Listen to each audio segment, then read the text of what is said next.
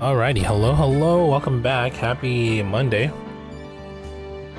Happy beginning of the work week.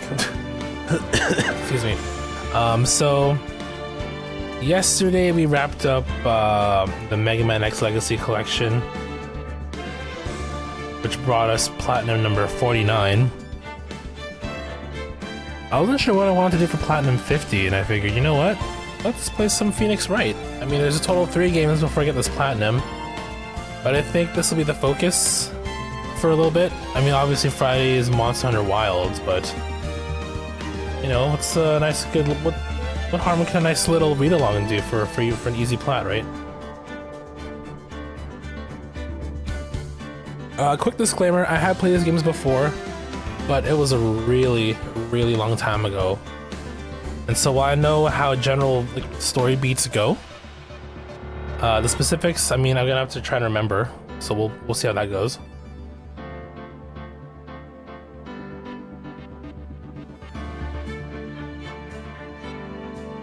And from there, I mean, there's miscellaneous trophies. I do have a trophy guide for those. So we'll just play through the stories. You know, sit back, enjoy the show, and that's pretty much it, really. So again, this collection has 3 games. This first collection, at least. And we gotta play through all 3 of them to get the platinum. Again, nice, simple, nice, easy game, so to speak. Well, I mean, there may be some tricks here and there, but you know, when we come across those, we'll see if I remember how these go. But yeah, I'm just gonna go ahead and play. First trophy immediately. Okay.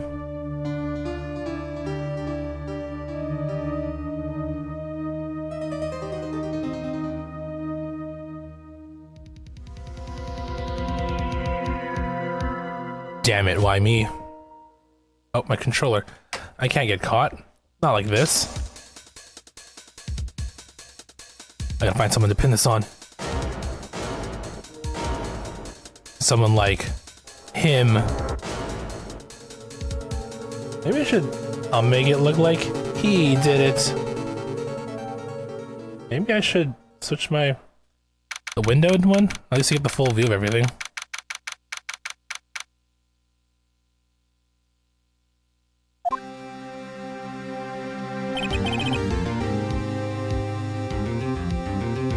Boy, am I nervous. Right. Oh, hi, Chief. Glad I made it on time. Well, I have to say, Phoenix, I'm impressed. Not everyone takes on a murder trial right off the bat like this. It says a lot about you. And your client as well. Thanks. Actually, it's because I owe him a favor. A favor? You mean you knew the defendant before this case? Yes. Actually, I kind of owe my current job to him. He's one of the reasons I became an attorney. Well, that's news to me. I want to help him out any way I can. I just really want to help him. I owe him that much. It's over. My life, everything, it's all over. Is that your client screaming over there? Yeah, it's him. Death, despair, oh. I'm gonna do it. I'm gonna die. Sounds like he wants to die. Yeah. Sigh. Nick! Hey there, Larry. Dude, I'm so guilty. Tell them I'm guilty. Give me the death sentence. I ain't afraid to die. What? What's wrong, Larry?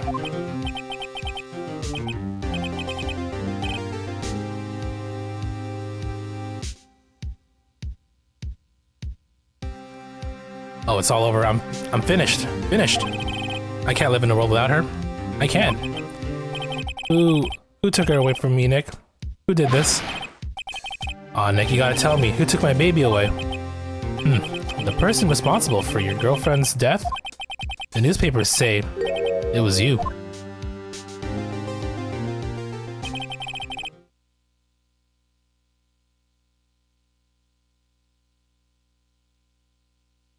My name is Phoenix Wright. Here's the story. My first case is a fairly simple one. A young woman was killed in her apartment. The guy they arrested was the unlucky sap dating her. Larry Butts. My best friend since grade school. Our school had a saying, when something smells, it's usually the butts. In the 23 years I've known him, it's usually been true. He has an knack for getting himself in trouble. One thing I can say though, it's usually not his fault. He just has terrible luck. I know better than anyone that he's a good guy at heart. That and I own one, which is why I took the case, to clear his name. And that's just what I'm going to do. August 3.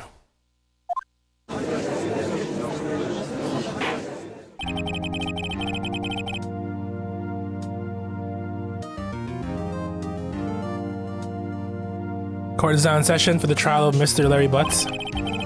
Prosecution is ready, Your Honor. The, defense is ready, Your Honor. Mr. Wright, this is your first trial, is it not? Yes, Your Honor. I'm a little nervous. Your conduct during this trial will decide the fate of your client. Murder is a serious charge. For your client's sake, I hope you can control your nerves. Thank you, Your Honor. Mr. Wright, given the circumstances, I think we should have a test to ascertain your readiness. Yes, Your Honor. Gulp. And shaken. Eyesight fading.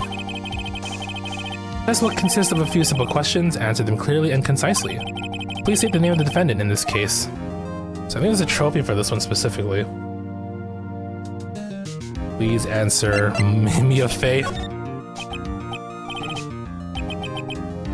The defendant, that's Mia Fey? Wrong, right? Look, I have to leave. I have to go home. I'm expecting delivery. Oh, come on, Chief. There's no need to be going so soon, is there? Listen, Wright. Defendant is the one on trial, your client. I mean, that's about as basic as you can get.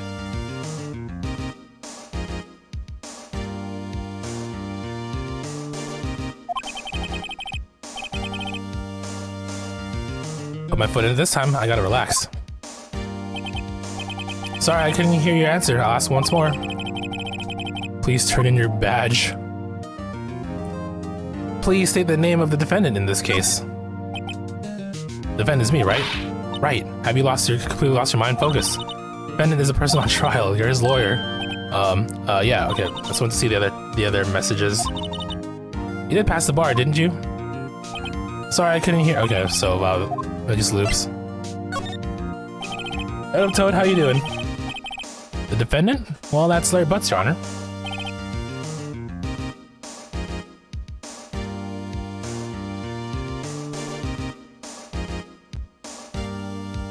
Correctamundo. Just keep your wits about you and you'll do fine. Next question. This is a murder trial. Tell me what's the victim's name? I know this one. Glad I read the case report cover so many times. Cindy Stone. Okay.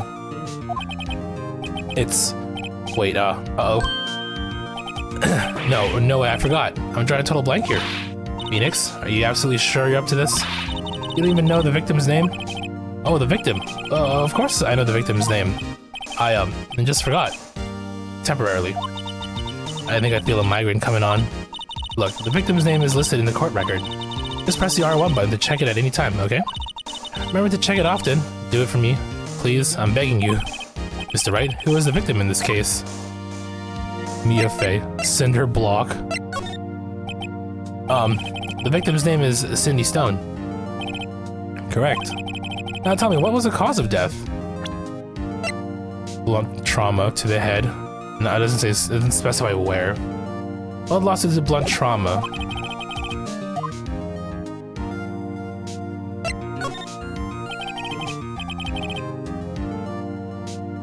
She was struck once by a blunt object. Correct. You've answered all my questions. I see no reason why we shouldn't proceed. You seem much more relaxed, Mr. Wright. Good for you. Thank you, Your Honor. Because I don't feel relaxed, that's for sure. Well then, first a question for the prosecution, Mr. Payne. Yes, Your Honor. As Mr. Wright just told us, the victim was struck with a blunt object. Would you explain to the court just what that object was? The murder weapon was a statue of the Thinker. It was found lying on the floor next to the victim. I see. The court accepts it into evidence. Right. Be sure to pay attention to any evidence added during the trial. That evidence is the only ammunition you have in court. Use R1. Okay.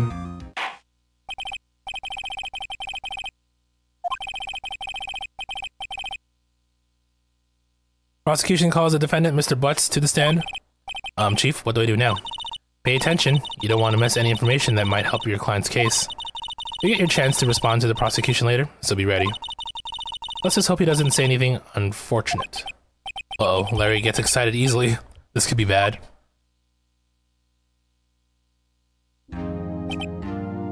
Ahem. Mr. Butts, is it not true that the victim had recently dumped you? Hey, watch it, buddy. We were great together. We're Romeo and Juliet, Cleopatra and Mark Antony. Didn't they all die? I wasn't dumped, she just wasn't taking my phone calls, or seeing me, ever. What's it to you anyway? Mr. Butts, what you describe is generally what we mean by dumped. In fact, she had completely abandoned you, and was seeing other men. She had just returned from overseas with one of them, the day before the murder. What do you mean, one of them? Lies, all of it lies. I don't believe a word of it.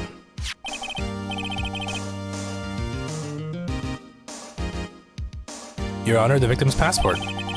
According to this, she was in Paris until the day before she died. Passport added. Give me 1 second, I'm quickly BRB here, hold on.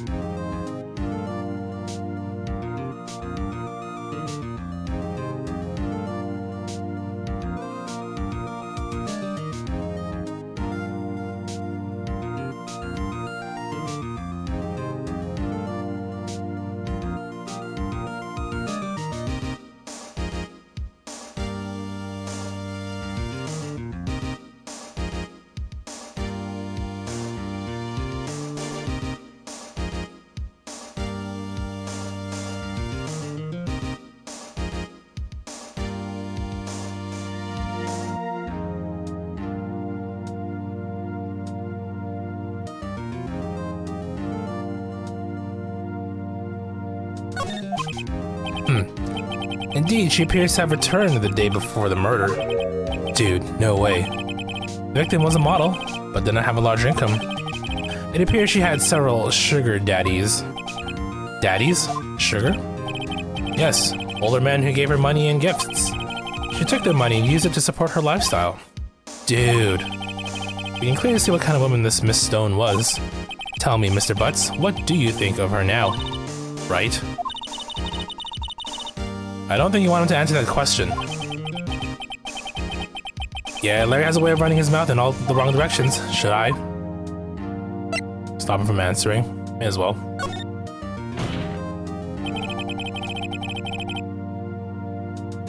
My client had no idea the victim was seeing other men. That question is irrelevant to this case. Oof. Dude, Nick, what do you mean irrelevant? That cheating she-dog. I'm gonna die.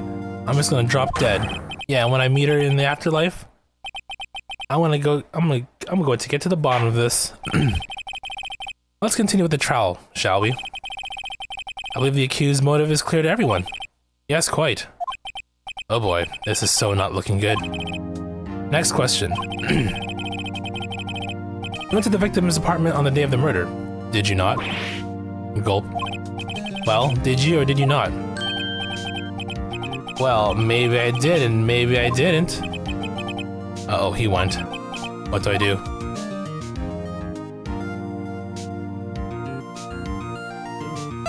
Pretty sure these don't, it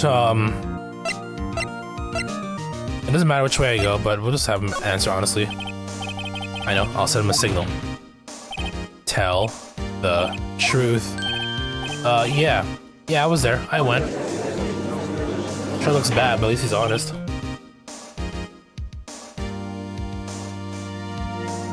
Order.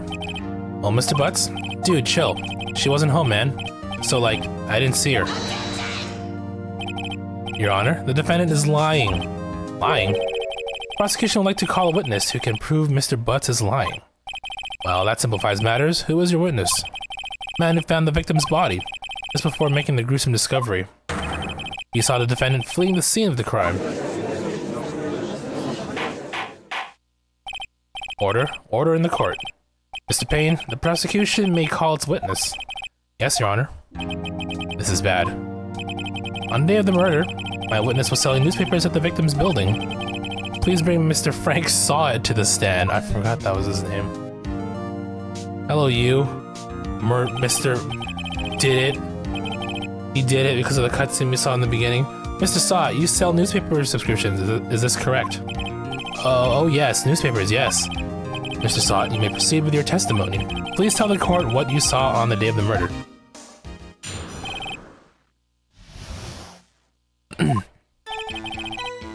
I was going door to door, selling subscriptions when I saw a man fleeing an apartment. I thought he must be in a hurry because he left the door half open behind him. Thinking it strange, I looked inside the apartment, and I saw her lying there, a woman, not moving, dead. I quailed in fright and found myself unable to go inside. I thought to call the police immediately, however the phone in her apartment wasn't working, so I went to a nearby park and found a public phone. I remember the time exactly. It was 1 p.m. The man who ran was, without a doubt, the defendant sitting right over there.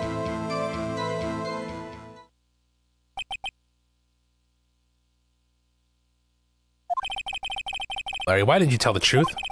I can't defend you against testimony like that. Incidentally, why wasn't the phone in the victim's apartment working? Your Honor, at the time of the murder, there was a blackout in the building. Aren't phones supposed to work during a blackout? Yes, Your Honor. However, some cordless phones do not function normally. The phone that Mr. Sott used was one of those. Your Honor, I have a record of the blackout for your perusal. Noon to 6 p.m. 1 p.m. was the... Okay, right. How do you figure out the time, though? Do you have a watch or something? Try to remember how this went. Now, Mr. Wright. Yes, yes, Your Honor. You may begin your cross-examination. Cross-examination, Your Honor? Alright, Wright, this is it. The real deal. What exactly am I supposed to do? Well, you expose the lies in the testimony the witness just gave. Lies? What? He was lying? Your client is innocent, right? Then that witness must have lied in his testimony. Or is your client really guilty? Oh, how do I prove he's not? You hold the key. It's in the evidence. Compare the witness's testimony to the evidence at hand. There's bound to be a contradiction in there. First, find contradictions between the court record and the witness's testimony. Then, once you've found the contradicting evidence, present it and rub it in the witness's face, literally. Okay. Open the court record with the art. Okay, yep.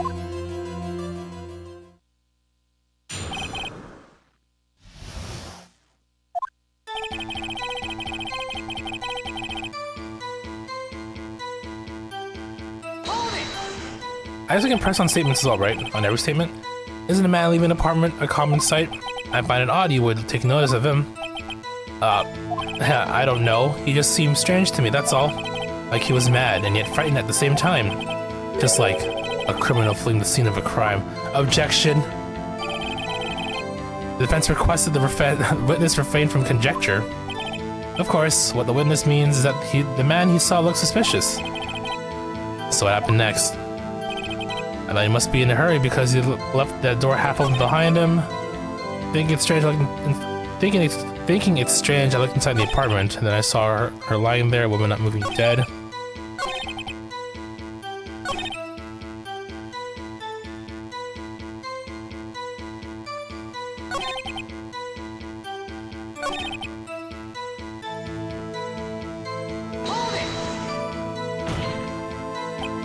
"1 p.m. you certain? Yes, absolutely." Wait, did I read that wrong? Did I read the time wrong on the thing? Hold on.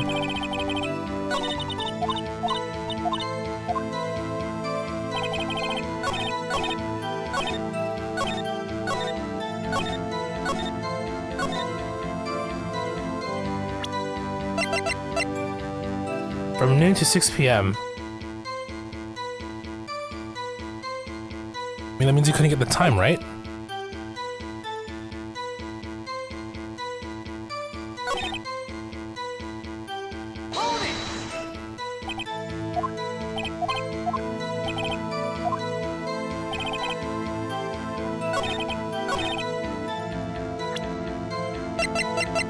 I guess how do you know the time if there's no power going in, I guess? Will that be the contradiction? No, it's not. Shoot. Let me read again. Again, it's been a while, and I don't have common sense clearly.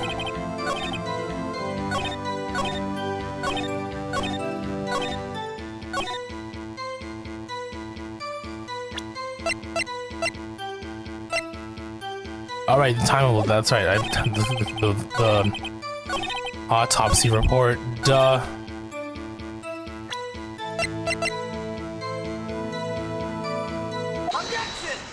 I gotta read everything before I proceed, don't I? You found the body at 1 p.m., you're sure? Yes, it was 1 p.m. for certain. Frankly, I find that hard to believe. Your statement directly contradicts the autopsy report. The autopsy notes the time of death at sometime after 4 p.m. There was nobody no body to find at 1 p.m. How do you explain this 3-hour gap? Oh,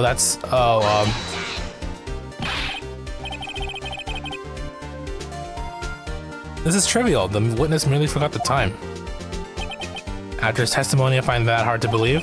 Mr. Sott, why were you so certain that you found the body at 1 p.m.? Gee, that's a really good question. Great job, Wright. Way to put him on the spot. That's all you had to do. Point out contradictions. Lies always beget more lies. See through one, and their whole story falls apart. Wait, I remember now. Would you care to give your testimony again?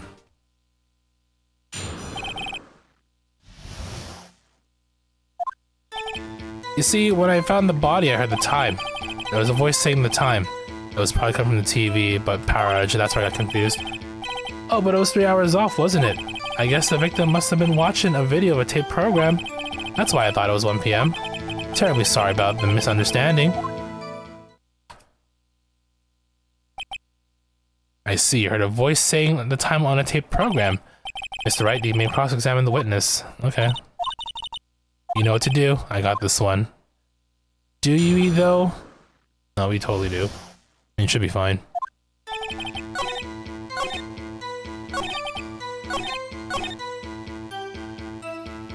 I guess any of these statements would work. Objection!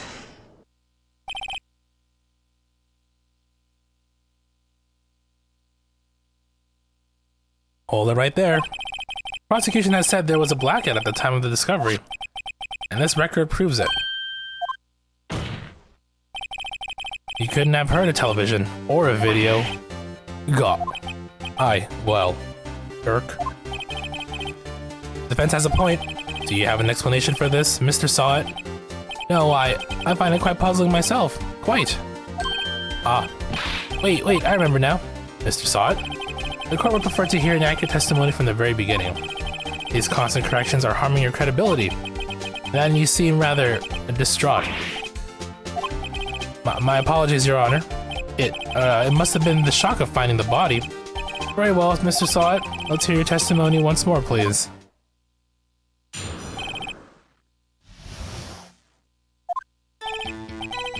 Actually, I didn't hear the time. I saw it. Get it? There was a table clock in the apartment, wasn't there? Yeah, the murder weapon. The killer used it to hit the victim. That must have been what I saw. You saw a clock. I guess I would explain it.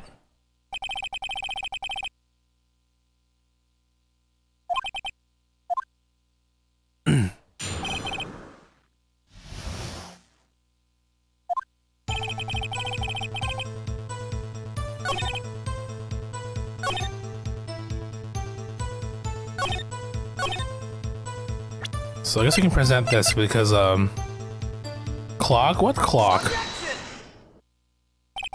Wait just a moment. The murder weapon wasn't a clock, it was a statue. Now how is this supposed to be a clock? What? You with your objections and your evidence. Just who do you think you are? Just answer the question, Mr. Sot. Hey, I saw it there, okay? That's a clock. Your Honor, if I may. Yes, Mr. Payne. As the witness stated, this statue is indeed a clock. The neck is a switch. You just tilt it and it says the time out loud. As it doesn't look like a clock, I submitted as a statue. My apologies. I see. So, the murder weapon was a table clock after all. Well, Mr. Wright, it appears that the witness's testimony was correct. This is a clock. You have any problems with his testimony now? Yeah. How would he know? Your Honor, there is a gaping hole in the witness's testimony. The only way he could have known the weapon was a clock is to hold it in his hand. Yet the witness testified that he never entered the apartment. Clearly a contradiction. Indeed. The witness knew it was a clock because he went into the apartment. He knew the victim. You're lying. You were inside the apartment on the day of the murder. Oh yeah? Prove it. Prove I went in there.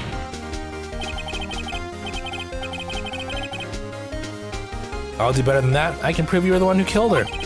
You struck her with the clock, and the shock of the blow triggered the clock's voice. That was the sound you heard. And it's such a pushover. He really is. I mean, it's the first case, right? Order in the court. Intriguing. Please continue, Mr. Wright. Yes, Your Honor. Mr. Sot, the sound must have left quite an impression on you.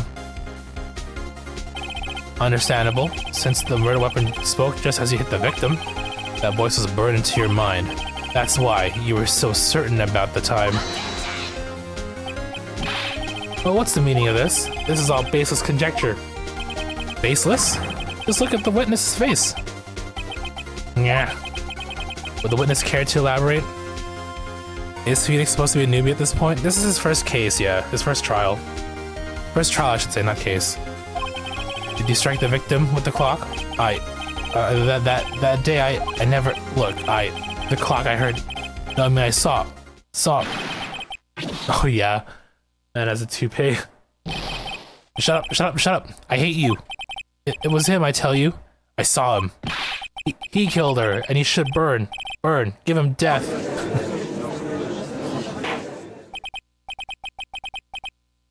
Order in the court, I say.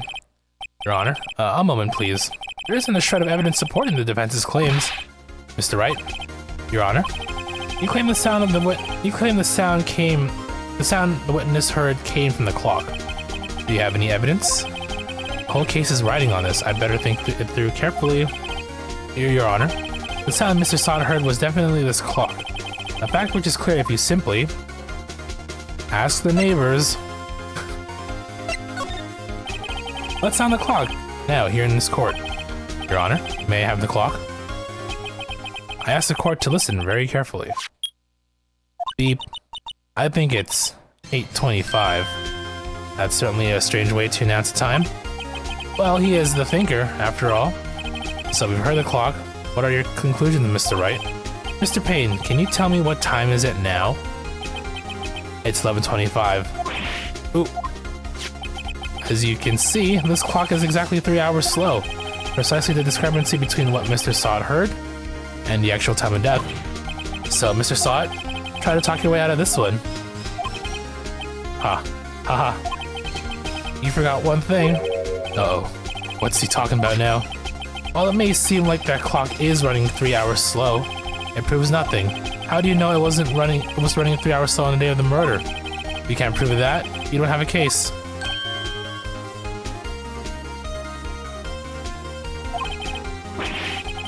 He's right, how am I going to prove that? Damn it, I was so close. Mr. Wright, it seems you lack the critical evidence to support your claim. Yes, Your Honor. This means I cannot let you indict the witness. Unfortunately. And now the hype-up music is done. This ends the cross-examination of Mr. Frank Sot. I come all the way down here to testify, and look what happens. You treat me like a criminal. A criminal. You lawyers are all slime. I almost had him. Sorry, Larry. I failed you. There's nothing I can do about it now. Not so fast, Mr. Sot. Mia, I mean, Chief. Listen up, Wright. Don't throw this one away. Not like this. Think. But Chief, it's over. I can't prove the clock was slow the day of the murder. Nobody can prove that. Well, yes. That doesn't mean you can still win. Try thinking out of the box. Don't waste time doubting the facts. Assume the clock was 3 hours slow and think through it. Ask yourself, why was the clock 3 hours slow? Figure out the reason, and you'll have your proof. Right. Right? Can you think of a reason as to why the clock would be 3 hours slow? Yep. Wait. Maybe I can prove it. You must have evidence somewhere that can prove it. I believe, yeah, the passport. He went on a trip. Find it and let him have it. Oh, Mr. Wright? You say the clock was already running slow on the day of the murder. Have you found evidence to support this claim? Of course. There is a piece of evidence in the court record that can prove my claim beyond a doubt. Ah, tough words. Let's see you pull this one off. Let's see this evidence that proves why the clock was running slow. Well, why would you take the clock on vacay? You'll see. I'm pretty sure they explained it a little bit here.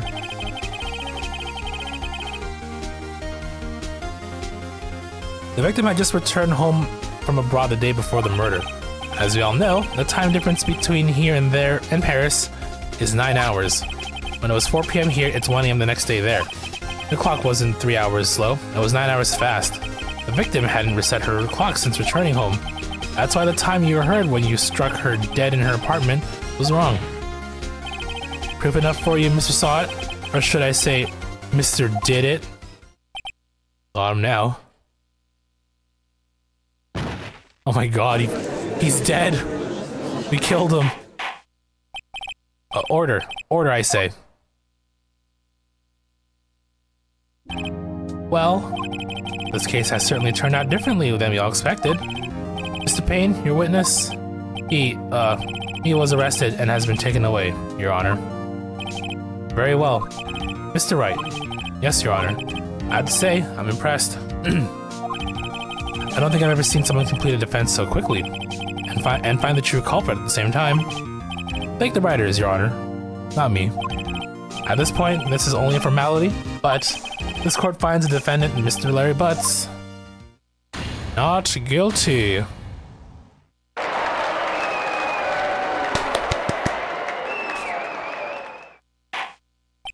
And with that, this court is adjourned. Turns out that Frank Sott was a common burglar. He posed as a newspaper salesman to check and see when people were out of the house. That day, when Larry went to her apartment, the victim wasn't home. After he left, Mr. Sott let himself in to do his dirty work.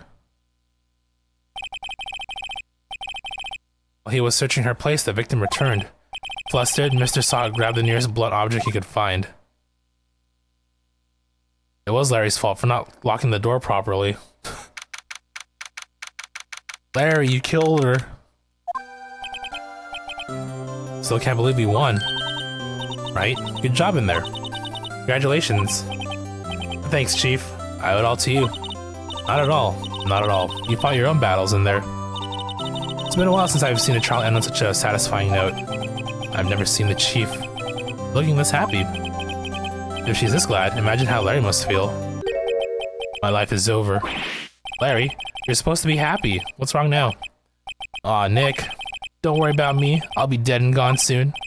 Good. Wait, no, I mean bad. Bad, Larry. Slaps him. Larry, you're innocent. The case is closed. But my Cindy Winnie's gone, man. Gone forever. Larry, she was a... Nah, never mind. Congratulations, Harry. Harry? Yes, you. I can practically see the headlines now. Harry Butts, innocent. Thanks. I really owe you one. I won't forget this ever. Let's celebrate. Dinner? Movie? My treat. Oh no, I couldn't. Hey, I was the one who got you off the hook. Oh hey. Here, take this. It's a present. A present? For me? Wait, wasn't this evidence that... Actually, I made this clock for her. I made one for her and one for me. Really? You? You made this? Well, thank you. I'll keep it as a memento. Yo, Nick. Can you believe it? I was so into that chick. And she was just playing me for a fool. Don't that make you wanna... just cry.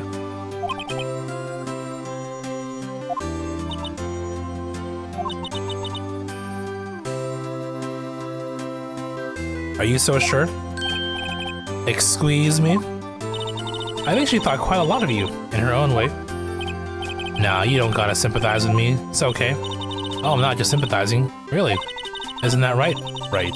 Don't you have something to show your friend? Something that proves how she felt about him? Huh? Oh, yeah, right. What the heck is she talking about?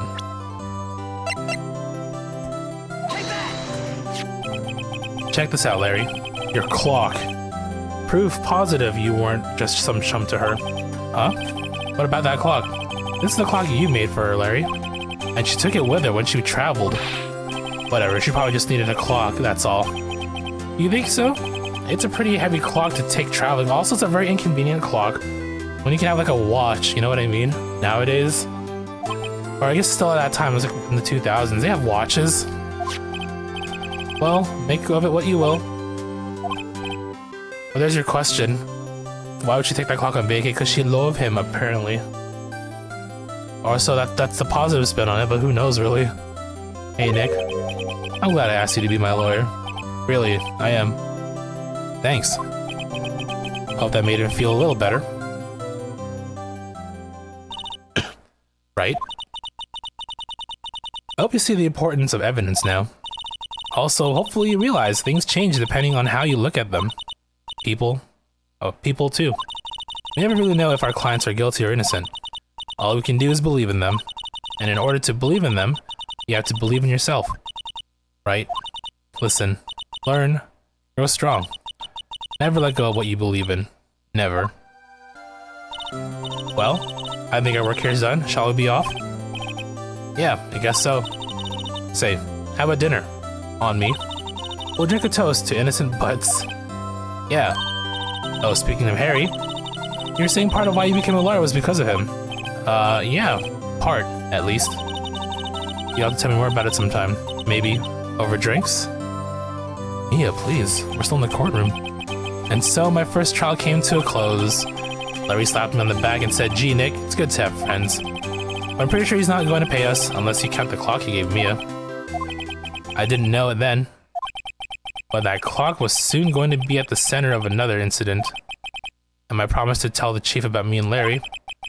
The one promise that I wouldn't be able to keep.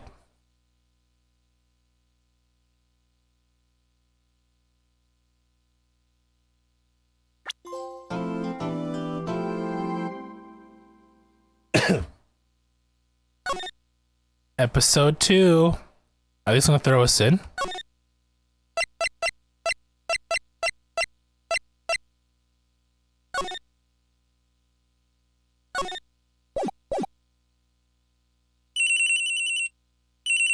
Yes, they will.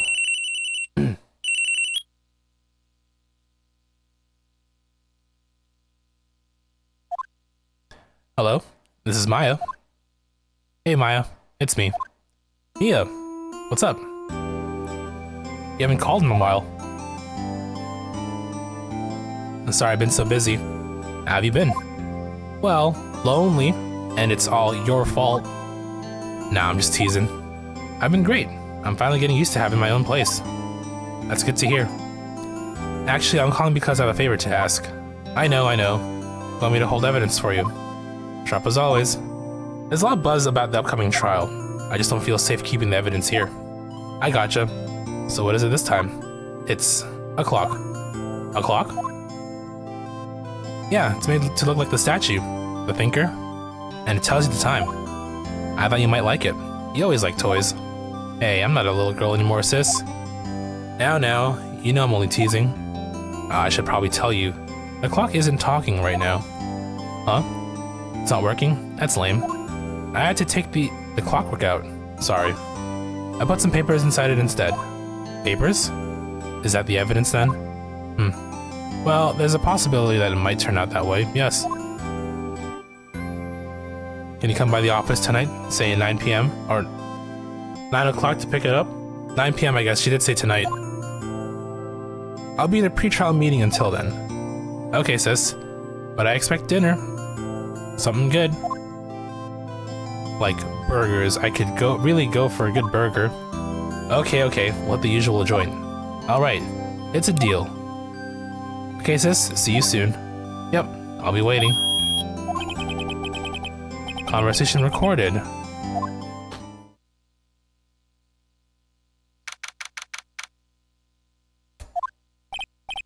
Now, Miss Faye, I'll take what's mine. The papers. I'm sorry, but I can't give you what I don't have. Miss Faye, you are a poor liar. Why, I see it right over there. That must be the thinker that swallowed those papers. How could you know? Oh, you are not cogniferous of my background? Gathering information is my business, you see. I should have been more careful. Oh, my dear Miss Faye, I'm so very sorry, but I'm afraid I must ask you for one more thing. Your eternal silence. Farewell, Miss Faye.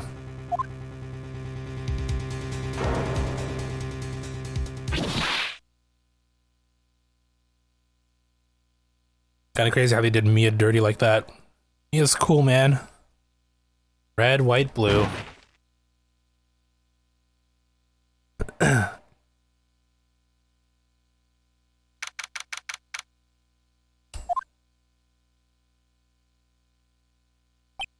Uh-oh, I'm late. Huh? That's strange. Guess the chief left without me. He said her sister was coming over, so we should all go out for dinner. What's that smell? Blood? Mia. Maybe she's in her office.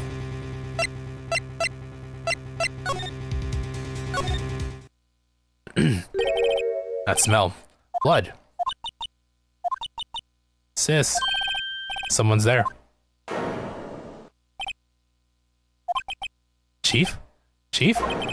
Chief!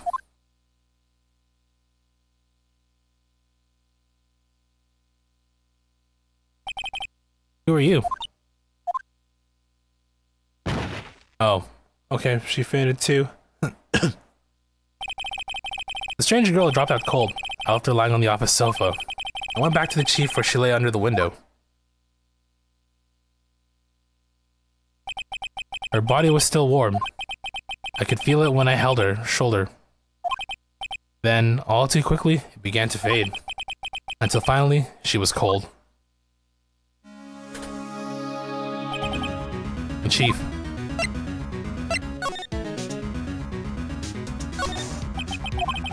It's hard seeing her like this, but if there are any clues here, she was struck on the head with a blunt object.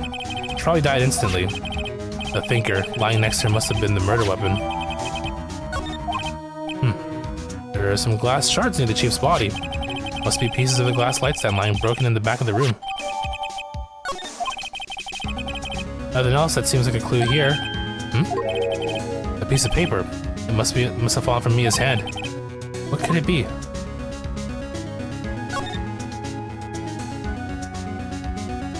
Phoenix doesn't seem upset. He's in like gaming pro tag mode. A word is written in blood on the scrap of paper. Maya? Did Mia write this? This piece of paper is a receipt from a department store. Dated yesterday. He's in sage mode, yeah.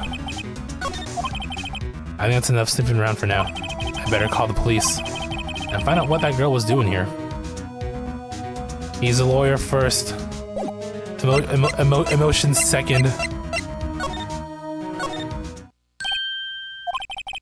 That girl just now. Where'd she go? I put her right there on the sofa.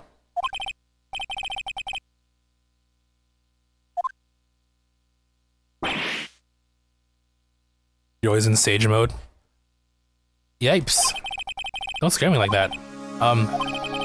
Excuse me, but who are you? It's okay. I work here. Maya. Maya Faye. Maya Faye? Maya. Shut up because she thought she was about to. Oh my god.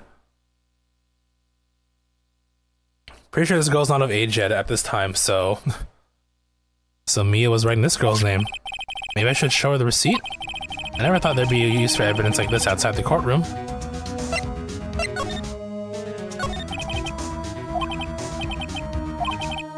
Can you tell me what happened? I came in, the room was dark. And sis, so she was already dead. So you're the chief's sister. I'm her younger sister. And you were here, visiting? This late at night? Yes, she said she wanted me to keep some evidence for her. Evidence?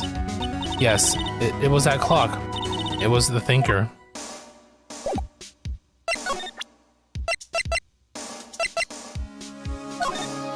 That's why she left. Good point, good point. Before Mia died, she wrote a message with her own blood. She wrote it on the back of this receipt. That's my name. Why? Why would she write my name? Please, just calm down. Well, why would Sis write my name? Uh-oh, now I've done it. I better hurry up and call the police. About the thinker. The thinker. That was... Oh, Sis. I shouldn't ask about the murder weapon. I'm a lawyer.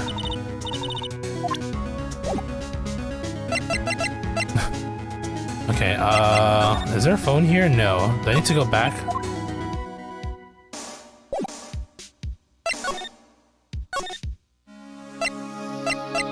Time to call. Right, I better call the police. Huh? That's funny. I think the screws on the receiver are missing. It looks like someone was halfway through taking it apart. Police? Please, come quick. Oh, what was that? Someone screaming from the outside window? From outside the window? She's staring right at me. She's holding a phone in her hand. Uh-oh. Ledger.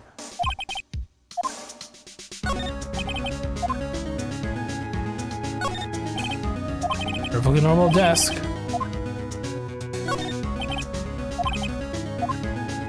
Well, I guess we can leave, right?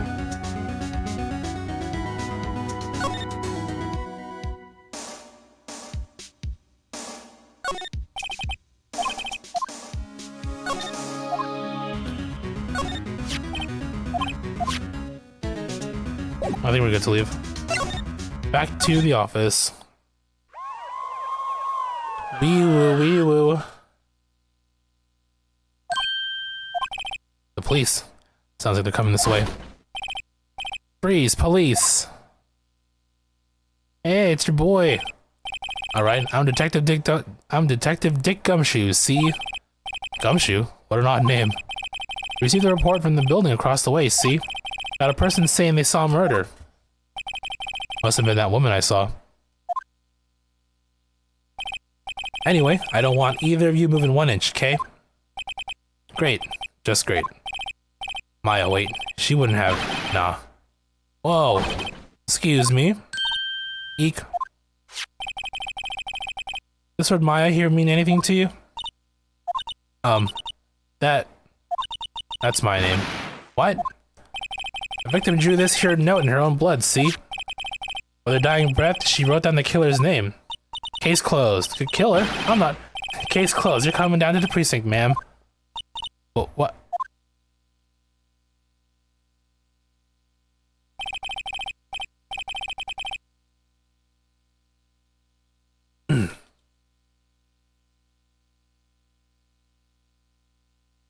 Who's Peebs or what is Peebs? Mia's younger sister Maya was arrested on the spot. I was taken in. Oh, peanut butter gamer. No, I mean, he's okay. I don't watch his stuff though. Never really took the time to watch his stuff, rather. I was taken in for questioning and didn't get out until the next morning. My eyes were heavy. Mom's spaghetti, but I couldn't sleep. Sat around waiting for visiting hours to begin at the detention center. I had to talk to Maya as soon as possible. Don't think I heard of those guys either. Outside Xbox or Outside Extra? Those names don't sound familiar. They have poor Maya locked up like a criminal. Oh. It's you, the lawyer. Good morning. Good morning. She looks so tired. Are you going to be my attorney? I must not well, I mean, it really depends. Sometimes.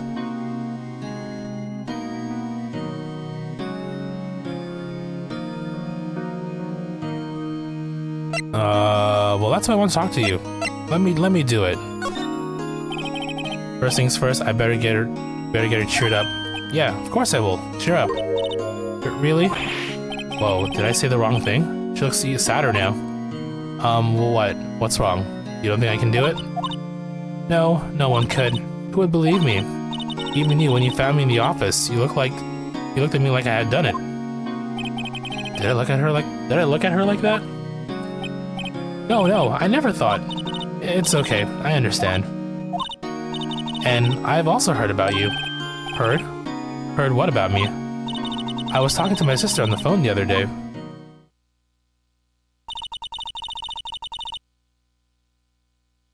Today was my junior partner's first time in court. Wow, really?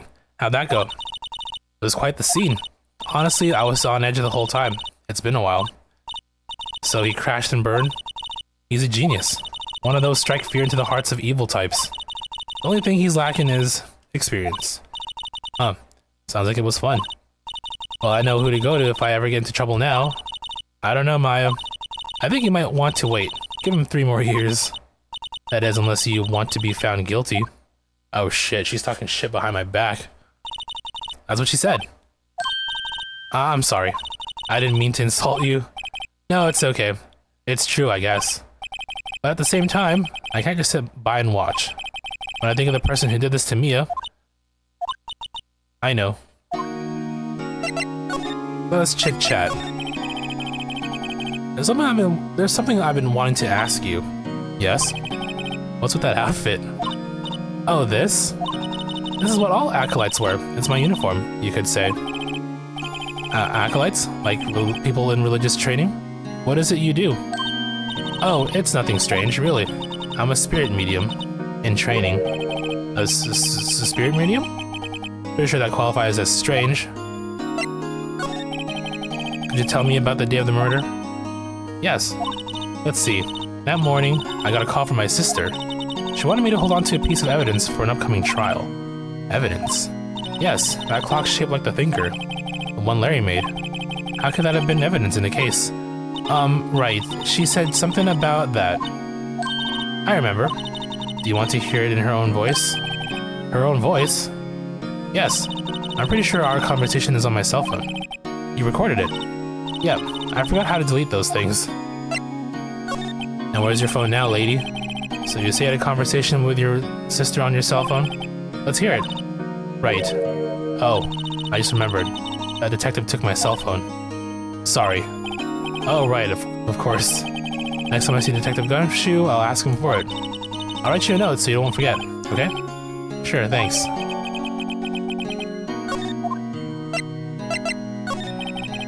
Could you tell me more about the day of the murder? Sorry, I know it must be hard. No, it's okay. All I've been doing the last few hours is talking about it. I've kind of gotten used to it. Let's see. That morning, I got a call from my sister. She wanted me to hold on to a piece of evidence for an upcoming trial. That's the thinker clock that Larry made. Yep. It practically qualifies as a serial murderer by now. So then, when did you arrive at the office? It was right around 9. Lights were off and I could smell blood. Then I found her. My sister.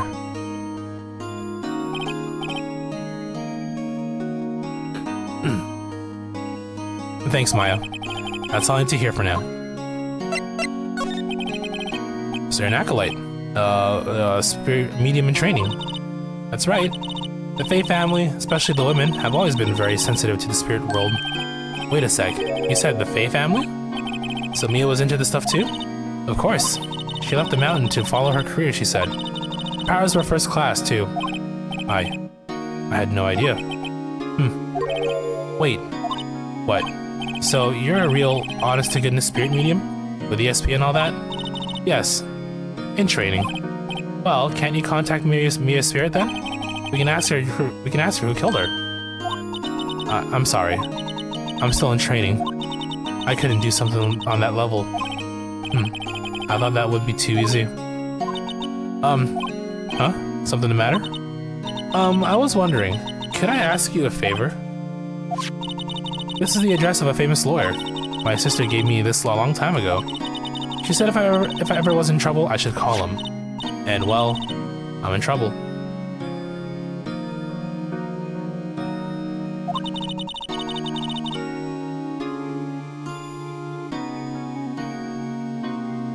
Do you think you could go ask him to represent me?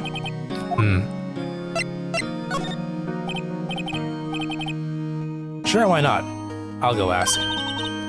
Thank you so much. I was brought to tears when Maya unlocked her Gun at the end of Ace Attorney 3. We'll get there eventually. You can relive those moments again.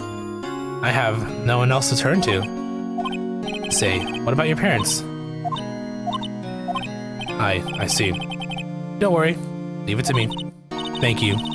The trial's tomorrow at 10. What? Tomorrow? Tomorrow. What if this guy refuses? They told me that if I don't find one, the state will pick an attorney to defend me. When will that happen? They're giving me until 4 p.m. this afternoon. And visiting hours are almost up. I better hurry. Right, I'll be back.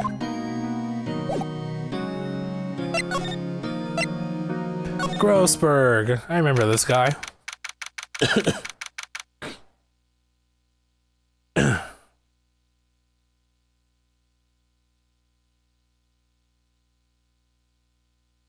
Sorry, give me 1 sec here.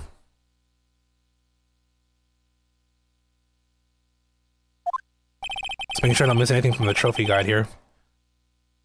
I got a spoiler-free trophy guide, because there's like one particular trophy in which you gotta initiate conversations across all 3 games. I gotta make sure I don't miss any of those, right? According to the receptionist, the big boss is out. She couldn't say when he'd be back. Must be hard to keep track of everything when you're a famous lawyer. Not to mention run an office like this. I guess I'll just have to come back later.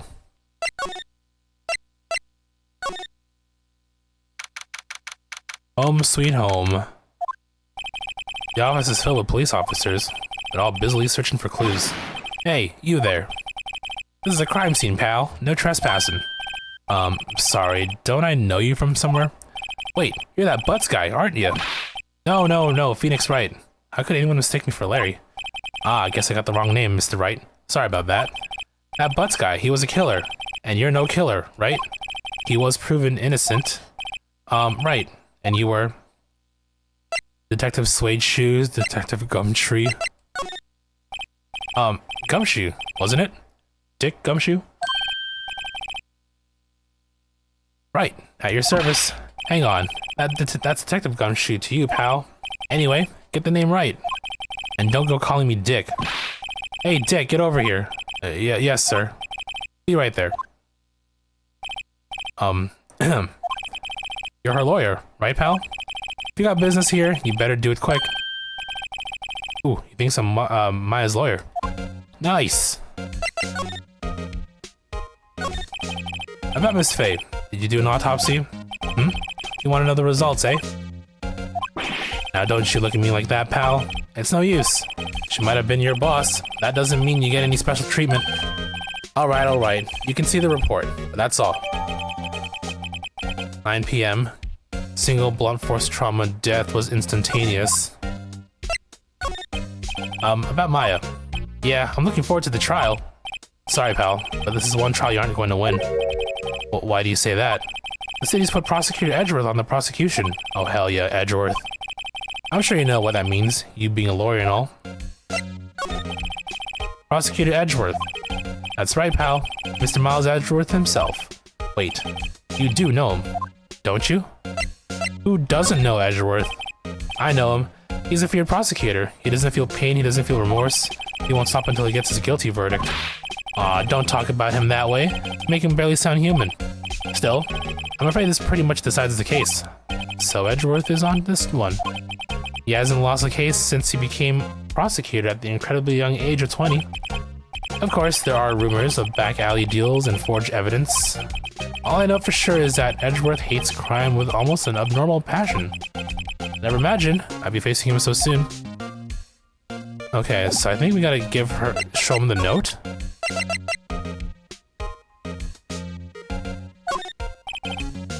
I was wondering, did you see Maya Faye's cell phone? Oh, that. I have that. Do you think you could give it back? Sure, I mean, wait a second, pal. Tricky lawyer. Uh-oh, he's on to me. Not so straight. Okay, I can't be straight with this guy. But what should I tell him? Something the matter? Oh no, that carrying strap on the cell phone. This? It says the Steel Samurai, warrior of Neo Old Tokyo. The Steel Samurai. That action hero on TV? Yeah, you see that strap is a collector's item. She was worried it might get lost if it went down to the precinct. That's what she said? Yes. Okay. Okay, pal. I wrote down all the numbers she called anyway. Here you go. Seems you to notice the recorded conversation. Check the court record to hear the recorded conversation. What's up? You haven't called in a while? Alright, it's basically the cutscene in the beginning.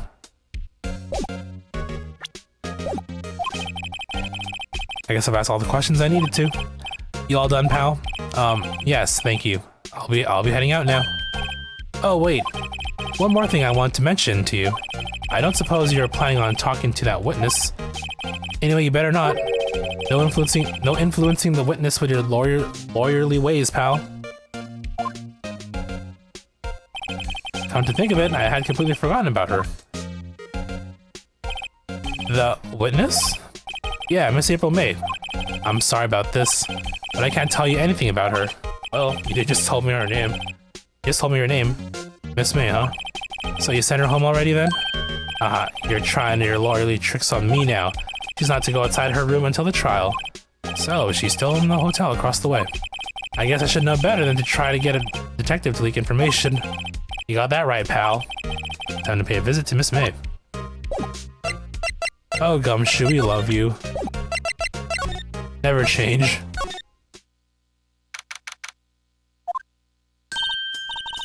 Well, hello there, handsome. Hi. Smooth, right? Real smooth. You're the lawyer, aren't you? The detective told me. He said don't say nothing to that lawyer, pal. Tee. I'm with herself.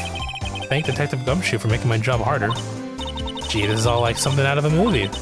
It's all so exciting I can hardly contain myself.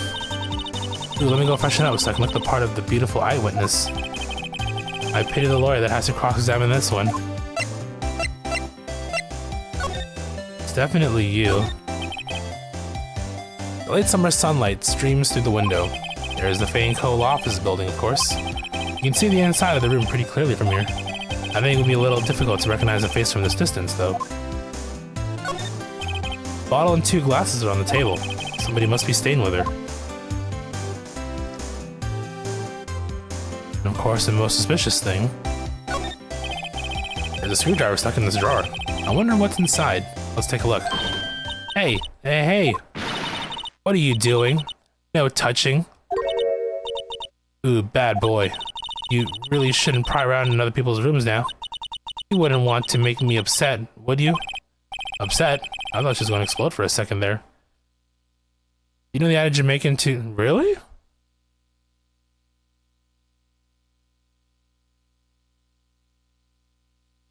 I'm kind of curious how's... I mean, I'll play around with it maybe at some point. Good to know, though. Give me a phrase and I'll translate it. How about this here? I wonder what could be inside the jar. Translate that for me and let's see what it says. You think you could tell me something? I need you to describe what you observed at the time of the incident. Ooh, observe, incident. You sound just like a lawyer in the movies. I like a man with a big vocabulary.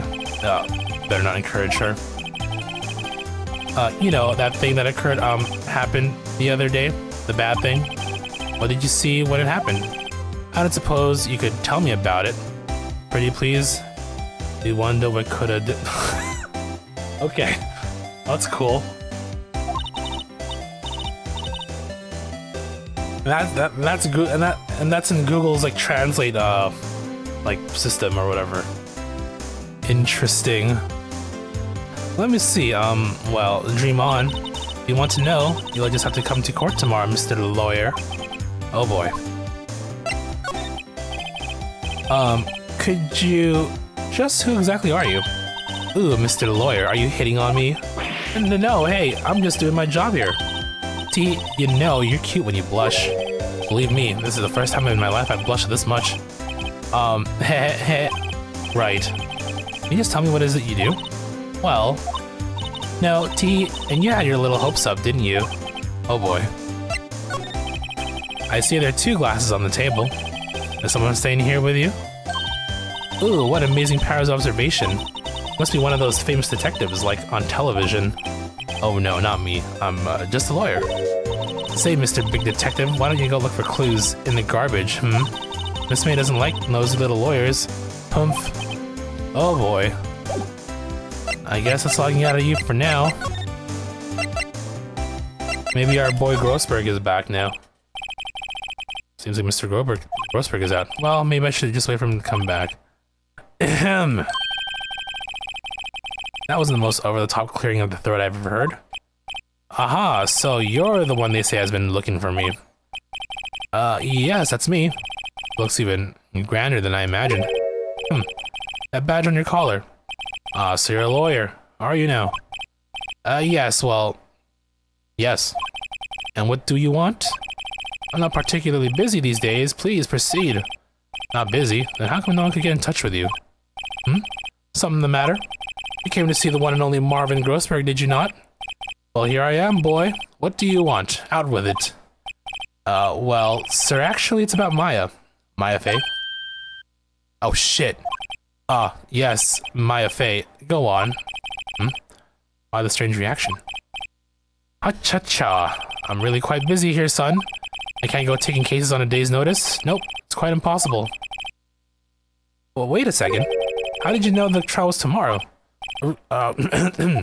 Anyway, I'm afraid it's entirely impossible for me to represent her. Sorry, end of discussion. What's going on? He refused me before I even got a chance to ask him. What did I tell Maya? How can you just refuse like that? Please tell me why you won't take the case. Well, you see, it's just I'm busy, you see. But the client is Mia Fey's sister. I trusted you. She knew her sister would be in good hands. Yes, of course, I know that. However, I'm sorry, but I must refuse. Sorry. Goodbye. Creep. Fine. I don't have time to argue with you anyway. I'll go look elsewhere. Think not. Huh? Did you say something?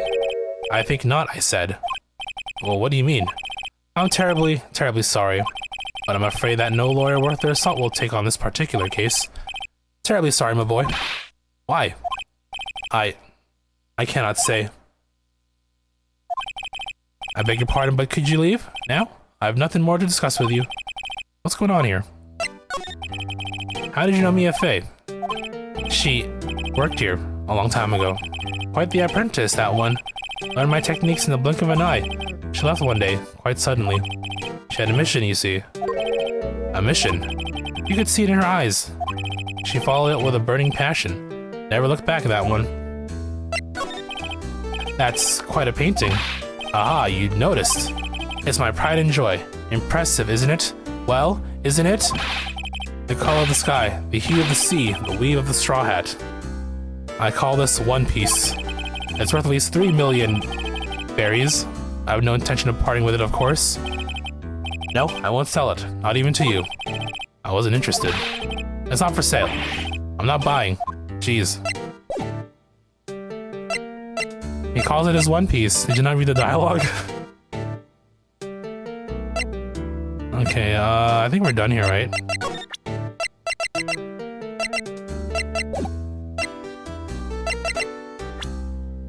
Time to go.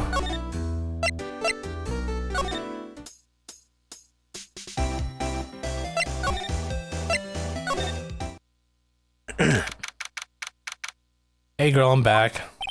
Hiya. Oh, you're back. Did you find the lawyer?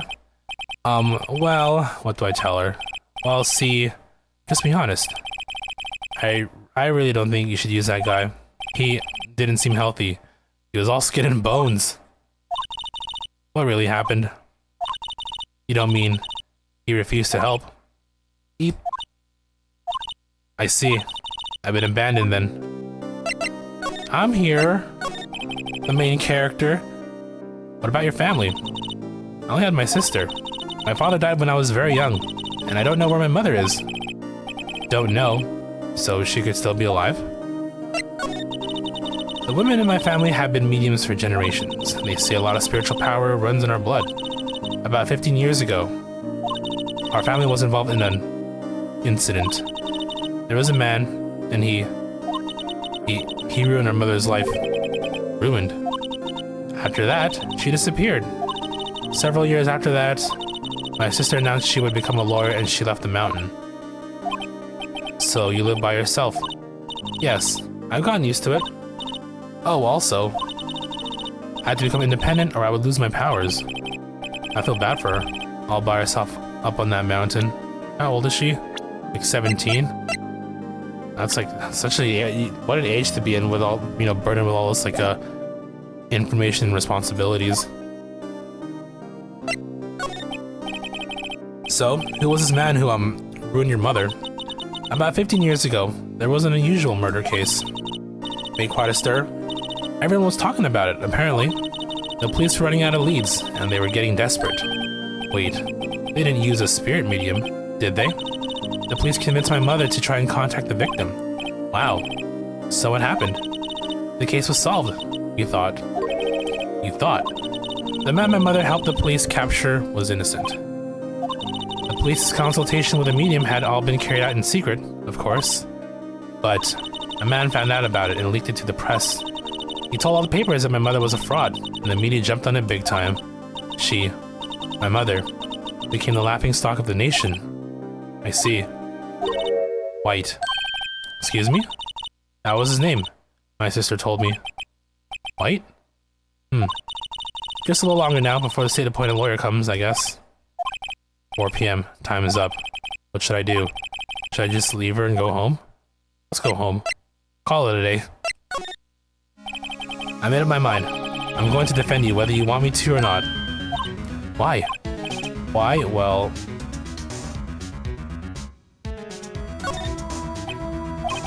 no one is as sad as a person without any friends. I know, I've been there a long time ago. Why did I become a lawyer in the first place? Because someone has to look out for the people who have no one on their side. Maya, I won't abandon you. You can count on me.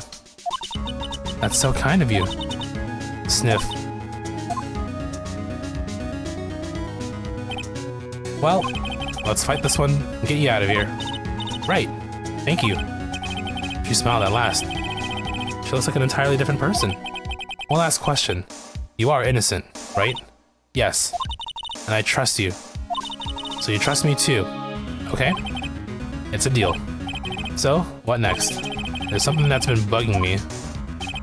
Just what was inside that strange woman's drawer? It was when I tried to look into the jar that she got all defensive. There has to be something in there. Before I do that, I'm gonna quickly BRB 1 moment. 1 sec.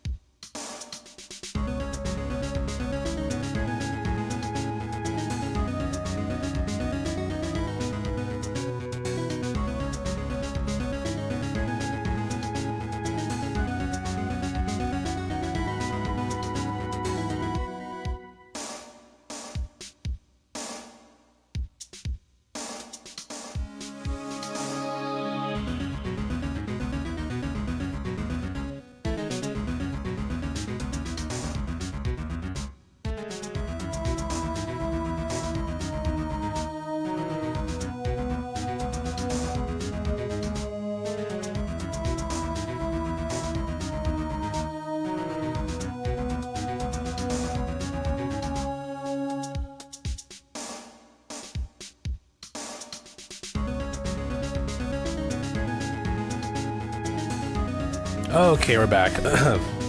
Let's continue. So I guess now we can go to the hotel. Good afternoon, sir. Excuse me, you are? I beg your pardon, sir.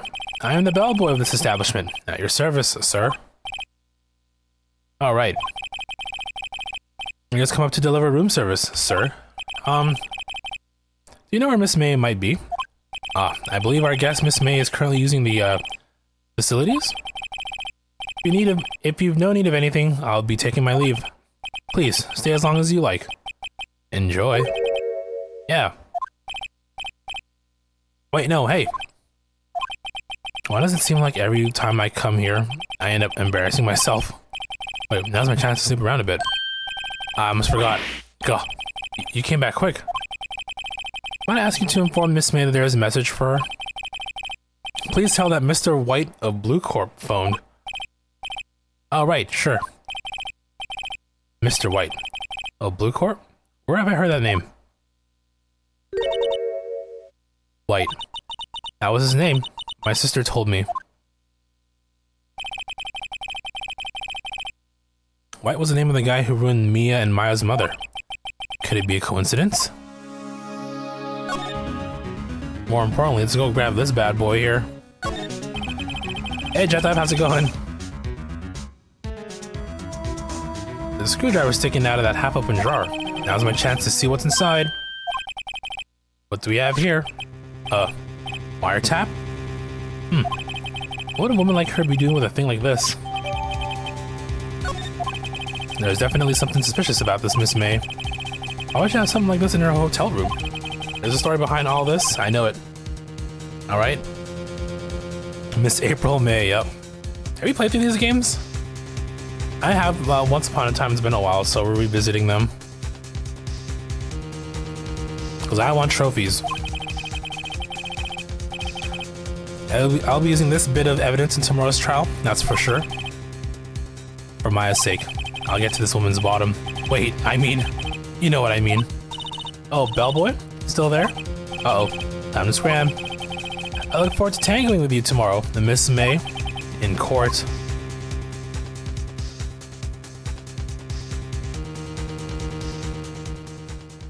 Many times. It is a great series to come back to every now and then, and for sure. But yeah, I think last time I touched these was back in like when they come out on the DS, like 2000 something. I mean, these games are almost 20 years old now, which is crazy. Well, I mean, if you think about the Game Boy Advance release, hold on. Phoenix, Wright. GBA. 2001. So they're definitely more than 20 years now, which is insane.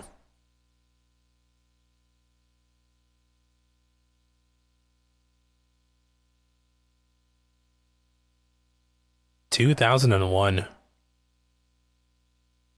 Okay, it came out in Game Boy Advance in Japan only, and then 2005 was like the North American releases, I guess.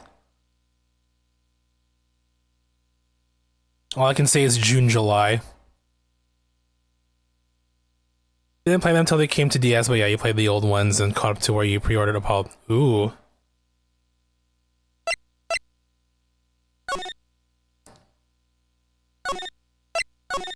Yeah, definitely a great series to revisit for sure.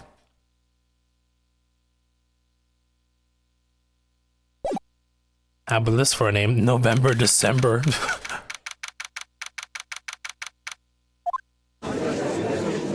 It is time for court. Court is now in session for the trial, Miss Maya Fey. The prosecution is ready, Your Honor. Defense is ready, Your Honor. Miles Edgeworth. Better not show any signs of weakness today, or he'll be on me in an instant. Out here in court, not the bedroom or anything. Mr. Edgeworth, please give the court your opening statement. Thank you, Your Honor. The defendant, Miss Maya Fey, was at the scene of the crime. The prosecution has evidence she committed this murder. We have a witness who saw her do it. The prosecution sees no reason to doubt the facts of this case, Your Honor. I see. Thank you, Mr. Edgeworth. Let's begin then. We may call our first witness, Your Honor. The prosecution calls the chief officer at the scene, Detective Gumshoe.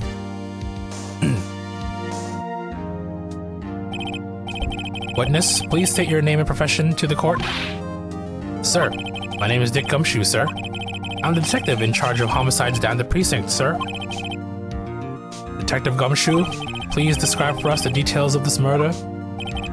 Very well, sir. Let me use this floor map of the office to explain. The body was found by this window, here. And the cause of death?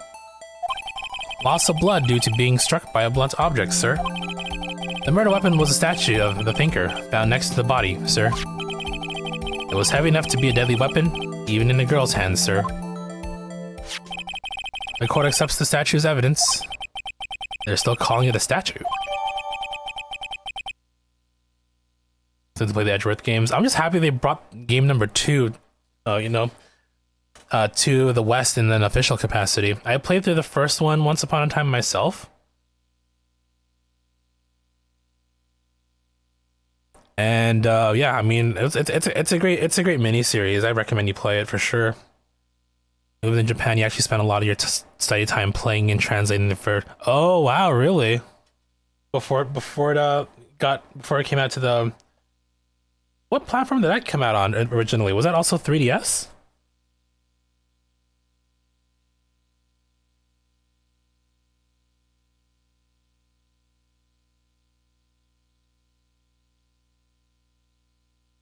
Japan only on the 3DS, and then eventually, yeah, okay.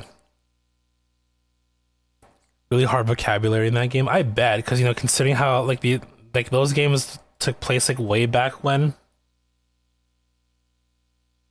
I can imagine some dated words you don't really see in modern day Japan. Now, detective? Yes, sir. You immediately arrested Miss Maya Fade, who was found at the scene, correct? Can you tell me why? Yes, sir. I had hard evidence she did it, sir. Detective Gumshoe, please testify to the court about this hard evidence.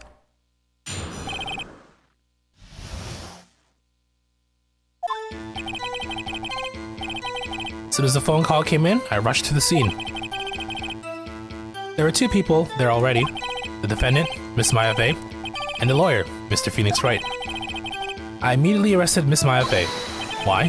We had a witness account describing her.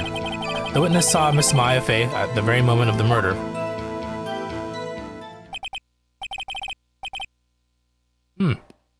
At that very moment, you say? Very well, Mr. Wright, you can begin your cross-examination. Yes, Your Honor. Cross-examine what? I couldn't see a single contradiction in that testimony. Whoosh. Smack. Hey, Maya just threw something at me. What's this?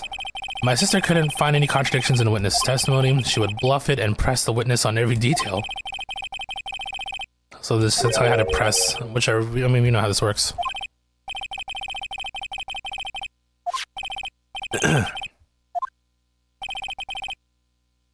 Something the matter? No, Your Honor. I'd like to begin my cross-examination.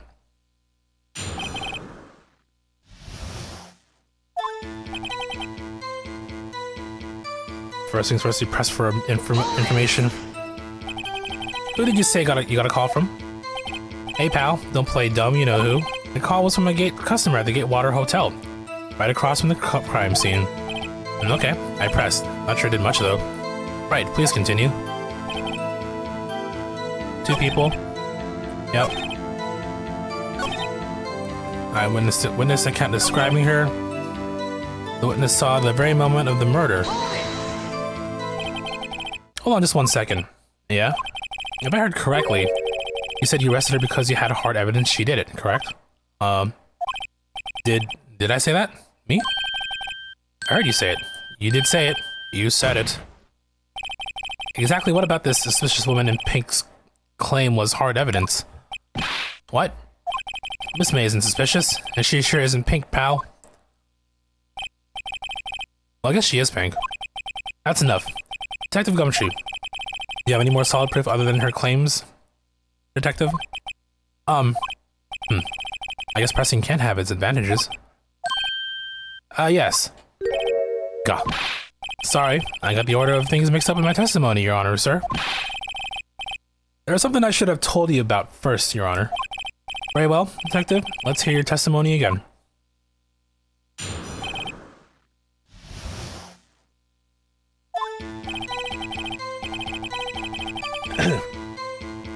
After securing the suspect, I examined the scene of the crime with my own eyes. I found a memo written on the piece of paper next to the victim's body. On it, the word Maya was written clearly in blood. Lab test results show that the blood was the victim's. Also, there was blood found on the victim's finger. Before she died, the victim wrote the killer's name. How do you like that? That's my hard evidence. Before we begin cross-examination, I have a question for you, Detective. Hey, Your Honor. Why did you testify about this vile piece of evidence the first time? I know. I'm real embarrassed. I forgot about it, Your Honor, sir. Try to be more careful. Very well. The defense may begin its cross-examination. Hey, Louis, what's up? How you doing? How was your day today?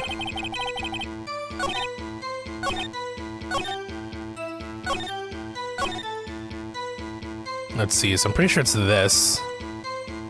And then we present the autopsy report. Chillin' doing laundry, nice. Doing good, I'm chillin'. Playing some visual novels today. Objection! Detective Gumshoe, there's one thing I want you to clarify for me here. You say that the victim, Mia Fey, wrote this note. That she was accusing the defendant, Maya Fey? That's really what you're saying? Oh, what? This isn't one of those lawyer tricks now, is it? Of course she wrote it. Who else could have? You have it backwards, Detective. Backwards? The victim is the only person who absolutely could not have written it. This is a report from your department, Detective. Immediate death due to a blow from a blunt object. She died immediately. But no butting your way out of this one, Detective. Order. The defense has a point. Someone who died immediately wouldn't have had the time to write anything down. Mr. Wright, I beg your pardon, but when exactly did you obtain that autopsy report? When? I forget. Day after, right? The meme. What up, Duck Game? How are you? It was the day after the murder. The prosecution's point being? That autopsy report is outdated, Your Honor. What? A second autopsy was performed yesterday at my request. Death was almost immediate due to a blow from a blunt object. But there is a possibility the victim lived for several minutes after the blow. I received these results this morning. No way. Your Honor, it's quite easy to imagine that the victim did have time to write Maya.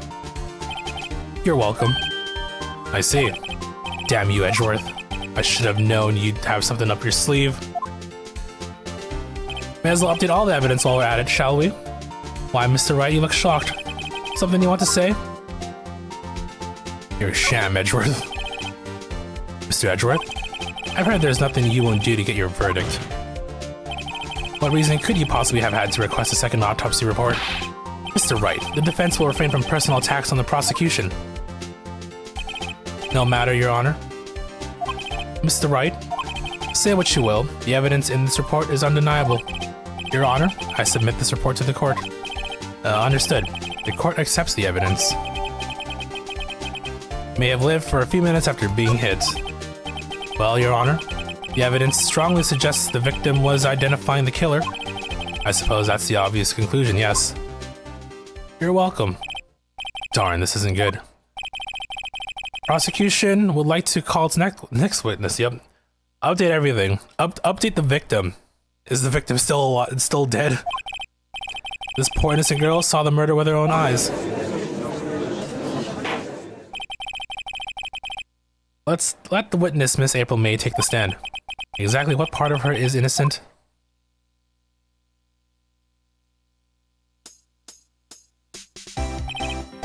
Witness, your name, please. April May, at your service, wink, jiggle. reporter. An introduction should not require any reaction from the crowd. The witness will refrain from wanton winking. Aw, yes, Your Honor. This is not good. She's already captured the hearts of every man in this courtroom.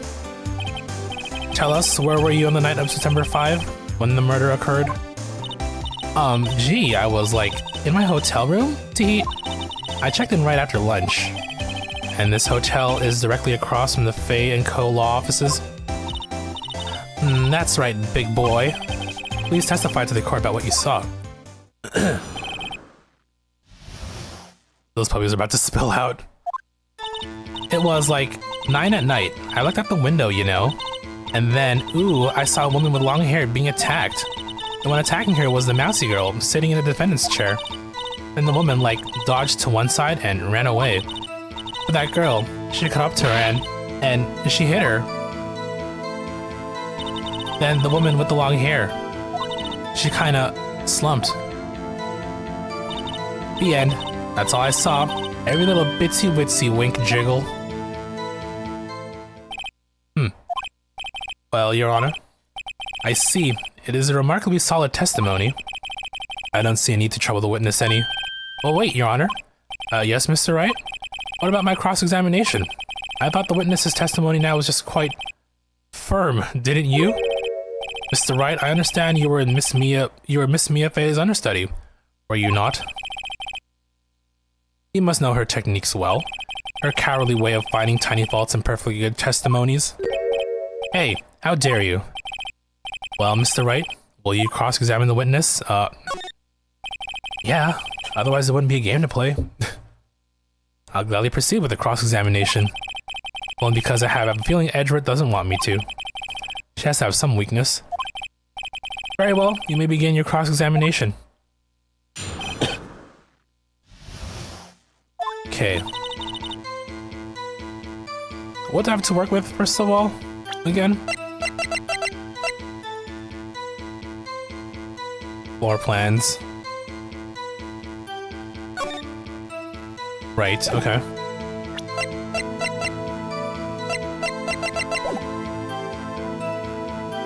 We need more information, I think.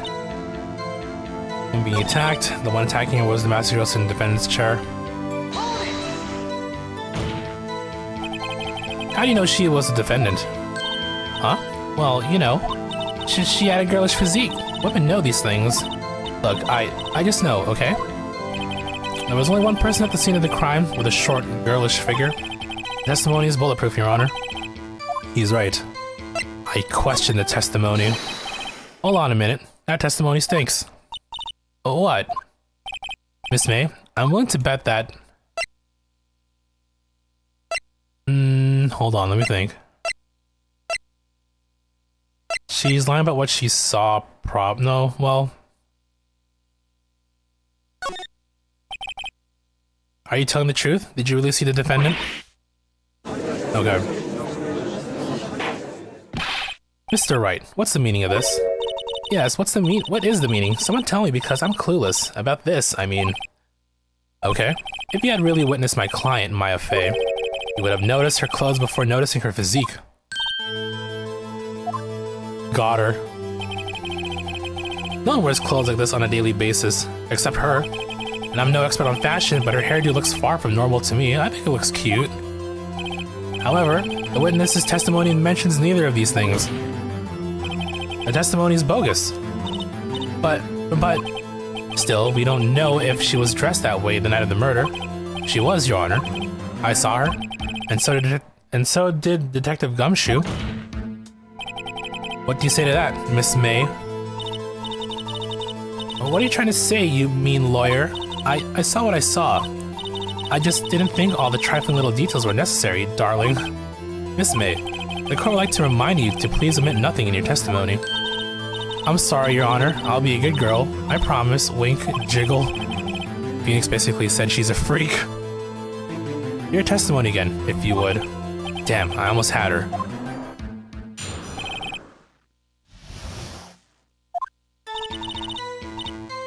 I did see everything, I did! The victim, the woman, dodged the first attack and ran off to the right. Then the girl in the hippie clothes ran after her. And then she hit her with that weapon. I saw it. I did. That that clock, that kind of statue-y clock, the thinker, I think? Well, does the accuracy of my report not startle you? Teehee. I see. I wish I had been so detailed from the beginning. Please begin the cross-examination. Okay, now with this here, she called it a clock, but there's no way that she could have known it was a clock, right? If I recall.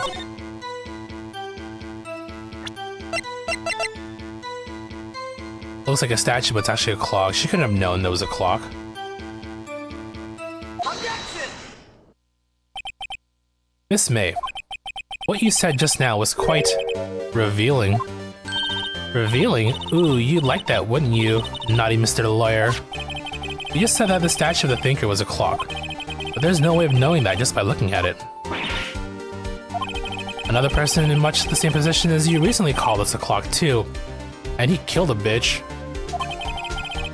He was found guilty of murder. Order, order. Miss May, can you explain how you know this was a clock? Ooh, a witness saw the murder with their own eyes. That's all that's important here. The defense is trying to confuse the issue with trivial concerns. Yes, yes, of course. You will withdraw your question, Mr. Wright. Hell no. Your questions are all I have, Your Honor. And as you may recall, I've caught murderers with these questions before. Literally just one. Well, only once, yep. You did not realize how sexual April was. She's a very suggestive person, isn't she? Objection sustained. You may continue to question the witness. That was close. If you stopped me there, the trial would be over. Huh? What? So, what happens now? What happens now is you answer my question. How did you know it was a clock? What? That... Because I heard it? Yes, I heard it. I heard it say the time. So, you've been to the law offices of Fay & Co. No, hey, I didn't say that. Why would I go there? I heard it from my hotel room. Teehee. The law offices of Fay & Co., where the murder took place, is very close to the hotel. She could easily have heard the clock. Well, Mr. Wright, are you satisfied? No, Your Honor. I can't give up now. I'm not satisfied because she couldn't have heard it. It couldn't have rung. I mean, they both lead to the same thing, because like I'm pretty sure the clockwork was removed based on this conversation. So I mean, she couldn't have heard it. I mean, these both are the same. It couldn't have rung. She couldn't have heard it.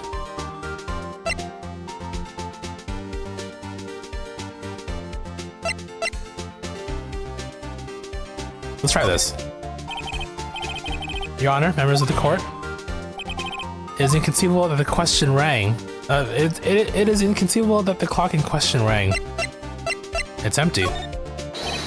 That clock is missing its clockwork.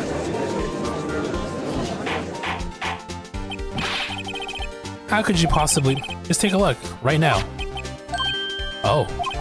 See anything interesting, Your Honor? It is as the defense says.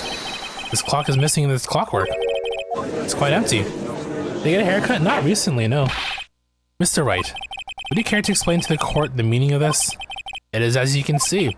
The clock was empty. It couldn't have rung. Therefore, this witness is a big, fat liar. Fat? Well, Miss May, how often do I get my haircut? Usually, like, it depends. If I'm not feeling lazy, it could be as frequent as, like, you know, once every, like, 3 to 4 weeks.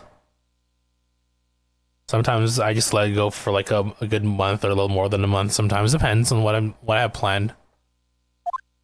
Going out and stuff. Tisk tisk. Quite a show you put on for us, Mr. Wright. He knew the clock was empty. Somehow he knew. Did you let yours go until it's long and messy, so like 2 to 3 months or longer? Nothing wrong with that. Important thing is you shower, right? Keep that mane fresh. I'm afraid you've forgotten one thing, however. Indeed, the clock is empty, as you say. It can't ring. However, we must ask, when was the clockwork removed? The It was after the witness heard the clock, and there is no contradiction. That's true. That is a possibility. The clock might have been emptied after she heard it. And that is exactly what happened, Your Honor. Well, Mr. Wright, can you prove when the clockwork was removed? Oh ho, impossible, of course. I have proof. What? Wasn't it you who told me proof is everything? Well, I was listening. And now I'll show you the proof you like so much. The evidence that proves when the clockwork was removed is... phone convo. Take a look at this. That's a very cute cell phone. Ooh, you have like a girly phone. Wait, this isn't my phone. Listen, this is the defendant's cell phone, and it contains a recording. A recording of a conversation she had with the victim on the day of the murder. Order. Defendant's cell phone? That this wasn't brought to my attention? Perhaps Detective Gumshoe overlooked it. The good detective better remember he's up for evaluation soon. I gotta say, I'm starting to feel bad for the big fellow. Let's hear the conversation. So you just want me to hold on to the thinker for you then? If you could.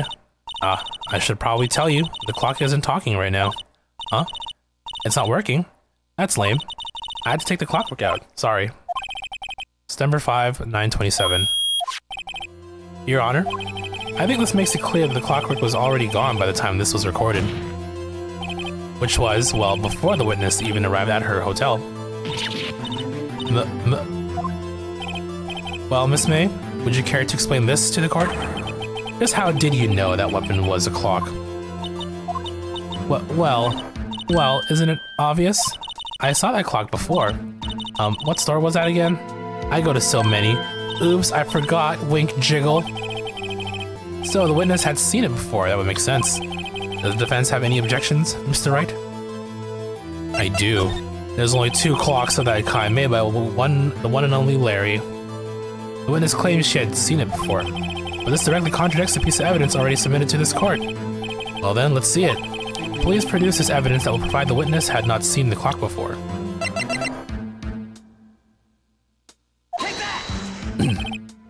It's simple. This clock was never in any store. Ever. When you were a kid, you couldn't afford to get your hair cut frequently, so you just let it get long back then, and I guess that habit just carried into adulthood for you. That's fine. Well, what? A friend of mine made that clock. Only 2 exist in the world, and the one that isn't here is in police custody. Impossible. Everything is sold in stores. Miss May, I think it's high time you went shopping for a better excuse. Oh, shit. Oh, excuse is not on sale today? He's still going.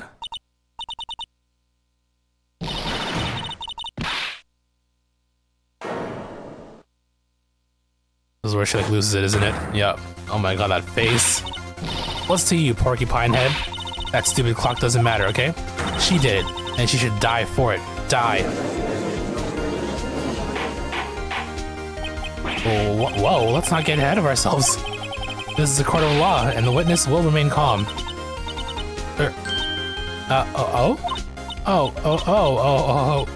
Silly me.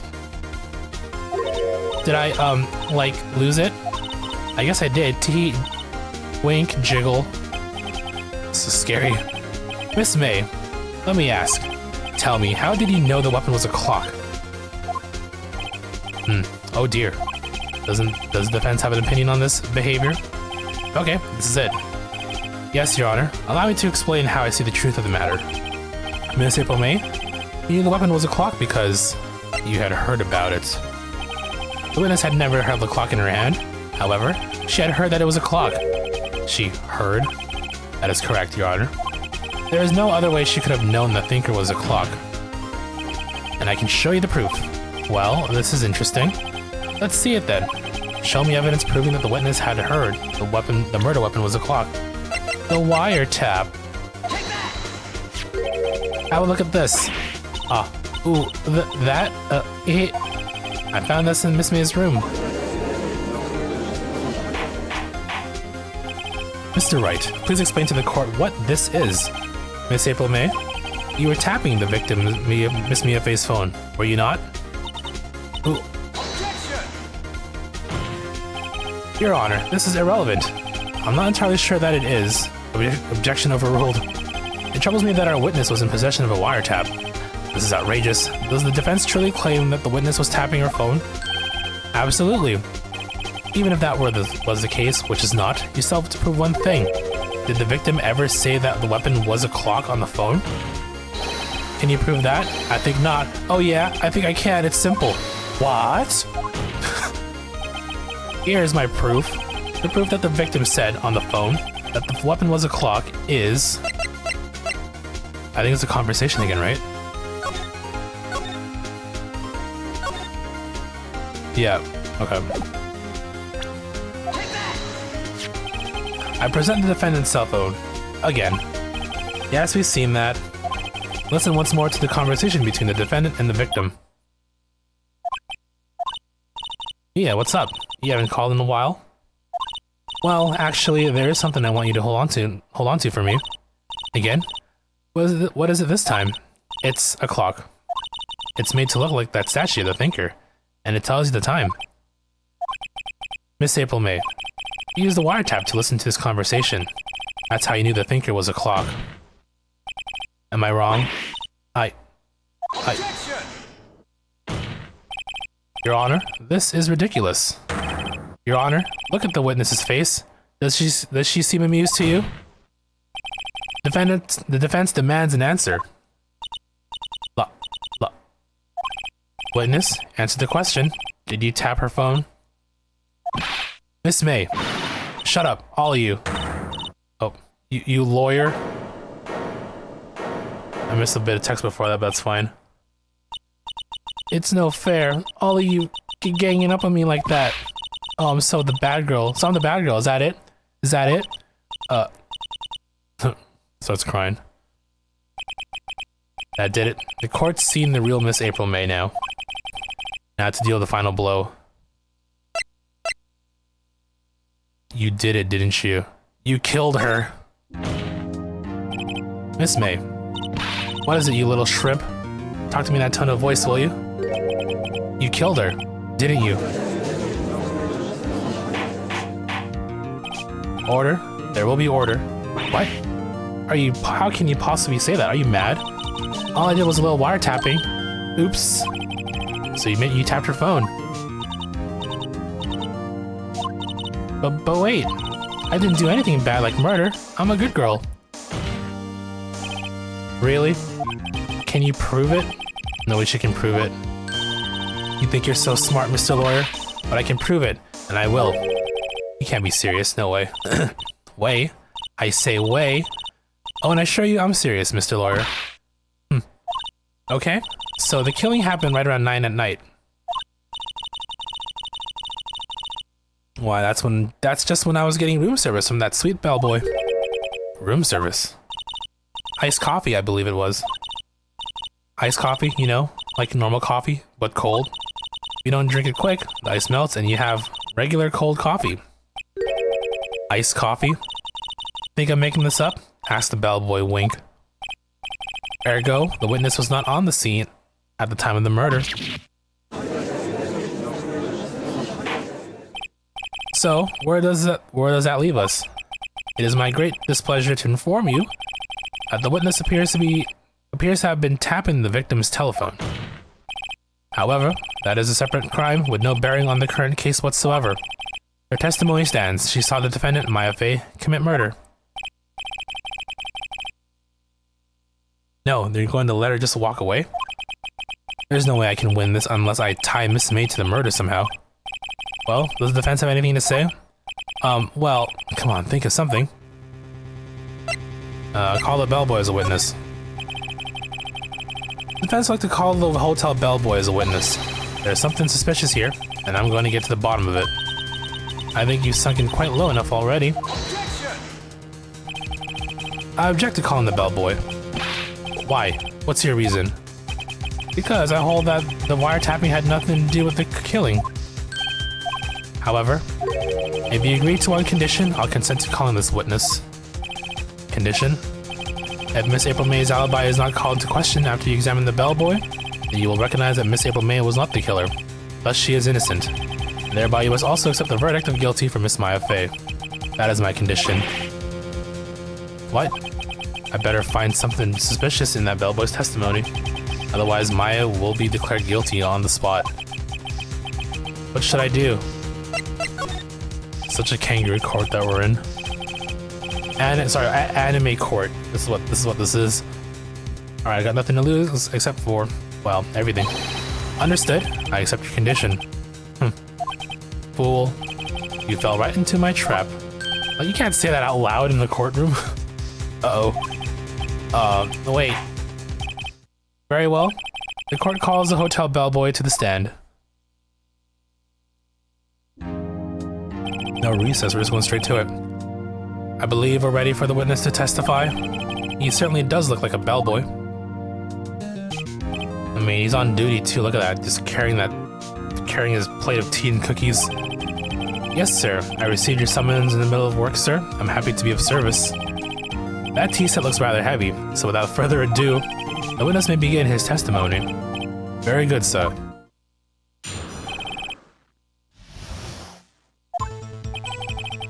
I am the head bellboy at the Fine Gatewater Hotel, in business for 4 generations.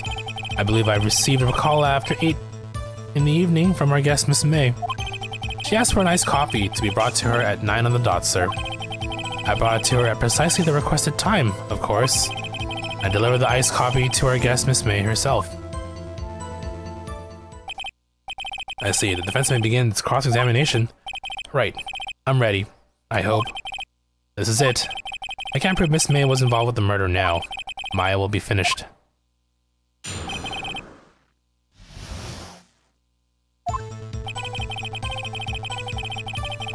Okay. Believe I received a call after 8 p.m. in the evening. She asked for an iced coffee to be brought to her at 9 on the dot.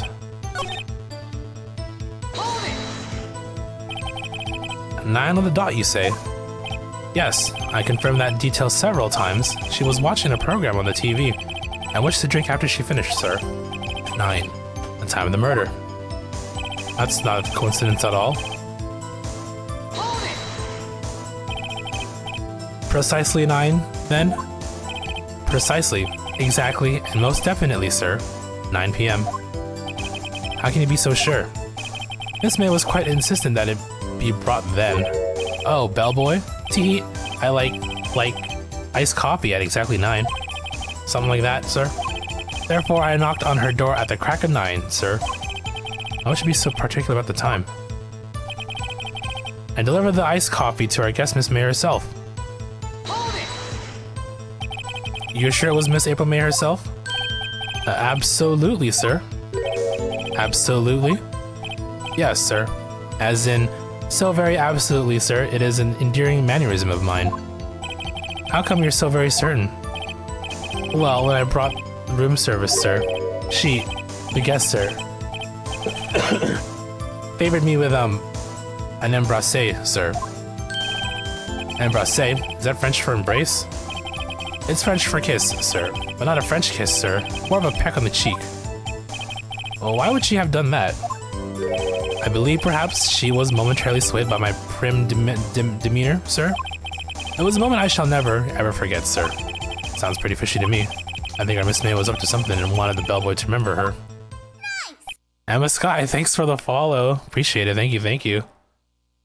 We'll take care of you in, what, 3 cases from now? My least favorite part about these games is the evidence finding part, especially when you have to go around and interact with a specific object or speak to a specific person to advance the plot. If it was all courtroom stuff, I do like the trial stuff. Just like the revelations and whatnot.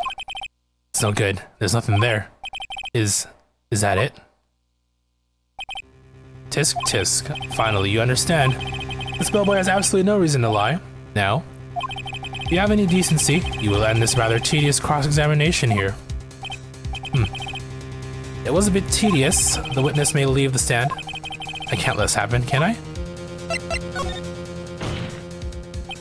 Wait. Please wait. Yes? Does the defense have something to add?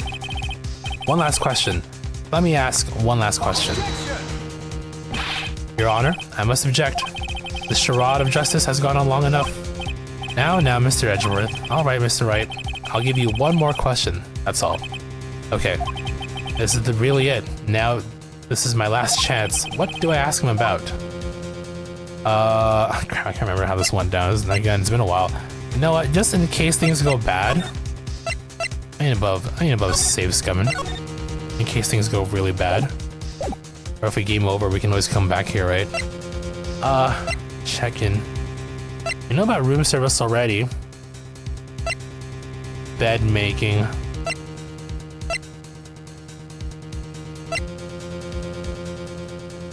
I mean, I know what we're supposed to do, but I forget how we're supposed to do it.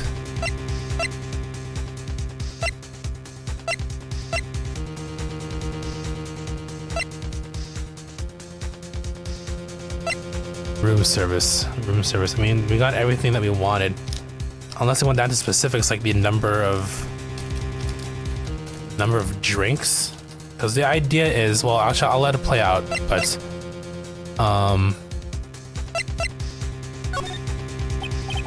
tell me again about room service. Again, sir? At exactly 9 p.m., I delivered room service to Miss May at room 303. The guest had requested iced coffee. $18 was the charge, as I recall. I see. $18?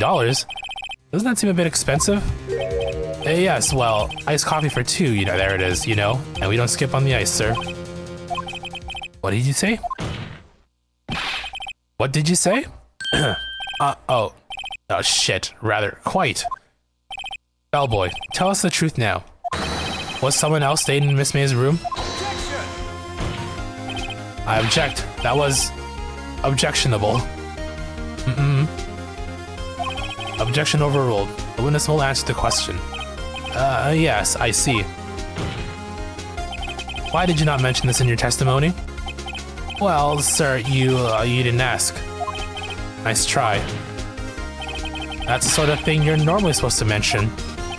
Yes, quite, indeed. It was the, good barrister there, Mr. Edgeworth, who... Edgeworth? He asked me not to mention if I wasn't specifically asked, sir. Oh shit.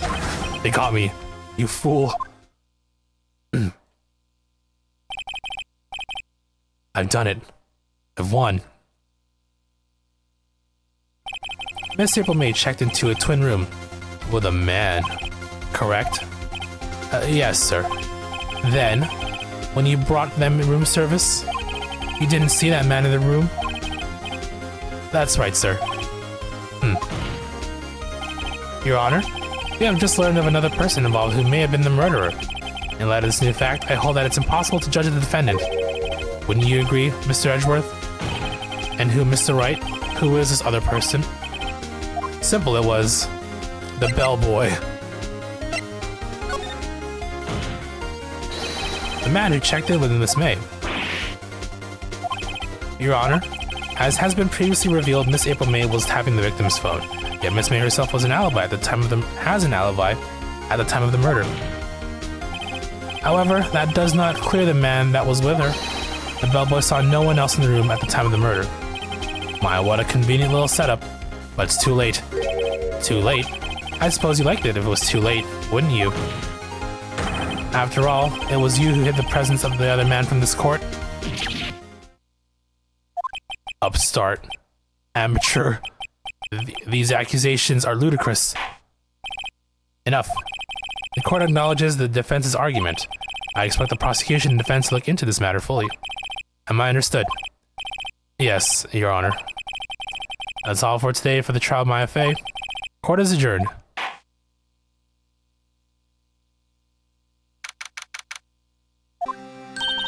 Mr. Wright, you're amazing in there.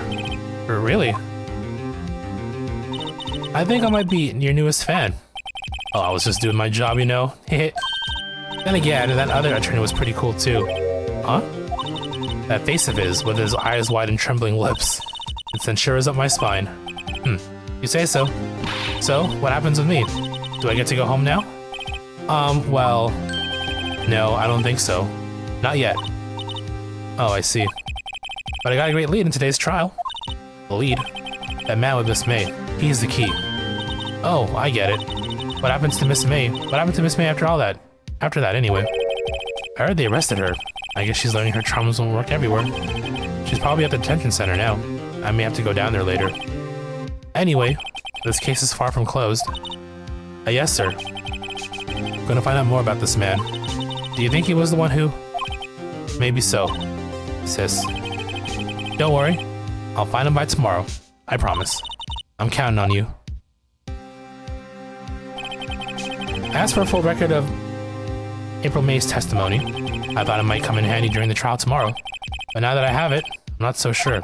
Most of her testimony was all lies. In fact, there's only one part that hasn't been stricken from the record. The victim dodged an attack, then ran to the right, but she was caught and struck. Don't know how much good this will do me at all now.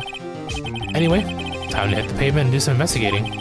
Maya doesn't belong in that detention center, and it's up to me to set her free.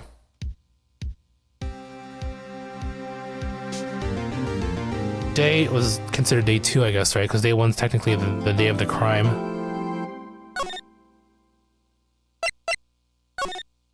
So day 3. Oh no, day 2, because trial's in the morning, that's right. Still day 2. 3 p.m. Well, hello. I didn't expect anyone to visit me in such a dank place as this. It's really quite moving. Not, you stinking lawyer. I hope you die. Have you come to laugh? Yes, laugh at the fallen Miss May. No, not really. There's something I want to ask. Fortunately, there's nothing I want to be asked. Haven't you done enough questioning, you spiky head? Here we go again. Please, you're scaring the security guard. So, what is it you wish to ask me then? For starters, how did you get to be so totally whacked?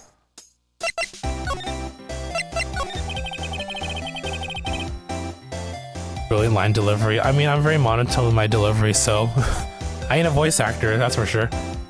But the man who stayed with you in your hotel room. Can you tell me about him? Where is he? Come on. No way, Jose. Maybe I had something to get her to talk. Bribery. Let's go find that stuff to bribe her with, I guess.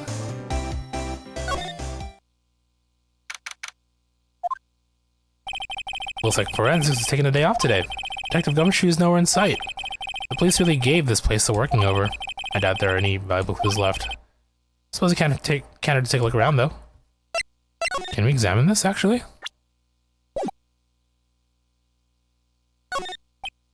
An old movie poster. Apparently this was the first movie that made Mia cry when she saw it. Mia's desk, perfectly clean as always. Only thing it's missing is Mia. Damn. Didn't cram more legal books in here even if you wanted to. Some of the files are missing. Could be.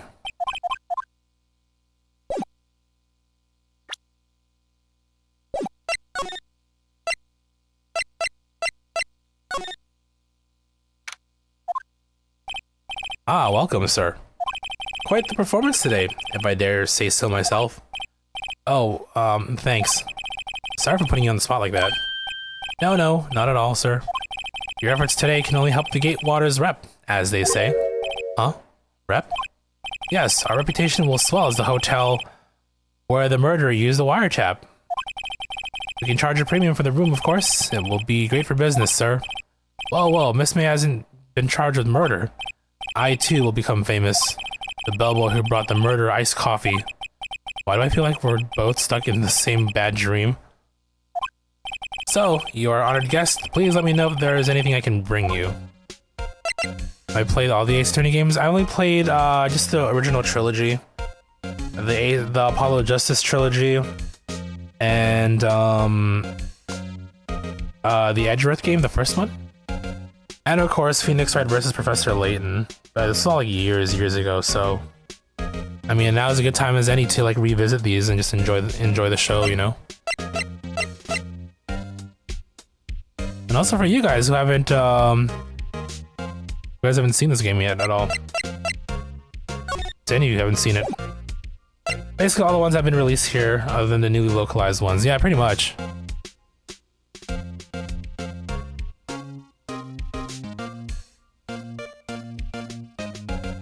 Pretty much all of them. Aside from, yeah, the Ace Attorney Chron... I think there's two great Ace Attorney games, right? And then, Miles Edgeworth the second. About Miss May. Oh, her? Sir, not to boast, but I knew the moment I saw her. She'd do it. I said, do what? I was starting to think the most suspicious person here is this guy. I want to ask you about the man who was with Miss May. Ah, yes. He struck me as a real lady killer, if you pardon the expression.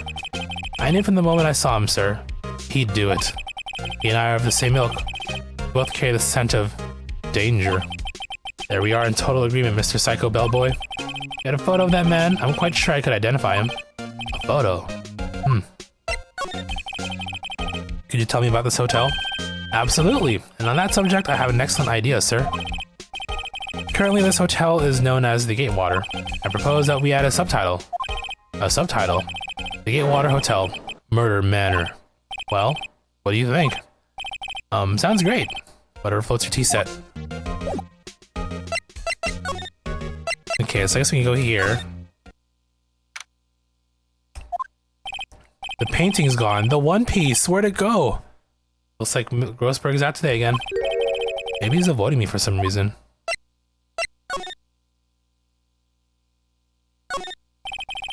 A solid mahogany desk. The wood's been polished to a deep luster. What's this? Old photos? There are two lying here. Something's been written in the back, in pencil on the backs. DL6 incident, Exhibit A. DL6 incident, Exhibit B. Let's take a look at these. I'm sure I've seen this person somewhere. Perhaps I'll borrow this photo. I'm sure no one will miss just one little photo, and it might be a valuable clue. I'll take it for now. Photo lies... Oh, there he is. Photo lies on the desk. Maybe I should switch them with the one I took. Yeah, switch it. I think I'll swap them. Ladies and gentlemen, we got him. Look at that face that screams, I did it.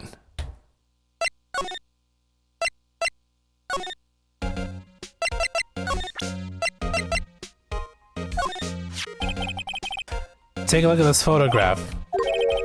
That's him, detective. I'm the lawyer. Oh, I know that. I just wanted to say detective once. You know how it is. No, I don't.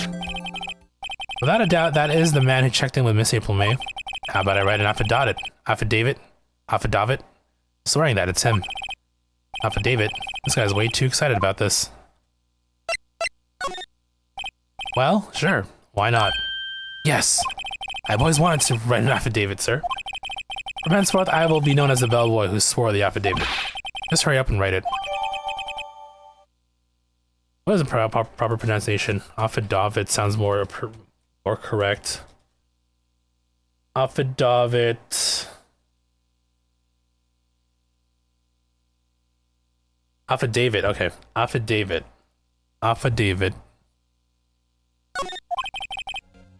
Now even Miss May can play dumb to this.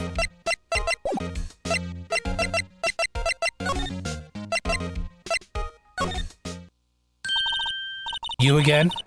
Can't you take a hint and stay gone? Hey, the only reason I'm back here is because you won't talk to me. Oh, so it's my fault now? You don't just have spiky hair, you also have a spiky heart. That does it. When this case is done, I'm shaving my head. No, don't do it, your hair is iconic, Phoenix.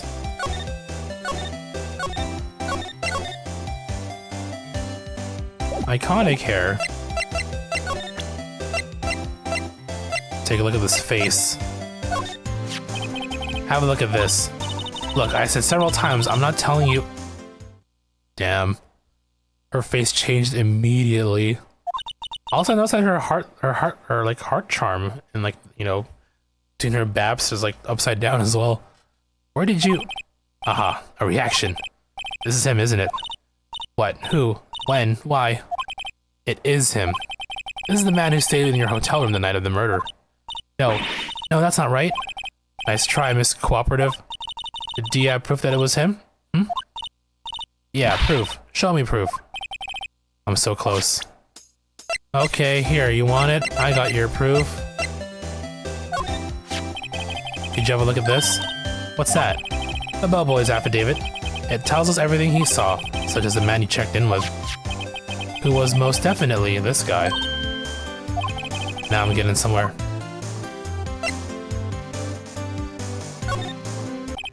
This is it. All or nothing. Time to do a little bluff. Now he's playing dumb, if indeed that's an act. If you don't talk, I'm taking this info to the press. What? Even though he should have been witness to murder, your little friend was missing. I'm sure the press will have a field day with his reputation. Ooh. Fine, I'll talk. You win, lawyer. Yes. Man, that felt good. It's great to be alive. Why are you pumping your fist in the air? Now, tell me about the man you were with. That man. He's my boss. Wright, the president of the information gathering conglomerate, Blue Corp. Wright? Information gathering? Well, I suppose you could call it a detective agency. So this is the man that was with you the night of the murder. I'm scared to talk. I don't want to end up like her. It's okay. I'll just ask Mr. White himself. Can you tell me where Blue Corp is located? Mr. Wright, at last. Finally, a lead on this guy. April May couldn't have done it. That leaves him. Time to take action. Was affidavit discarded?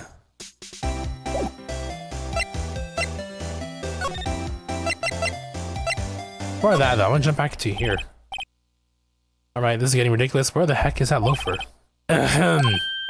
That old familiar clearing of the throat. Aha, you again.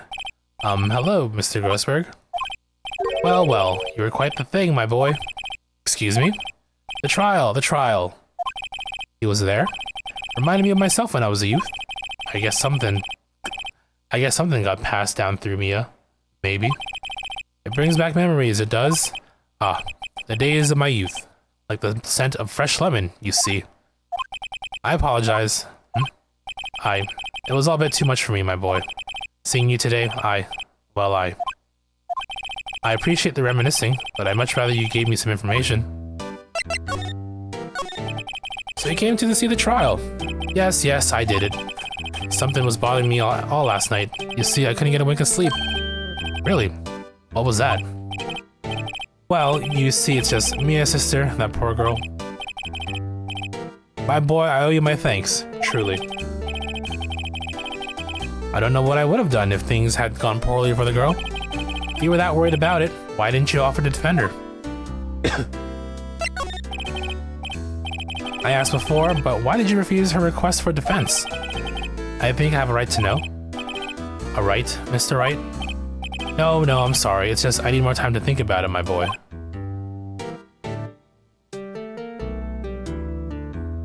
So give me one sec.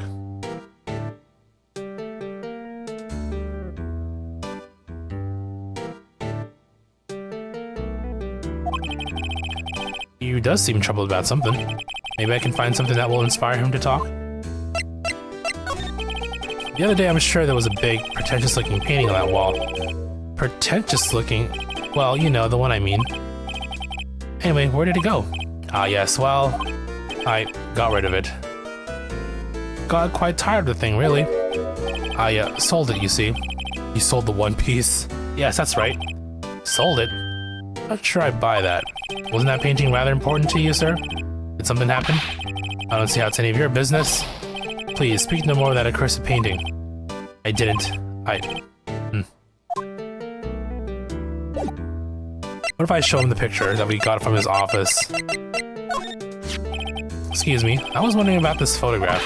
Where did you get that? Give it back at once. I'm sorry for taking it without your knowledge. But I have to know, who is this man? He was most likely in April May's room the night of the murder. What's that you say? Are you quite sure, my boy? What has him so flustered, I wonder? I beg your pardon, but I must ask you to leave. I need to be alone. He's fallen silent as a stone. A rather large stone. I guess I should return that photo.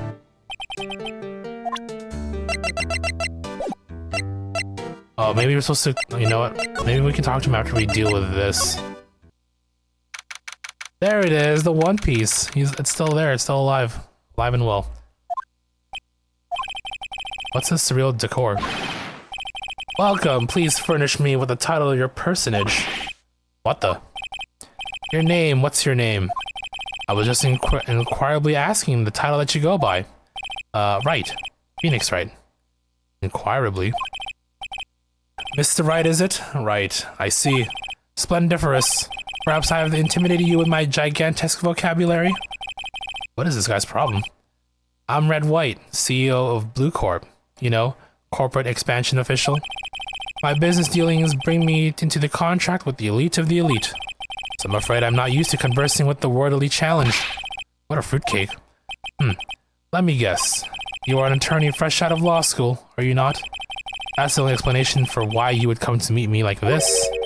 What does he mean by that? No matter. So, what business does a mighty lawyer have with a man such as myself? Yipes, this guy's arrogance meter is off the scale.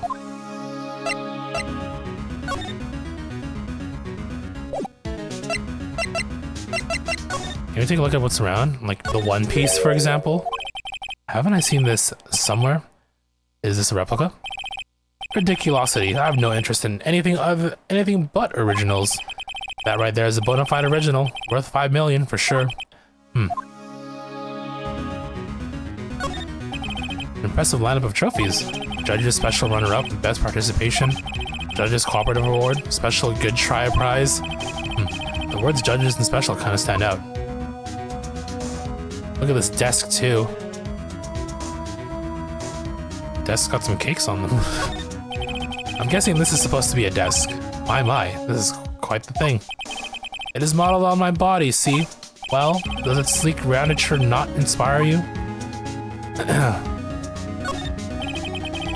Statue of a man holding up the world. The Blue Corp sign certainly stands out enough. The model for the man is, of course, Mr. White. Truly a work of art, but probably too beauticious for you to appreciate, correct? I think it is a little too beauticious for just about anyone to appreciate. Alright, let's talk. Miss May is an employee of Blue Corp, is she not? Correct. She was my secretariat. What a shock it was to hear what she has done. What she has done? You mean the wiretap? Indeed. She is paid to answer phones. Tapping them is not in her job description. She does gather information for us as part of her duties, but I assure you, we do not condone illegal methods. It is ineffable that she would do this. It sounds like he's trying to turn Miss May into a scapegoat. On the night of the murder, were you in April May's hotel room? Who can say? I seldom pay attention to mundane details such as time and place. My motto is, don't worry, be happy. Still, Mr. White, the hotel bellboy has stated on the record that he does remember you very clearly. Ooh. No matter, the bellboy can say what he pleases. I still won't talk to you. You want me to speak? Put me on the witness stand. Although I doubt you'd be capable of doing that. You raised a good question, actually. Why didn't the prosecution call him as a witness? You should have seen the same thing as April May. Oh ho ho. The police, the courts, to me they are mere toys, playthings for my amusement. What kind of company is Blue Corp anyway? Ah, excellent question. We buy and sell various kinds of information. We are a company of the future. You might say, we are the future. Sell information. In just 10 years, I built this business up into the grand office you see now. Ah, in case you're wondering, Blue Corp was named after the color blue, you don't say. I, Red White of Blue Corp, as founder and CEO, named it so. And why, you ask? Because I like the color blue, of course. He says it, but he's clearly not wearing enough of it. Fantabulistic, is it not? There's something that's been bothering me. Yes, what might that be? That big painting on the wall over there.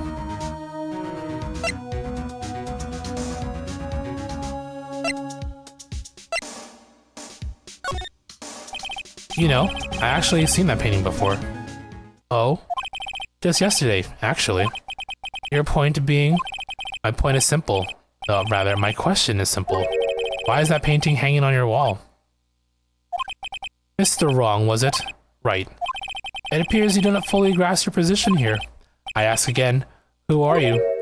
Huh? A lawyer? No, my feeble friend. A mere lawyer. Worth nothing. Zilch. Zippo. Nada. Just like that sorry excuse for an attorney, Grody Burger. What? Oh Jesus, he just punched the shit. Oh, yeah, he punched him. He punched me. Well, Mr. Lawyer, what will you do, eh? Charge me with assault? Charge away. I welcome it. For it is you who will be found guilty. What? Heed my exposition. The police, the courts, they all do my bidding. So I'm down a deep rabbit hole of watching old X Factor. Why? You don't know why either. Hey, sometimes you just fall into those. It happens, right?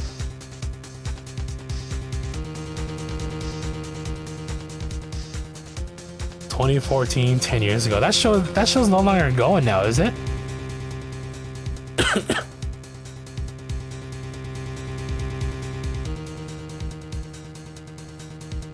I mean, still, I mean, if you find something good, like I would assume good people singing. Let's see, X Factor. That's entertainment in and of itself already. Just like, you know, it's really, you know, people singing really, really well. Looks like it stopped at 2018. 2018. So 6 years. 6 years ago. God damn, we're old.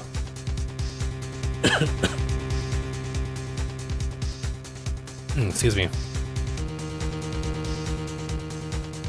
Oh yeah, where were we?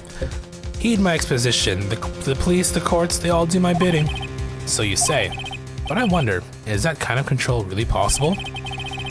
I don't expect you to understand. It is a world beyond your compensation. You came here from Grody Burgers, I presume? Mr. Grossberg's, yes.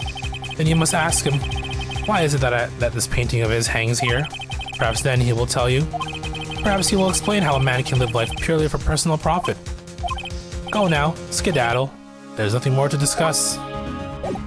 Now we go back to Grossberg. Okay. Hey man. Huh? I don't think he knows me standing here. Maybe I should clear my throat. Jumping Jehoshaphat's. Oh, you. What's wrong? You look so pensive, like an old man at the end of his days. I'm not senile yet. I was just thinking about this whole mess. Something's really bothering him. That much is clear. Willing to talk now? Yes, I did. Okay, we went this conversation already. Hey Chris, how's it going? How you doing? Okay. So, I paid Blue Core a visit. Oh?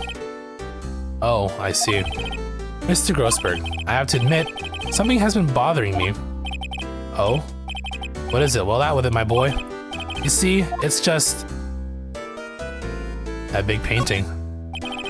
Mr. Grossberg, sir, there was a giant painting hanging right there the other day, was there not? The one you said you had no intention of parting with?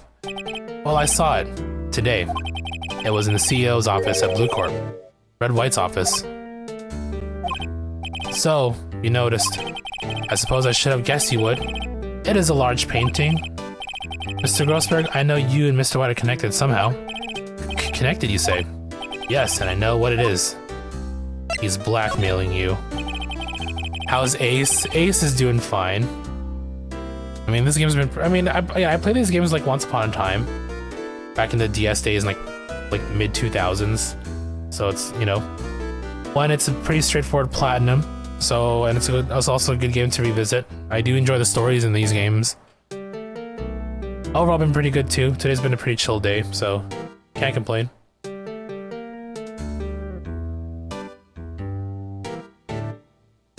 Mr. White has something on you, doesn't he? Blackmail? I think that painting is fairly gaudy proof. Very well. This may be the chance I've been waiting for. Maybe it's time to get this off my chest so I can finally rest easy again. After all, you were Mia's understudy. Perhaps it was fate.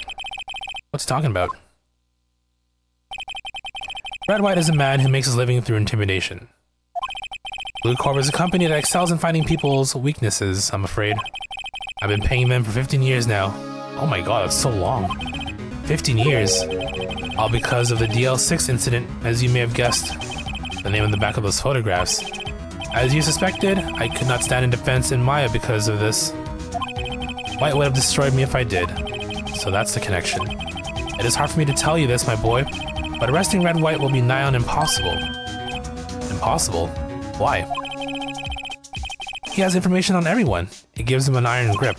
He owns judges, attorneys, prosecutors, police, and politicians. What? They are bound, unable to do harm to themselves, therefore to him. Don't look at me like that. What you see is nothing more than the weight of many years. What is the DL6 incident? DL6 is nothing more than the sorting code the police gave the case. It was 15 years ago now. I received a request from a medium. A spirit medium. A medium? Her name was Misty Faye. Faye. Indeed, she was Mia's mother. She had been investigating a murder at the bequest of the police. And she failed. As a result, the police called her a fraud. This is what Maya was talking about the other day. I did all I could for her, and in the end cleared her of wrongdoing. That murder case, however, remains unsolved to this day. That case is the DL6 incident. Why were you blackmailed over this, Mr. Grossberg? The DL6 incident was top secret at the time. It made sense. The police didn't want people to know they were using a medium. They couldn't let people know. But one person found out. I told them it was your fault, that's right. You told White? He offered me riches. It is embarrassment to me now. Because I talked, the police were mocked far and wide. In secret, they began looking for the one who sold them out. Of course, White heard about it, and he came to me. Only this time, the offer was blackmail. I see. White controls the law of the country as he sees fit. Yet if you would still challenge him, have a close look at Mia's office. Mia's office? She followed his every move for years. She may have recorded something of what she found.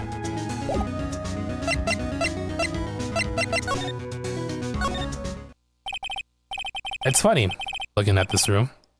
It seems so normal. Hard to imagine a murder took place here. Mr. Grossberg said there would be clues. Maybe I should have another look. Okay, I think we just go here. All the cases the chief ever worked on are filed here. They're in alphabetical order. Let's take a look. Which file should I look at? I guess we can start with A to I for DL6. Let's see if there's an A record in this file. If there's a record in this file that catches my eye. A, B, C, Misty Faye. That's me and Faye. Okay. Should I take a look? Sure, let's read. I have tarnished the Faye name, leaving only these words, my mother vanished. I was determined to find the ones who had made my mother blame herself in this way. Using the power that runs in my family, I held an audience with the dead. Finally, the names of two men surfaced. One was Marvin Grossberg, a lawyer who sold my mother's information for riches. The other was a man who sold that information to the press. This parasite who makes his fortune on threats and coercion. His name is... Record stops there. So Mia knew Grossberg. Well, yeah, we knew as much. Grossberg said that Mia Mia worked for Grossberg for a bit. All the cases the chief ever wrote here. Okay, so let's check the next one. Let's see, J through S. Nothing much in here. Maybe I'll just skim some of this? Sure. No harm in flipping through a bit, I guess. The biggest part ends with S. Suicide. Ew. She has a collection of suicide reports. There's politicians, policemen. There's writing on most of these in pencil. White? This is Mia's handwriting. Wait, I get it.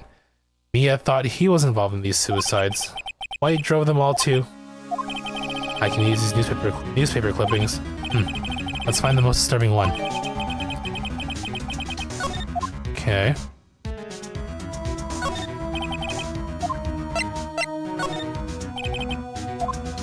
I guess we don't need anything else, but I mean, I think he tries to check for W for White. I know, W, White. The entire W section is missing. Was it taken? We know by who, so...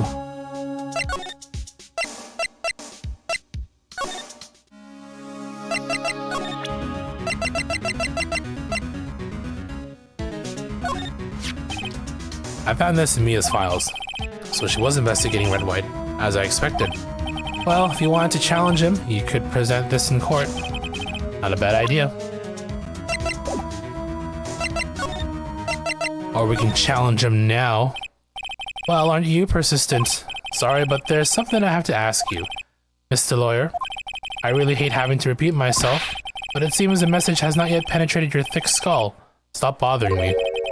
Try my patience further. I fear a nasty accident may occur. Do I make myself clear? Transparent. By the way, here's that article. This is the only clue that Mia left me. I better make this one count. Mr. White, see this? It's an article describing the suicide of a politician. He was embezzling secret government funds. Then one day, word got leaked to the press. The very next day, he took his own life. And this concerns me how? I found this article in Mia's office. Miss Mia? She had a file filled with articles like this. Every one of them was labeled with a single word. White. Mr. White, I know what you did to this politician. You blackmailed him. You're blackmailing him. Blackmail? Not just him either. You were threatening and coercing hundreds of others. You're involved in all the suicide cases that Mia investigated. This company is built on blackmail. I'm right, aren't I? What a bizarre accusation. Mr. Wrong. What is it that you should be doing now? Investigating me? No, I think not. You should be searching for the one who killed Miss Mia. Secretary's office, hello? Mr. Wrong will be leaving now. Yes, sir. I'll send someone right away. Wait a second, Mr. White. You're wrong. You're wrong, Mr. Wright. Excuse me? What I should be doing now is going after you. Just what are you insinuating? Mia was onto you. She was keeping tabs. For this reason, you had April May tapping her phone. And then Mia was murdered, and all the documents about you mysteriously disappeared. So, the culprit would be... Even a child could work it out, Mr. White. You did it.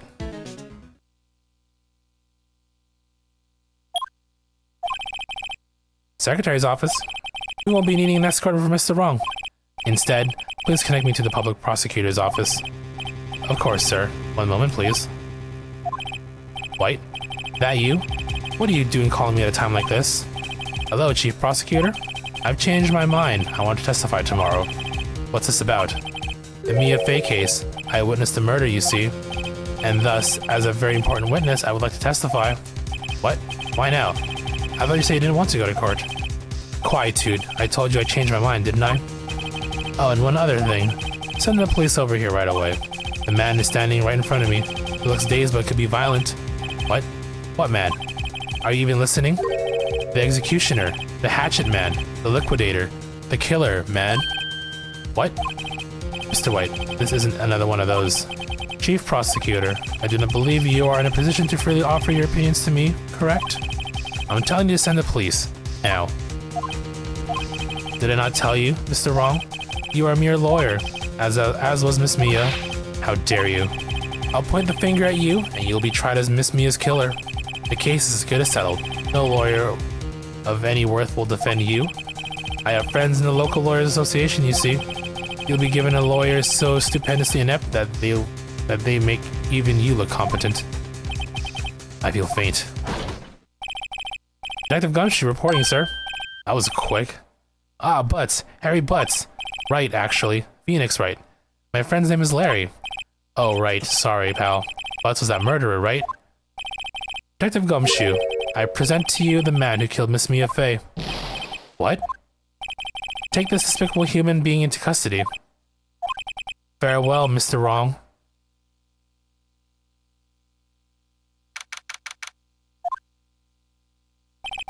I can't believe it's only been a day since the first trial. My trial begins tomorrow. White's gonna set a trap for me, and the prosecution will be in on it, of course, Edgeworth included. An attorney was assigned to me by the state yesterday. I refused. I had an idea. Wright. Mr. Wright. Oh, Maya. Great. They let you out of detention. Just now, yes. It's all thanks to you. Now I'm afraid we've switched places. What? You mean, you? I explained what happened to Maya. I don't believe it. How many people does that man need to disturb before he's satisfied? My mother, my sister, and now you. This has gone too far. Mr. Wright, please, tell me. Is there anything I can do? Well... Cheer me on. Help me break out of here. Right, okay, listen up. I want you to help me break out of here. You mean a jailbreak? Yeah, tonight's our only chance. Alright. Huh? Oh, I better get a hacksaw while the stores are still open. Oh, and a rope ladder, and a getaway car. Can you drive? Oh, wait. What? I'm kidding. It was a joke. No way. No, really, I was kidding. But thanks. It's good to know that you're on my side. There really isn't anything you can do for me anyway. But I can't just sit here and do nothing. I got to give that man a piece of my mind. Just a piece? Okay. Then come to the trial tomorrow. Okay, I'll be there. I'll show them a thing or two.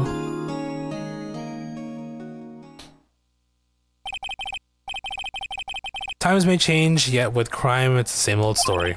In fact, it's gotten worse. Lengthy court proceedings are no longer realistic. Beginning a few years ago, a limit of 3 days was put on initial court trials. Almost all finished in a day, most with a guilty verdict.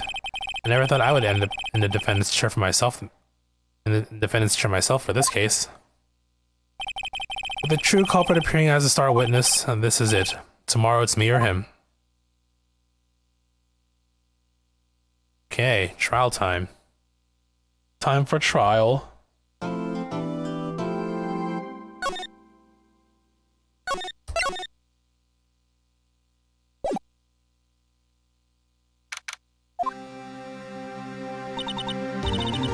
Alright, I'll quickly BRB 1 moment.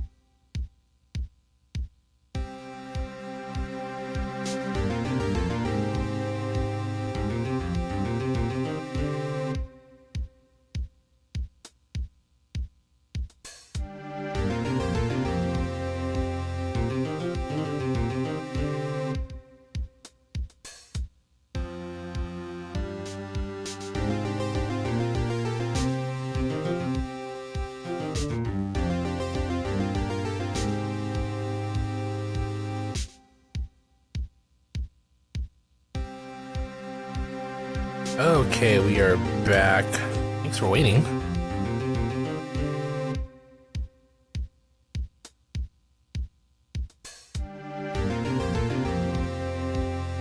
Shall continue with more courtroom drama.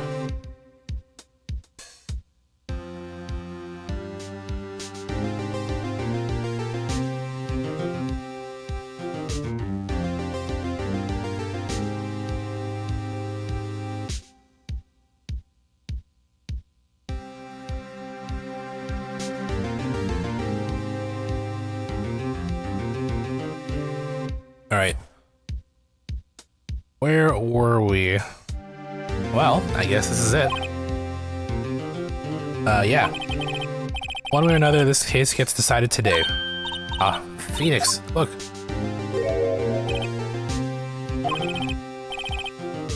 Prosecutor Edgeworth. I received a call from the chief prosecutor's office yesterday. I was told that whatever Mr. White says today will be the absolute truth. No matter how you try to attack his testimony. I raise an objection. I have it on good faith that the judge will listen to me. What, does White have the judge in his pocket too? So you're saying I'm going to be guilty. End of story. I will do anything to get my verdict, Mr. Wright. Anything. Why? Why? How can you torment an innocent person like this? Innocent. How can we know that? The guilty will always lie to avoid being found out. There's no way to tell who's guilty and who's innocent. All I can hope to do is to get every defendant declared guilty. So I make that my policy. Edgeworth, you've changed. Phoenix, you know? Don't expect any special treatment, Phoenix Wright. Phoenix? Well, court will be starting soon. What? But wait, your defense attorney isn't even here yet. They're not. I'll be defending myself. What? Alright, let's do this.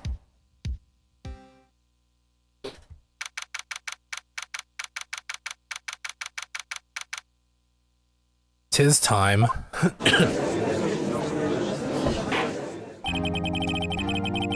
Court is now in session for the trial of Mr. Phoenix Wright. Prosecution is ready, Your Honor. The defense is ready, Your Honor. Mr. Wright, are you sure you're up to doing this? Yes, Your Honor. I will be defending myself. Understood. Very well. Mr. Edgeworth, your opening statement, please. As the details of the event are already quite clear to the court, today we will hear the testimony of a witness to the defendant's crime. I see. Prosecution may call its witness. That went far too smoothly. Why did the judge ask Edgeworth why his witness didn't testify before? It's like he already knows why. If anyone's going to raise an objection about this, I suppose it's me. Mr. Edgeworth, you owe an explanation to the court. Why didn't this witness testify in the trial against Miss Maya Fey? I'm ever so sorry. Mr. White is a busy man, and besides, at the time, I thought that Miss May's opinion was all that would be needed. Again, my sincerest apologies to the court. Excellent, Mr. Edgeworth. I appreciate your demeanor. Bows. Great, he gets to show up and I get nowhere. I like to call Red White to the stand.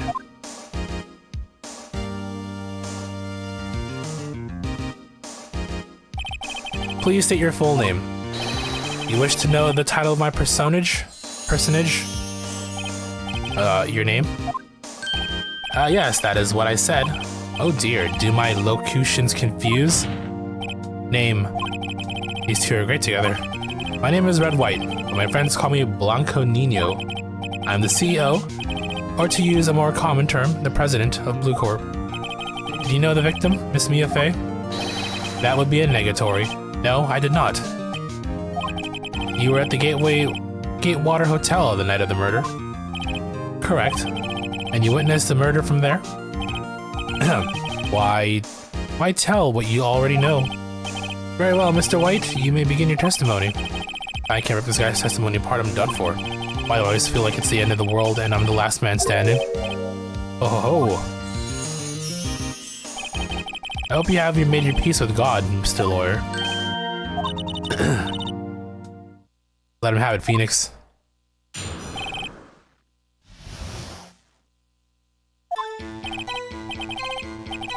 Let's see, it was about 9, I believe. I was quietly that is, reading to you some papers by the window. Then I heard a bedlam coming from outside. Surprised, I turned to look at the building across the way. It was then I saw him, a spiky-haired man attacking a woman with long hair. Needless to say, that man was none other than you, Mr. Lawyer. I called Miss May over at once. She, too, was flabbergasted, of course. The victim, she ran away, but you gave chase. Finally, there was a terrible impaction, and then it was all over. If things occurred as you testify, then I'm afraid the defendant is guilty. Very well, defendant. Mr. Wright, your cross-examination. Yes, Your Honor. Alright. 9 p.m. Quiet reading, sure. Heard a bedlam. Looked at the building. Spiky man, okay. The man was you. Called Miss May over, sure. Victim, she ran away, but you gave chase. Let's press this statement. Can you be a little more detailed about that? I think it's worth knowing exactly what happened. Of course, comprende, I understand. The victim was attacked by you, and you ran to the left. You gave chase and struck her down. Are you sure? As you know, I am always absolutely perfect. Perhaps you could change your testimony to reflect this new detail. Victim ran to the left and you gave chase. Are you sure about that? How many times must I say it? I am absolutely perfect. End of story. How many times must I hear that? Psst, Phoenix, doesn't something about that strike you as a little odd? I remember, hold on, is this one here? Victim dodged an attack, then ran to the right. Yeah, here we go. Wait right there. Mr. White, you've dug your own grave. What is this? You said the victim ran to the left, but that directly contradicts with Miss May's testimony. She clearly stated that the victim ran right. Oh ho ho, it is simple, you misheard her. I think not. Look at the floor plans. The killer was here, and the victim, here. If the victim ran to the left as you claim she did, she would have been running directly away from the door. She would have been running into a dead end. Don't you find that odd? Very strange. I did see her run to the left, I did. Phoenix, look at his face. I don't think he's lying about this one. True. Maybe he really did see the run. Yeah, because he was facing her. So he did witness the killing. Wait a second. Mr. Wright? Yes, Your Honor? Miss May says right and Miss May says right. Mr. White says left. Can you explain this contradiction to the court? Both are correct because he's the killer. He faced her. Both witnesses are telling the truth for once. Ha, I doubt it. Rather, that does not clear up the contradiction. There is one scenario that would explain their conflicting accounts. What? Obviously, the witness was not viewing the crime from the hotel. Mr. Wright, what do you mean? Yes, what do you mean he was not viewing the crime from the hotel? If he was not in the hotel, where could he have been? In the law offices of Fane Co., of course. More specifically, he was standing here. Time to show the court where Mr. White was standing. Take that! This is where he was. Look, when the victim ran for the door, he was watching from this point. To him, it would appear that she ran to the left. Please, this is no time for jokes and ill taste.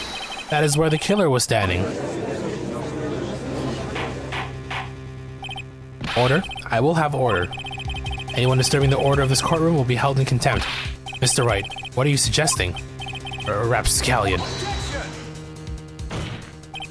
The postulations of the defense are a distortion of the truth, Your Honor. Indeed, they do seem a bit far-fetched. Ho ho ho. You provide us with so much entertainment, Mr. Lawyer. What now? He's laughing. The hilarity of the moment made me remember something. It appears I have been unclear, and for this I apologize. Mr. Your Honor, might I be allowed to testify once more? Very well, let's hear your revised testimony. Good luck, you can't fix a broken testimony, buddy.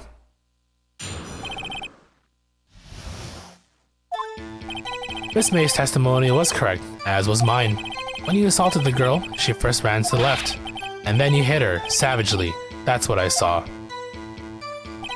Next, with the last of her strength, she ran to the right. You chased her, and delivered the final blow. Oh, you fucked up. Surprised Edgar's not interrupting this testimony either. That is what Miss May saw. You see, you hit her twice. Don't you remember, Mr. Lawyer? There's no point in prying you any further at this point for this particular testimony. That does seem to make sense. Will you be cross-examining the witness's testimony? Yes. You bet I will. I mean, yes, Your Honor.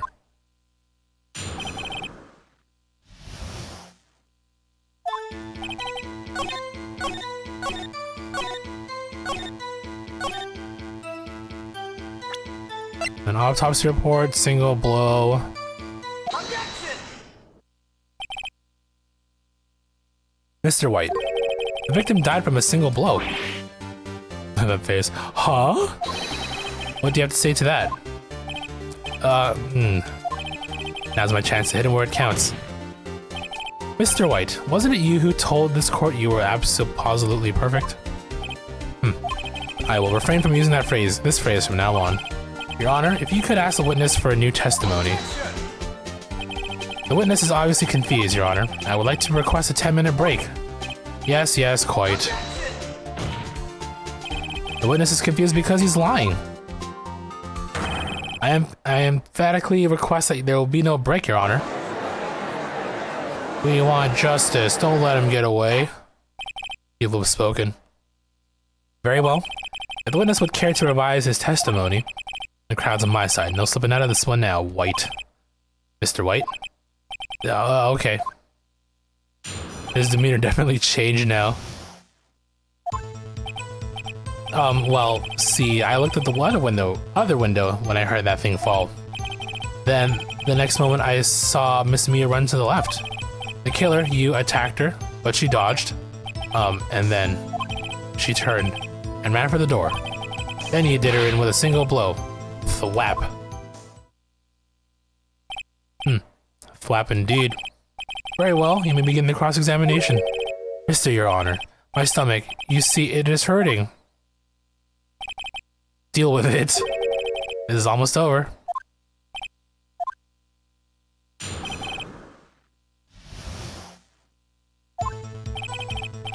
Well, see, I looked at the... Oh, right. So... The thing. You heard that thing fall? What exactly was that thing? Huh? Oh, that, the glass light stand. Right, the one that had been fallen over, at the scene. Phoenix, doesn't something about that strike you as odd? Very odd. Because I'm pretty sure... It's on the floor plans. Yeah, like it's on view. So how would he know?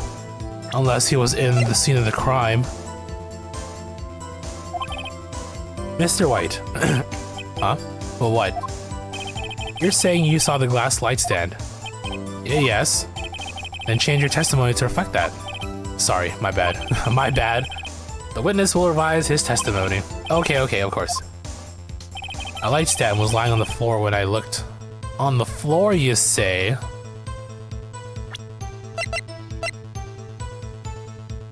Objection! Or I guess you can use that too, Mr. White. It was impossible for you to have seen the light stand. What? The shard broke into pieces when it fell. Oof. Just by seeing the broken pieces, you would have no idea it was a light stand. So tell me, exactly when was it that you saw the stand?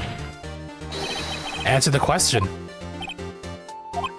Isn't it obvious? I saw the stand before it fell over. So? You saw the stand before the victim was attacked then? Correct. That would be no problemo, right? Big problemo. I think that's where we use the floor plans. There's a big problemo, problem here. What problem is this? Mr. White, let me make sure I have this straight. You saw the glass light stand through the window from the hotel before the incident occurred? Correct, that is so. It's conclusive, definitive, undeniable, unimpeachable. No, it's impossible. You couldn't have seen the stand. What? Why couldn't he? You have proof? I sure do, Your Honor. A person in the hotel could not have seen the stand before it fell over.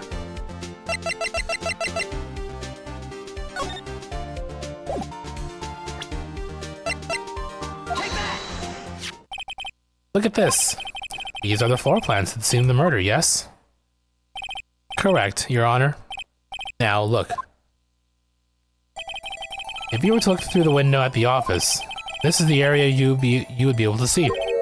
Here. Well, note that the stand is not within the visible area. He's right. Well, Mr. White, what do you have to say to that? Ridiculosity. Mr. White, if you were in the Gatewater Hotel as you claim, you could not have seen the stand before it fell over. In fact, you wouldn't have been able to see it after it fell either. There's no way you could have recognized a broken shard as a glass light stand. So, when did you see the stand, Mr. White? It must have been in the moment that it fell, and the only place you could have seen that from is inside the Fey Law offices. In other words, you were at the scene of the crime when the murder took place. Go.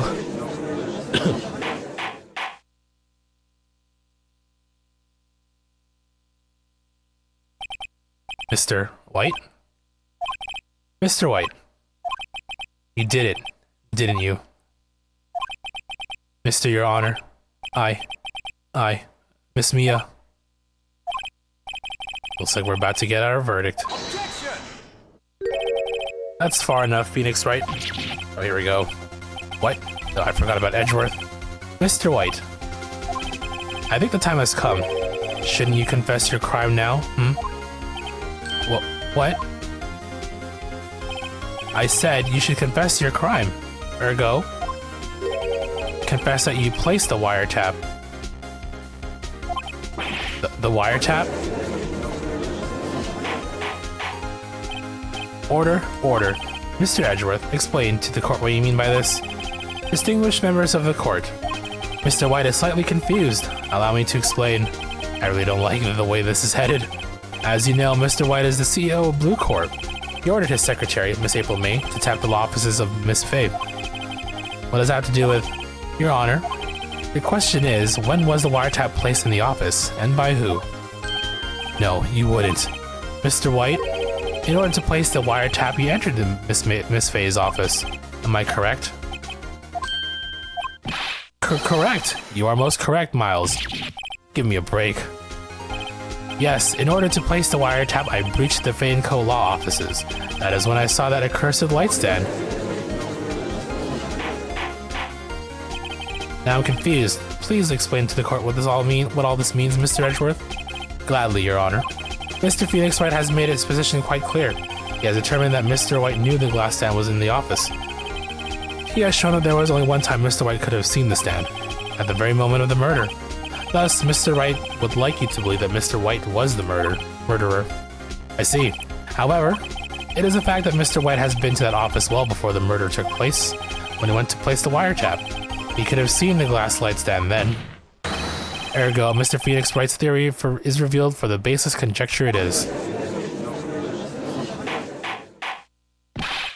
Mr. White, you will testify to the court about this wiretapping.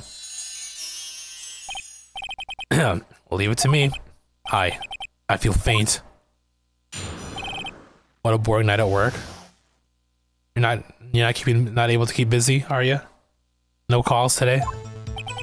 It was the beginning of September, the week before the murder. I'd entered the Faye & Co. law offices. Of course, I had done so to place the wiretap. That is when I saw this glass light stand. So you saw the stand before the night of the incident. And this is how you were able to identify what had fallen over. By the sound? Correct, that is right. I see. Very well, Mr. Wright, you can give me cross-examine. What am I supposed to do now? Good luck, Phoenix.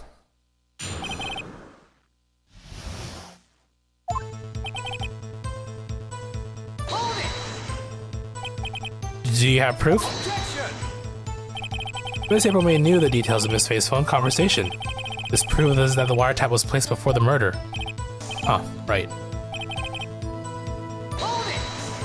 Are you sure was it really you that went to the offices? Yep. Was it Miss May? Unidentified fingerprints several days old were found in the Fane Co. law offices. Those were obviously Mr. White's, and if I know Edgeworth, he's already run and checked on those prints. Now, Mr. White, tell us why you went into the Fane Co. law offices.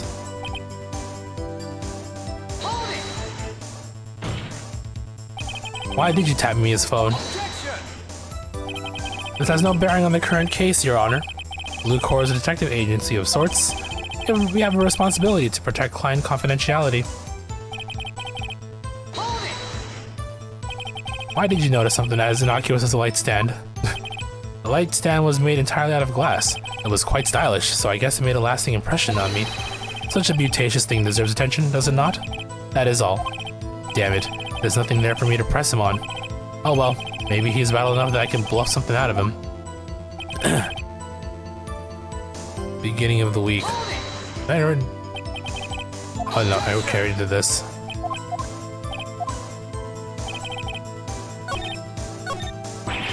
Uh-oh, don't tell me I'm running out of ammo. Tisk tisk, I'm afraid that's as far as you go, Mr. Wright. The time has come for you to admit your defeat. You fought honorably. Thank you. No more. I can't take this anymore. Mr. Wright, are you giving up? Yes, Your Honor.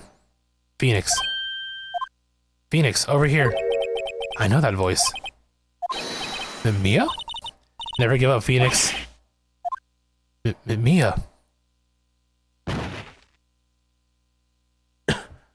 One single chance you got here at 8 p.m. It's now currently 1:18. That was a call, and it was what we call a hang-up. In other words, they never said anything in the chat. Oh. Damn. Did you bring stuff to do? Games to play? The waiting lobby? What happened? Oh, right. I lost the trial. I was hallucinating. Ah, you're finally awake. Go. It's funny how you faint a second time. Hey, Phoenix. Gog, that's no way to greet an old friend. Phoenix, I want you to look at me.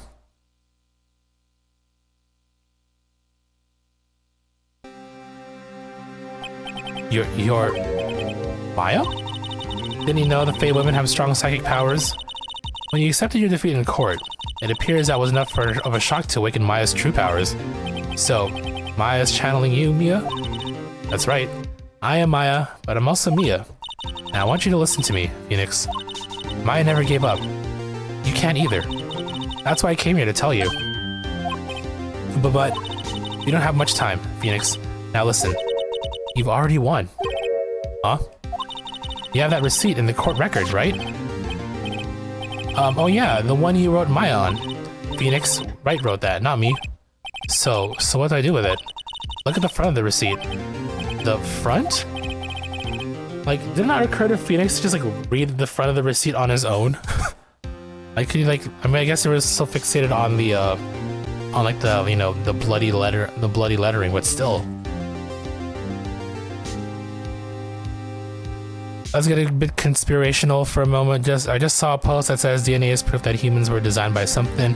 They say that because DNA is essentially code, and the odds of one of the most complicated codes in existence just happened by chance are not impossible. We had to have been created. Yeah, well, I mean, so who do you think created us then?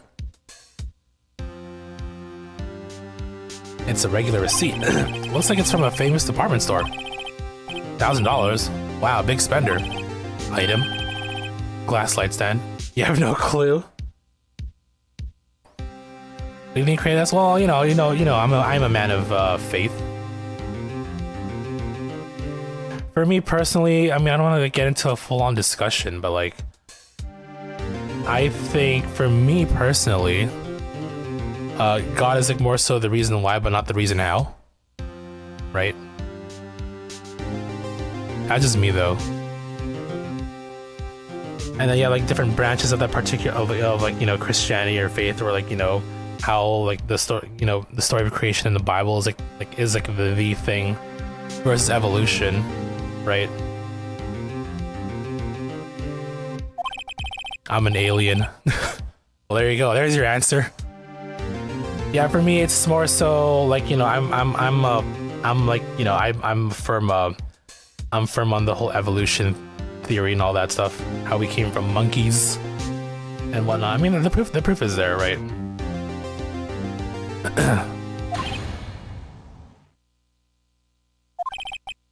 September 4. That's right, Phoenix. I bought that stand the day before I was killed. Whoa. Now, what did Mr. White say in his testimony? I love monkeys. Me too. Monkeys are cute. It was the beginning of September, the week before the murder. He said he saw the stand the week before the murder, which is a lie. It is late where you are. Yeah, I got work tomorrow too, right? Have a good night. Don't work too hard. Hope your day at work is, you know, not too hard on you. He said he saw the stand the week before the murder. There you go. I think the court is about to reconvene. Go do it, Phoenix. You know you're innocent. I just have to prove it. So I'll be busy tomorrow. Okay, hopefully don't get too overwhelmed then, if that's the case. You don't think the exact conditions necessary to create everything we know just suddenly happen one day? I mean, isn't that the whole point of evolution though, right? Things happen gradually, right?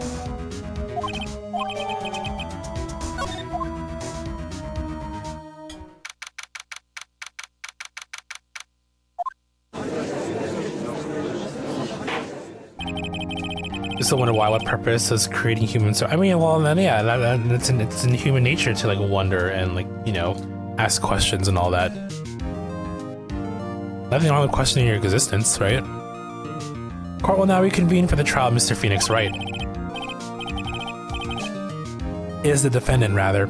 Are you all right, Mr. Wright? Yeah, sorry, Your Honor. I'm fine now. Then, let's start where we left off.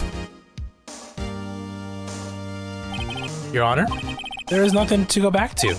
The cross-examination of Mr. White is finished. All that is required now is for you to pass judgment on the defendant, Phoenix Wright. Your Honor, please give me one more chance. I promise you this is the last time I'll ask of you. But as Mr. Edgeworth has noted, the trial is no more or less finished. Mr. Edgeworth, do you have an opinion on this matter? I say, let us give Mr. Phoenix Wright his last chance. Very well.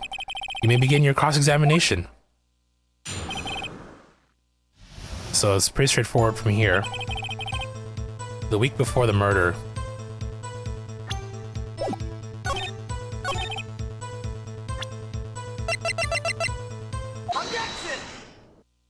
Objection! Look closely at this. See the word Maya written in blood? Now watch as I flip the paper over. You can't do that. I think not. Look at the other side of the receipt. The other side? What the hell is he talking about? What is this other side? Your Honor, would you tell the court what is written on the other side of that receipt? So I don't know what the other side means, but okay, I'll take a look. Wow, a glass light stand, and the date of purchase. Why, that's the day before the murder. You see, Mr. White, when you allegedly entered the Fane Co. law offices at the beginning of September, the stand could not have been there. We got him, boys, we got him. Well, Mr. White, can't get out of this one, can you? No, it's impossible. Uh-oh, he's losing it.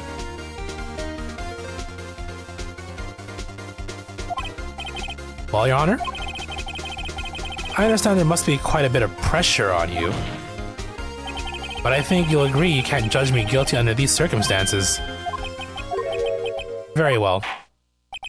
Then, that is all for the trial of... Objection! Oh, Edgeworth, what are you plotting? Not so fast, Phoenix Wright. Eh? What? No way can he worm his way out of this one. Oh wait, I forgot. It's Edgeworth. There is a certain thread of logic to the defendant's claims. However, there is no concrete proof that Phoenix Wright is innocent. Ergo, I would like to request one more day before Phoenix Wright is granted his freedom. I need time to make one more inquiry into this matter. Another inquiry? This isn't going to be another one of those updated autopsy reports. This guy just makes evidence up as he pleases. This is bad. Mr. White's guilt is obvious. There is no need to prolong this trial any further. Well, Mr. Edgeworth, if anyone is going to call Mr. White to trial, it would be me, the prosecution. I need a day to ascertain whether these new claims have any basis in factual evidence. I see. Objection denied. What? The completion of the trial for Mr. Phoenix Wright will be postponed until tomorrow. No, there's no telling what will happen if I can't end this now. Edgeworth is sure to come up with, or just make up something. And after Mia showed up to help me and all. Mr. Your Honor, may I go home? Of course. Thank you for your time. Go. The witness will stay. Mia? Phoenix? Read this note out loud. Mia, what's this? A list of people's names in Mia's handwriting. Your Honor, if I may. You're quite persistent today, Mr. Wright. You bet I am. My life is riding on this one. I have something I would like to read to the court.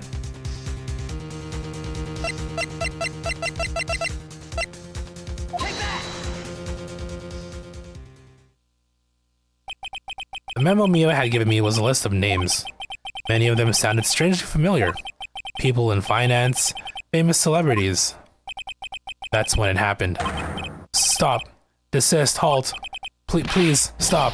Make him stop. How did you get that list? Mr. White, admit your guilt. Right here, right now. Or else this list will be released to the press. Jesus, blackmail in the middle of court? Anime court, guys. I confess.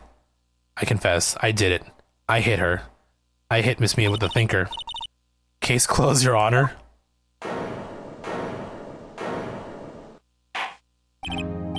Well, I see no reason to continue this trial. Mr. Wright? Yes, Your Honor? You've done it again. That was quite a spirited defense. Yes, Your Honor. I guess you could say that. If only you knew how spirited it was. I'm funny. Well, this court finds the defendant, the defendant, Mr. Phoenix Wright, not guilty.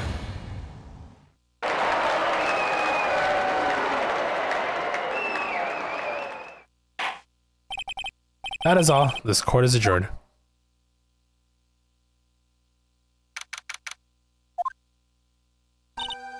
Well, I never thought I'd be saying this again, but congratulations. You're lucky I was born a fae.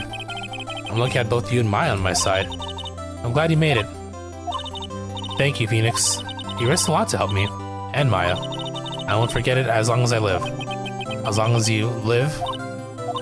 My time here's running out. Huh? Maya's powers are still weak. I can't stay here that long. What? No, there's still so much to say. Don't worry. I'm sure we'll meet again. Chief. I'm not the chief anymore. Phoenix, can you come to the office tonight? Say 9. The office. I'll see you later. Chief. Mia.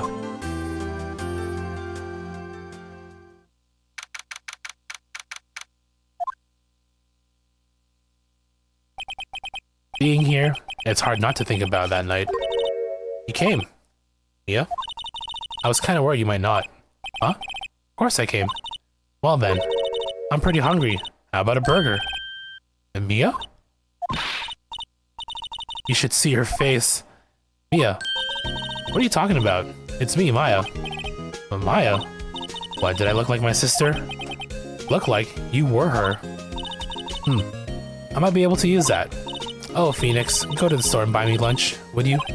Maya, why are you here? Because of this. See? Mia wrote me a letter. Take care of Phoenix for me. Take care of... Huh? She means the office. This office. Someone has to help with the new Wright & Co. law offices, right? And who better but me? Maya Fey, reporting for duty. Wait, no, hold on second thought. Let's make this casual. Yo, Nick. Maya here, ready to get down to business. You don't mind me calling you Nick, do you? It's a great name. Mia said that's what your friend Larry calls you. Nick? You know what this means. We're partners. You know, when I think about it, it is Maya's fault that I'm here now. But if it wasn't for her, I'd probably be in jail. Right in Co. law offices. It's got a good ring to it. Yeah. Thanks, Maya. Look at his face. Aw. Good luck, Phoenix. I'll always be here, watching, forever and ever. Every night you sleep.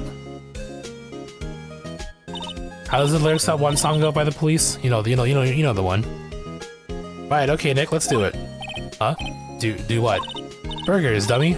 Burgers. There's a great burger joint just down the street. Come on, time is a-wasting. Okay, wait up. Alright, 2 episodes in, not bad. I did take a few breaks here and there, but pretty much under 4 hours is still pretty good. As I'm playing through these, things are like coming back to me. Surprisingly, I didn't think I'd be going. I thought I'd be like, you know, I'd be reading a bit more, pressing a bit more statements just to get more information. But I feel like I'm remembering where to go somehow. That's how good this game is for me personally. So that's such an impact that I'm remembering things. Yeah, disgrace me for the last time, Steel Sound. Okay, the pale moon in the sky cries for your blood. Anime. Anime within an anime. Well, it's not anime technically. The moon? No, it is you should gaze upon the moon. For it will be the last moon you will ever see.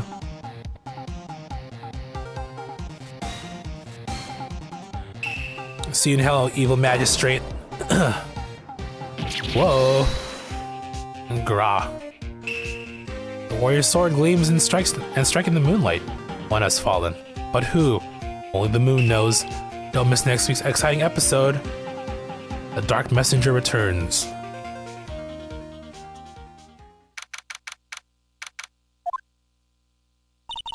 That rocked. See you in hell, evil magistrate. Whoa, stop waving that broom around. Oh, Nick, I didn't know you were here. Of course I'm here. What was that surreal show you were watching?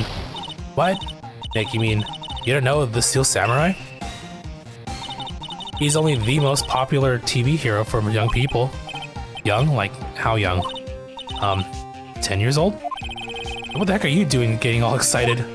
Hey, I'm only 17. That's 17, see? I'm a teen, not like you, Nick. Hey, don't talk to me like I'm your grandpa or something. I'm only 24 myself. And watch it with me. He's really cool. And it's really popular. When they asked grade school kids what they wanted to be, Steel Samurai was #1. I really worry about kids these days. Gramps. Well, the Steel Samurai is over. I guess it's time to close up the office. I guess. Wish we had some clients. A month has passed since my trial. Mia's murder was the talk of the town for some time. But no one paid any attention to the Wright & Co. law offices. How am I going to pay the rent this month? It'll be okay. I'm sure some big client is just around the corner.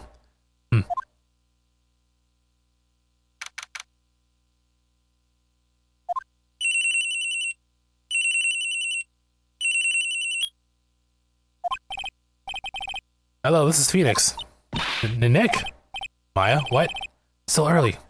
It's the Steel Samurai. The Steel Samurai got arrested. Huh? You mean the guy in that show? Yes. They're saying the Steel Samurai killed the villain. Isn't that what he's supposed to do? Yeah, on TV. Yeah, on TV. No, I mean he actually did it in real life. He skewered a villain with a samurai spear. I have absolutely no idea what you're talking about. Just come to the office, quick. Please, Nick.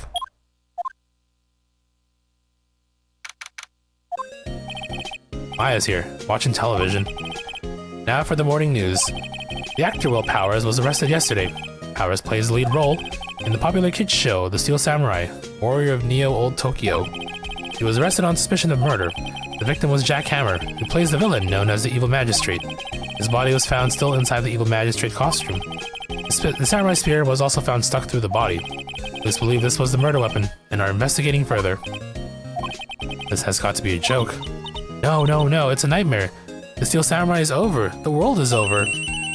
Bring, bring. Yes, Wright & Co. law offices. What? Nick, it's the Steel Samurai. What? Yes, yes, of course. We'll be right there.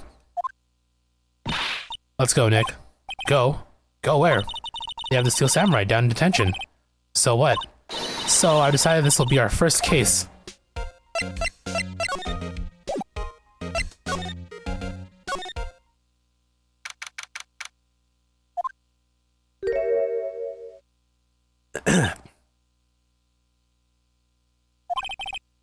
What's wrong, Maya? It's him, in the flesh. Is that guy really him? What do you mean, that guy? Of course it's him. Will Powers, our client. That's him. Maybe I shouldn't be saying this. But he definitely did it. Murder, at least once. Maybe twice. Whoa, whoa, whoa. What are you saying? Yes? Something wrong? No. This is getting off to a great start. I know. You're disappointed, aren't you? Disappointed? Oh, no. No, it's okay. This is the real me. When I got the part of the Steel Samurai with that mask, I decided I would never show my face in public until the job was over. It's the kids, you know? I didn't want to wreck their dreams. Oh. I guess it didn't matter. So much for dreams. I wonder what they think of the Steel Samurai now. Sniff. Nick. What? He's a good guy. I mean, he's good. Yeah. He didn't do it. Introductions are in order. Maybe you could start by telling us what happened? Yes, of course. It seems like it was only yesterday. Actually, it was only yesterday. The cast had come down to Global Studios for a run-through. We went through a few action sequences at 10 that morning. There was a rehearsal scheduled for 5 in the afternoon. But when 5 came around and the staff gathered at the studio, the evil magistrate was found lying in a crumpled heap near the set. Oh damn, that's the way to go for sure. Then they took off his mask and discovered that it was Jack Hammer, dead. He had been expertly skewered with the samurai spear. The samurai spear? Yes, it's a long spear that the Steel Samurai, uses as a weapon. Maybe you could explain to me just what the Steel Samurai is? Nick, how could you say such a thing? I'm sorry, sir. I apologize for my partner. He's new to this and a bit out of touch with the world. Hey, who's new to this? No, it's alright, really. The Steel Samurai is a lead character in a popular kids show. He walks the streets of Neo Old Tokyo, fighting battle after battle against the evil magistrate and his minions. Of course, he never really defeats the evil magistrate, although I guess he did defeat him this time. Sniff. I see. Neo Old Tokyo, who comes up with these names?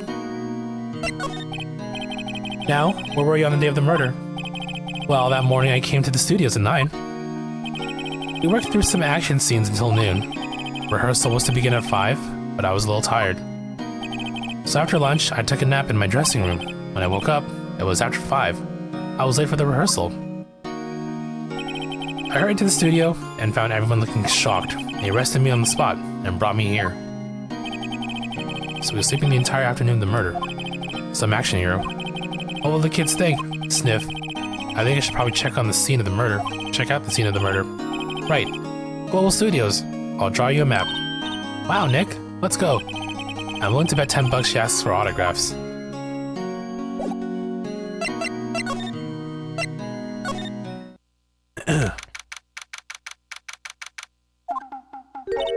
Wow, so this is where they make the Steel Samurai show. Awesome. Aren't you excited? Hey, you there. You want in? You gotta go through me. Oh, sorry. We're lawyers.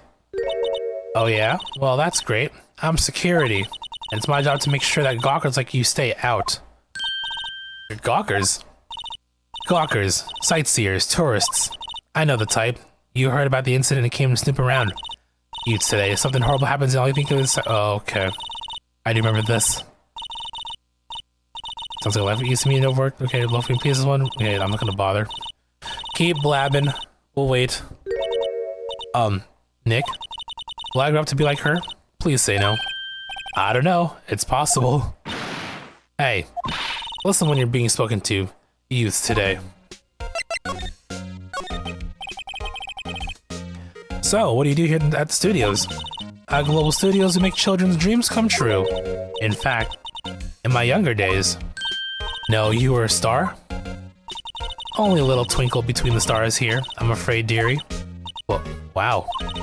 This place has really gone downhill, you know? But 10 years ago, now that was a studio of dreams. Hammer was a big star back then, too. He was... Hammer? The victim, dummy. The evil magistrate. He's been reduced to playing villains now. Not exactly the best material to work with. Can you tell me about Mr. Will Powers? He's not a bad kid, but don't be fooled by his mask. You wouldn't want him on the silver screen without it, believe me. Little old ladies watching will lose their lunch. That's probably why he thought the Steel Samurai was his big chance. No one thought he was capable of doing what he did to poor Jack Hammer. We don't know for certain that Will Powers is guilty. Powers? Of course he's guilty. How do I know? I know everything, that's my job. What kind of person was Jack Hammer? What kind of Oh, if you only knew. Jack Hammer will live on in many hearts as the ultimate action hero. He was simply dashing in the Dynamite Samurai series. Should I have heard of that? But there was an accident during filming 5 years ago. He got an unlucky break after that. Reduced to playing the villain on the children's program. What's more, I hear they were paying him peanuts. That's enough to make you cry. Why are you so certain Mr. Powers is the killer? I was standing right here yesterday, I was here from 1 in the afternoon to 5, when they found the body. Now the studio where the murder took place is to the left here. So if you want to go to the studio, you have to pass by me. Only one person went by here between 1 and 2:30, when the murder took place. And that person was Mr. Powers? Yes, I saw him. Mr. Powers says he was sleeping in his dressing room. Oh, I'm sure he would say that. He's no fool. But he was the only one that walked by. He's the killer. You can bet your biscuits on it. Isn't it about time for you to be heading home? There's nothing to see here. Move along. Actually, we're here at Mr. Powers' request. I thought you were suspicious looking. Show me a letter of request. And maybe I'll just let you in. This lady here thinks she owns this place, obviously. Well, I need a letter. Hello, how's the studio? They all think I did it, don't they? No, not all. Not at all. Isn't that right, Nick? Right, not at all. At worst, you're a suspect. Sniff.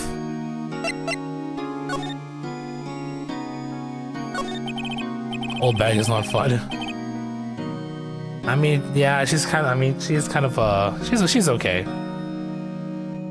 I do like her in, I think in the third game because of a particular role that she's in. Mr. Powers, you aren't hiding anything from me, are you? Is it part 2 or part 3? I think it's part 3, or the third game. What? No, I'd never do that. Earlier you said that you were sleeping in your dressing room after lunch. Yes, like a baby. But the security lady says she saw you that day. She says she saw you heading towards the scene of the crime. What? That's not possible. I really don't know what to say. I was sleeping, I promise. Miss Powers, if you want me to help you, you have to tell me the truth. I'm new to this lawyer business, and I need every advantage I can get. I know. I'm sorry. Sniff. But I swear to you on my mama's grave, I was sleeping. Maybe the security lady only thought she saw me? What did she see? He doesn't seem to be lying. About the security guard at the main gate to the studio. Oh, the security lady? She's terrible. She called me suspicious looking. Yes, actually she said the same thing to me before. Take off that mask were her words, I believe. She sucks up to all the big wigs at the studio. But let her see you stumble once and she'll never let up on you. She's got some nerve. Do you think you could write up a letter formally requesting my representation? Of course. I just hope this will get me past the security lady.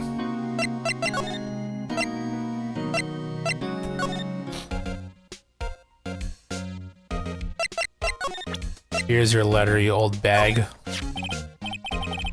Ma'am, have a look at this. It's a letter of request from Mr. Powers. Yes, I recognize the bold, childish scrawl. Powers request, okay. To think he would entrust his fate to youths of such unreliable appearance. Really? Really? Anyway, you may pass. But only left from here, toward the studios. No going to the right. That's the employee area. No one allowed inside, pal, were my instructions. The good detective told me himself. Hey, Nick. Huh? There were maps in the security guard station. Hey, not bad. Those are 50 cents apiece, thank you. Well, time to go, Nick. 50 cents. Off we go.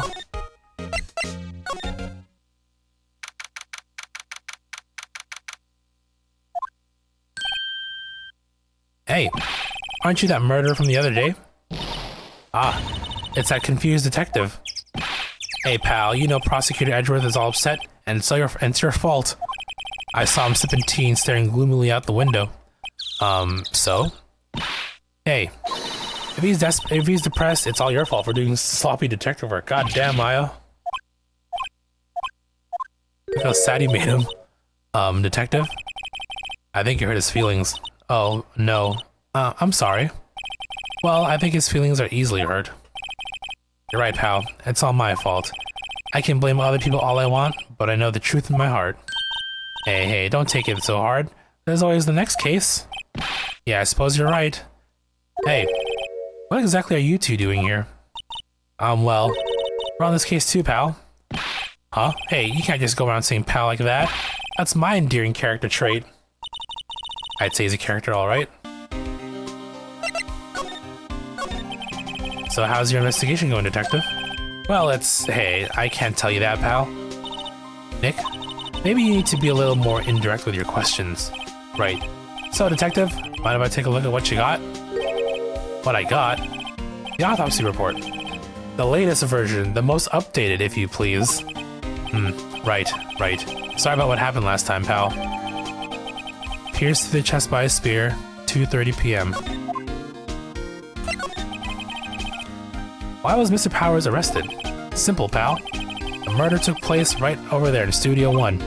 Now, the victim entered Studio 1 at approximately 1 p.m. At that time, there was no one other than the victim in the studio. According to the autopsy report, the time of death was 2:30 p.m. Only one person went to the studio between 1 and 2:30, and that person was none other than Will Powers. No one else, pal. If you think I'm lying, ask the security lady at the main gate. Nick, if that's true, anyone would think that Powers did it with that kind of evidence. Thanks for cheering me up. About the security lady. Oh, that sweet old lady? What a charmer. Huh? Are we talking about the same person? When I showed her my badge, she gave me a donut and some coffee. Remember what Powers said? She's a sucker for authority. She even gave me a piece of valuable evidence. What? Can we see it, please? What kind of evidence? Well, that, photo. The photo of the Steel Samurai heading toward the scene of the crime. What? Who took that? See the camera up on the gate, pal? The gate? You mean the one with the welcome sign? Yeah, whenever someone walks by, that camera automatically snaps a photo of them. Oh no. Nick, he has evidence. We're finished. Funny. For someone with a hard proof, he doesn't look too happy. What's wrong, pal? You seem down. I look so happy when you say that. Oh, ho. I'd like to ask the employees here some questions. Sure thing, pal. Go wherever you like. Of course, you're not going to find any clues I haven't already found. I'm glad someone around here seems to be enjoying themselves. We got a free pass to the place. Now's our chance to check things out.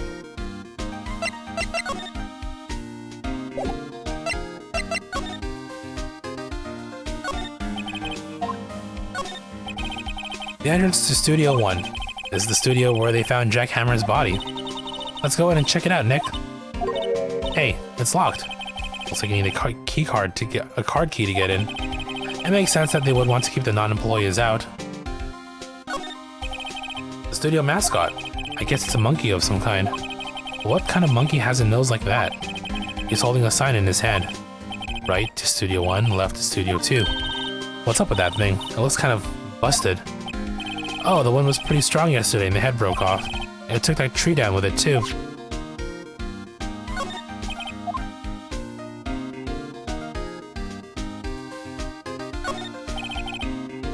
Detective Gumshoe, what's down the path to the left? It looks like a tree fell down over the path.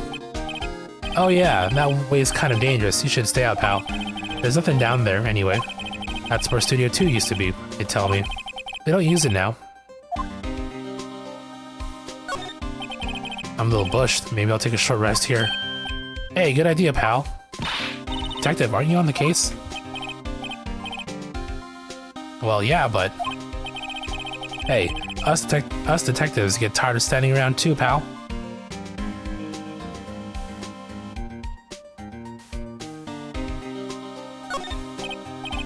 Hey, there's a camera here. That's a security camera. It takes photos of people going to the studio. All you have to do is look at the data and you can see who went where. And there's a number plate on the camera. ST1307. It must be the camera ID number. ST1307, I'm gonna remember that. Nick, look! That security lady is in the guard station stuffing her face with donuts. I guess all cops like their donuts. Yeah, and they're soft enough she doesn't need to chew on it. Doesn't need teeth to chew them. Hey, you. Well, are you satisfied Powers is guilty yet? She had to make my life harder by giving that photo to Detective Gumshoe. Why didn't you tell us about the security photo, man? Hmm? Oh, that? I just thought it would be more thrilling to talk with the detective himself. These things are important, you know? Oh, just to the left here's the gate with the camera that took that photo. It's my job to check the photos every day, you see. Can I get a copy of that photo too? This guard station is an essential position. No matter where you go here, you pass by my station first. Now, poor Hammer, he went to the studio just before 1. The murder happened right around 2:30, see? The only one I seen go through here between 1 and 2:30 was Powers himself. The security camera got a good look at him too. If he's not the one what did it, I don't know who was. Maybe it was you? Good one, Sonny. She thinks I was joking.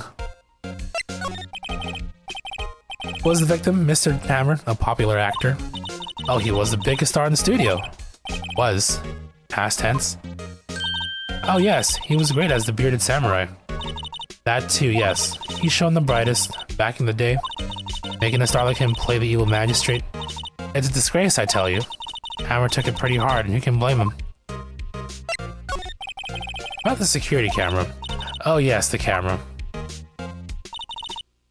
It's automatic. It can tell when someone walks through that gate, see? Then it snaps a photo. Apparently, it records the time when it takes a picture too. I don't bother myself with those details. I just view all the photos on the computer over there in the security guard station.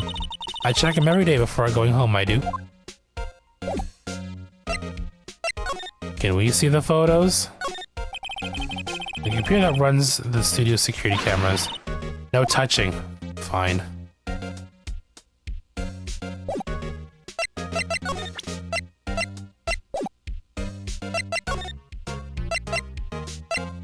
Oh, okay, there we go.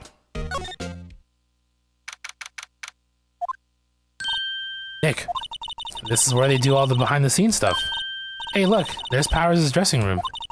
No one here this soon after the murder, I guess. Let's take a look around.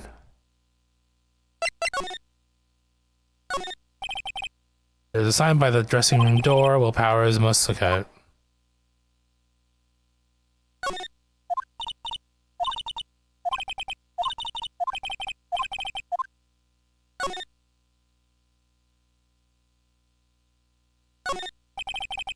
Metal grate on the drain here has been taken off.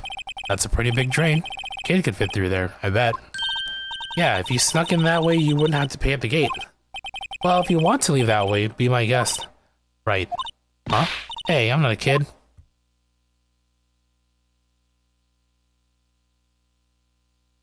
Steaks. The remains of yesterday's lunch are scattered around.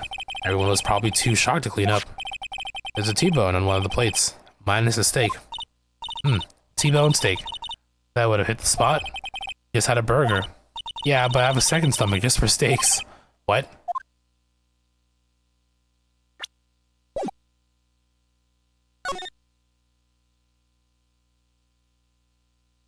Nothing else to see here, I would assume.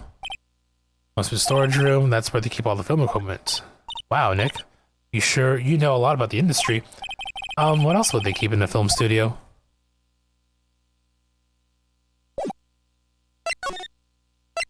Right. Powers' dressing room. So this is where he was sleeping? Or at least where he claims he was sleeping. No one actually saw him taking a nap here, did they? Right. And there's a picture of him near the crime scene. I hope he's telling the truth, for his sake.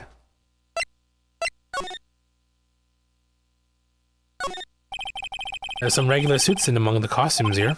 Those must be his own clothes. It'd be fun to wear one of the costumes. I'd say you were already wearing one myself. There's a bunch of snacks on the table. They must give these to the employees. Some teen cookies. Nick, I'm hungry. You just had a burger. Yeah, but I have a separate stomach for sweets. How many stomachs does this girl have? Okay, I gotta go find that particular conversation piece for the trophies. Okay, won't be for a while though. This must be Powers' bag. Hey, don't open that. Look, an employee card key. That must be Powers'. It says Studio 1. Let's take it, Nick. Borrow it, you mean borrow. Alright.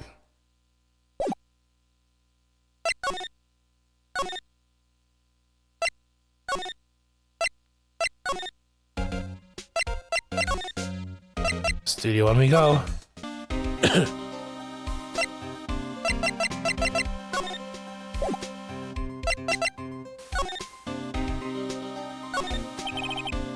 The entrance to Studio 1. This is the studio where they found Jack Hammer's body. Let's go in and check it out, Nick. I wonder if this card can be borrowed from the dressing room will work. It opened. Alright, we're in. She's way too happy for someone visiting a crime scene.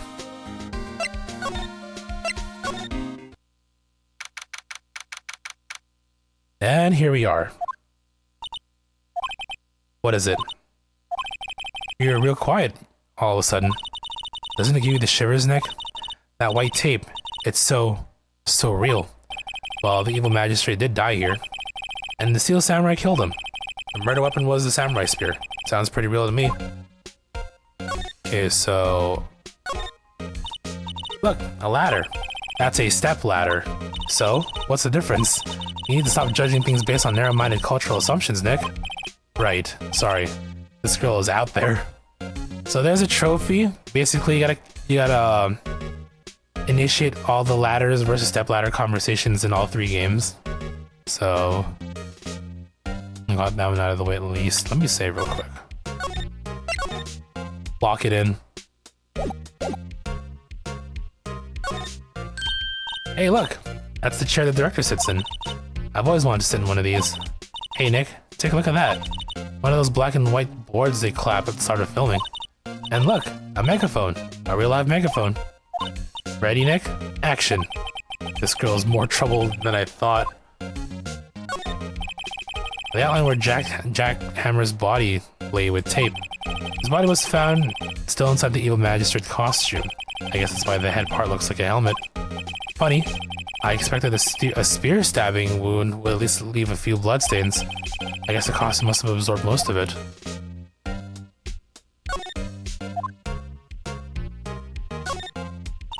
Wow, look at that camera. That must cost a ton. Yeah, so don't touch it. Whoa, it's heavier than I thought. Hey, you! No touching that. Sorry, my partner's kind of, you know. You know? No, I don't know. Who are you? Who, me? I'm an assistant here. I help with the props and stuff, moving them around, ordering new ones, etc. We're lawyers representing Mr. Will Powers. Oh, you're WP's people. WP? Oh, Will Powers. WP, I get it. I don't envy you guys one bit, but do what you can for WP, okay? He'd never hurt a fly. He has to be innocent. Don't worry, leave it to us. Can you tell me anything about the day of the murder? Yes, I was in the studio the whole day. I was only an assistant on staff that day, you see. Only one assistant? Yes, well, the studio isn't doing so well right now. And yesterday was only a rehearsal for our action sequences. Oh, I see.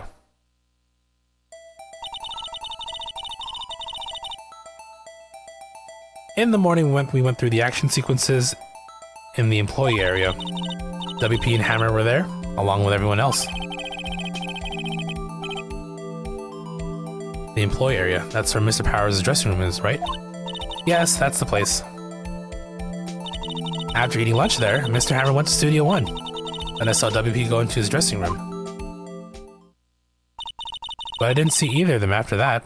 Did you know that Mr. Powers was sleeping in his room? No, I wouldn't go in there unless I had some urgent message for him. I mean, it's his private... What kind of girl do you think I am? What kind? No, I'm sure you're a fine girl. Sorry.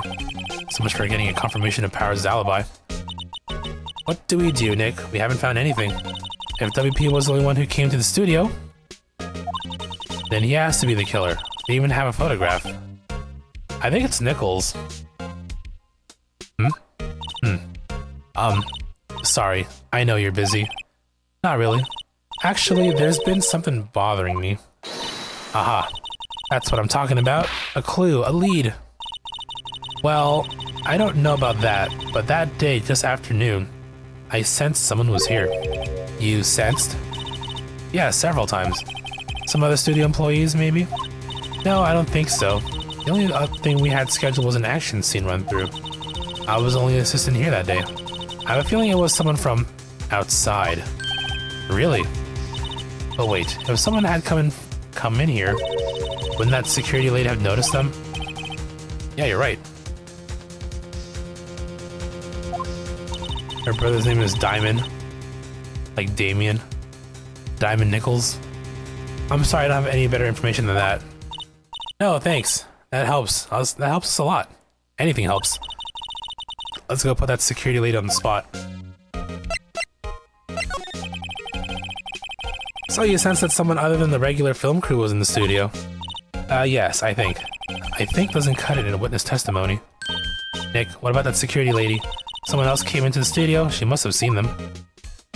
Let me double check here. Court record profiles. Yeah, Penny Nichols, there you go.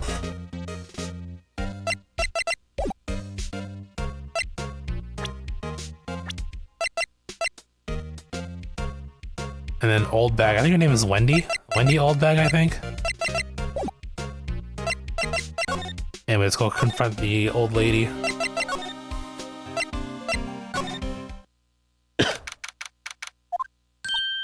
What? You're still here? Really? You look as though you've seen a ghost.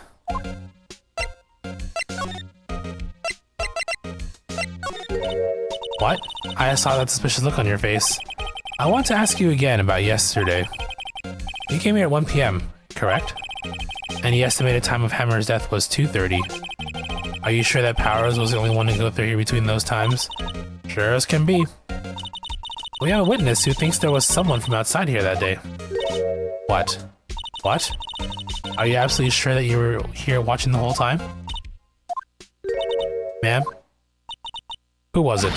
Who told you that? Who dares question me? Alright, you better tell me quick, you spiky-haired cretin. Someone's been complaining about the work I do, eh? We were just talking to the assistant in Studio 1. Her, she's not even a full-time employee. All you youngins are liking nowadays, running your mouths, something, blah, blah. You think you're too about respecting your elders back when they was crying shame that you used to say blah, blah, blah, blah, blah. There she goes. She left. Well, Nick, this is our chance to do what we can do without her looking over our shoulders.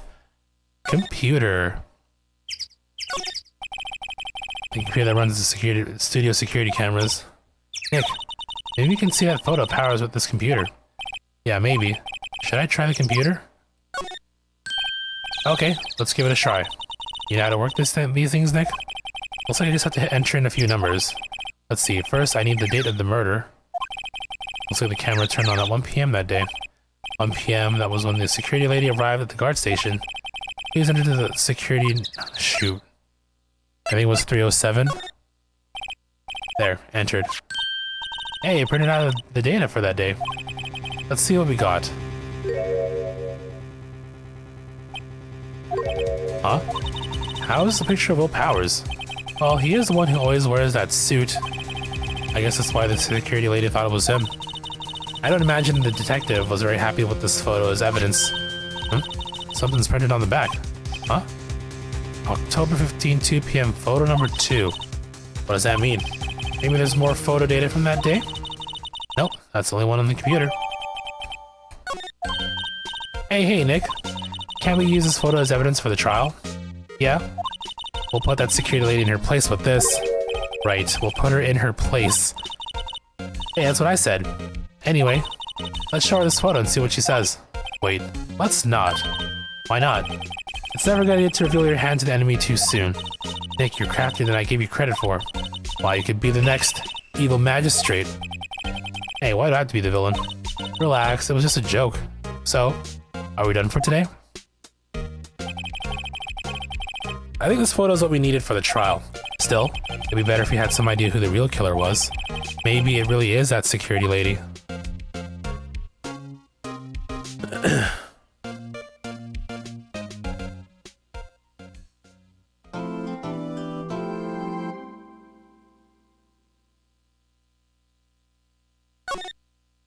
Alright, time for the trial.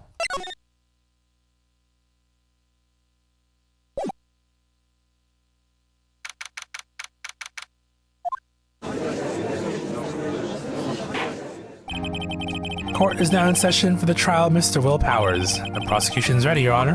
The defense is ready, Your Honor. Very well. Mr. Edgeworth, your opening statement, please. Prosecution will show the court that at 2:30 p.m. on October 15th, the defendant, Mr. Will Powers, killed fellow actor Jack Hammer in Studio 1 of Global Studios. It's impossible for anyone else to have committed this heinous crime.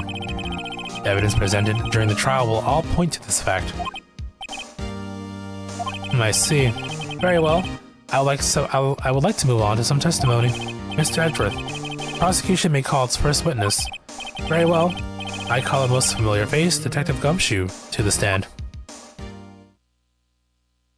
What up, Dick?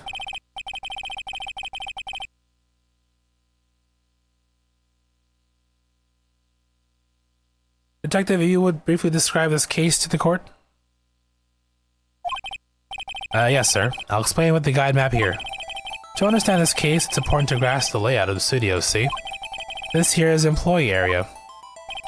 The actors did a run-through of their action scenes during the morning here. This is the main gate to the studios. The security lady that works at the studios was here at 1 p.m. on that day. Past the security station there's the gate, see? Past that are the studios. And here it is, Studio 1. This is the scene of the murder, where the body was found. Now, on the day of the murder, October 15th, there were only 3 people here. The victim, Jack Hammer, the defendant, Will Powers, and a young woman, the production assistant. All the production staff were in the employee area until noon. Then after lunch, the victim, Jack Hammer, went to Studio 1. Right after that, at 1 p.m., the security lady got to the guard station. Now jump ahead to later that day, 5 p.m. Production staff came to Studio 1 to perform a rehearsal. Needless to say, the rehearsal was cancelled. The time of death was 2:30 p.m. The samurai spear found lodged in the victim's chest was the murder weapon. That's the case, in brief. Anyone like to hear that again? Should I listen to that whole thing again? That whole entire no. Listen again. I think I can probably remember that. So the murder weapon was a spear. How medieval. Your Honor, this case is quite simple if you ask one question. That question is, what did the security lady see at the guard station see? Understood. Let's call the security officer to the stand.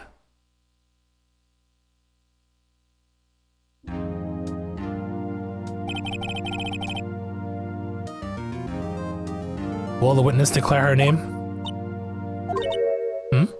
Oh no.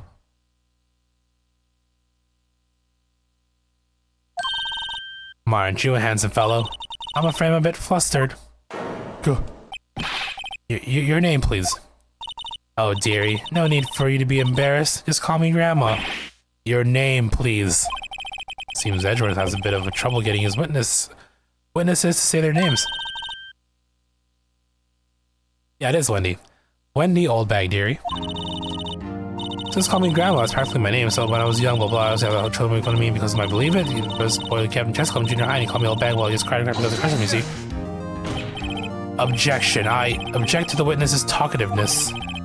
Objection sustained. The witness will refrain from rambling on the stand. I was just getting to the good part, dearie. Perhaps we can get to the testimony. Now, the witness was stationed at the main gate on the day of the murder, correct? Yes, see, I was. And to get to the scene of the murder, someone would have to pass by you. You know your stuff, dearie.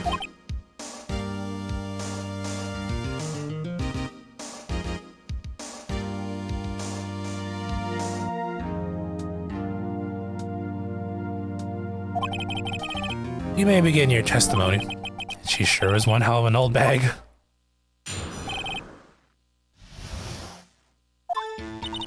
On the day of the murder, I arrived at the guard station at 1 p.m. Poor old Hammer and the rest have been doing the run-through there since morning. I had some errands to run that morning. Anyway, it was 1 p.m. It was 1 when I got to the guard station. I was at the main gate from then until 5. Now, the murder happened at 2:30 p.m., right? Interesting to me because a certain man walked right by me at 2 p.m. It was Powers, that man right there, and he was headed towards the studio. You saw the defendant then? Very well. Let's begin the cross-examination. Mr. Wright? Yes, Your Honor. Before I do that, I ran out of water, so I'm gonna quickly go grab some more BRB. Also, to stretch my legs a bit here. 1 sec.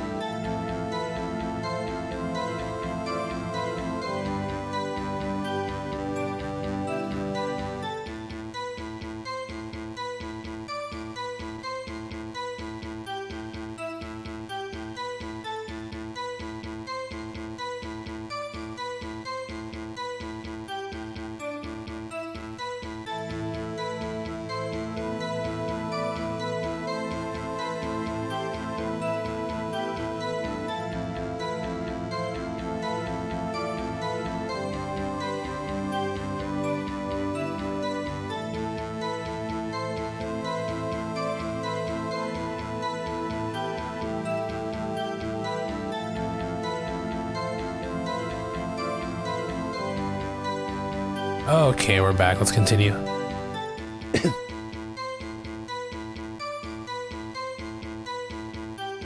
So I think it's straightforward. If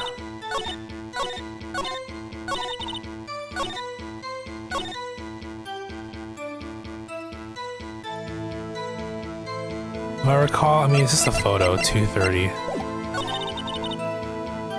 At 2 p.m.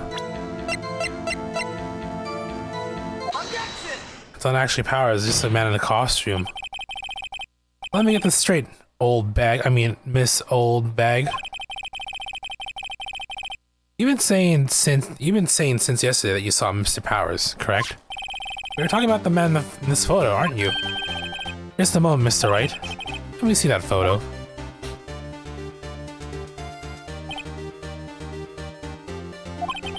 What is this exactly? None other than the Steel Samurai, defender of Neo Old Tokyo.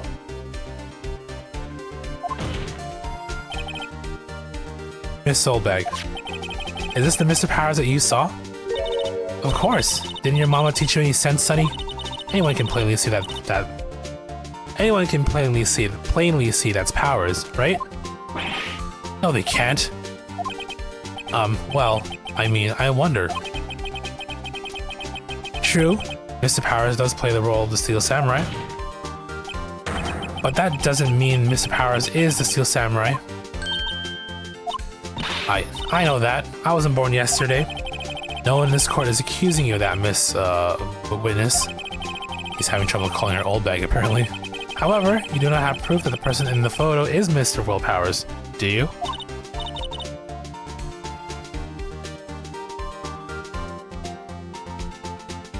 Nosy old man. Of course I have proof. What? Huh? Even Edgeworth is surprised. The prosecution would like to ask the witness. Please make known all the information in your possession ahead of time. How was I to know everyone would be so nosy? You should be ashamed, all of you. Anyway, I showed that photo to the young detective. He told me this isn't any good as evidence, pal. He didn't even give it a second look. Wow, Old Lindbeck has left even Edgeworth speechless. She's good. Let's hear about your proof then.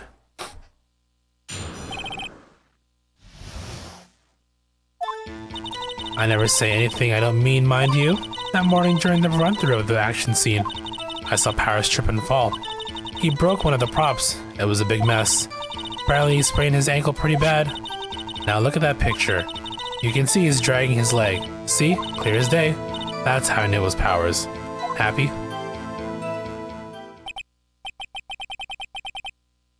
So he had a sprain in his ankle. Very well. Mr. Wright, you may cross-examine the witness. She's got to be hiding something. I'll press her until she squeals. Okay. Press the old bag.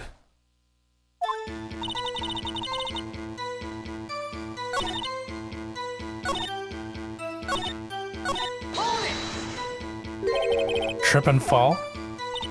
Yes, and to think he's supposed to be the Steel Samurai. What a laugh. So Powers sprained his ankle. I helped him make it better for him, of course. You helped make it better? I kissed it where it hurt. Well, let's just skip over that part, shall we? Where was the assistant then? Oh, her? She was cleaning up backdrops, I think. She didn't know about Powers' ankle.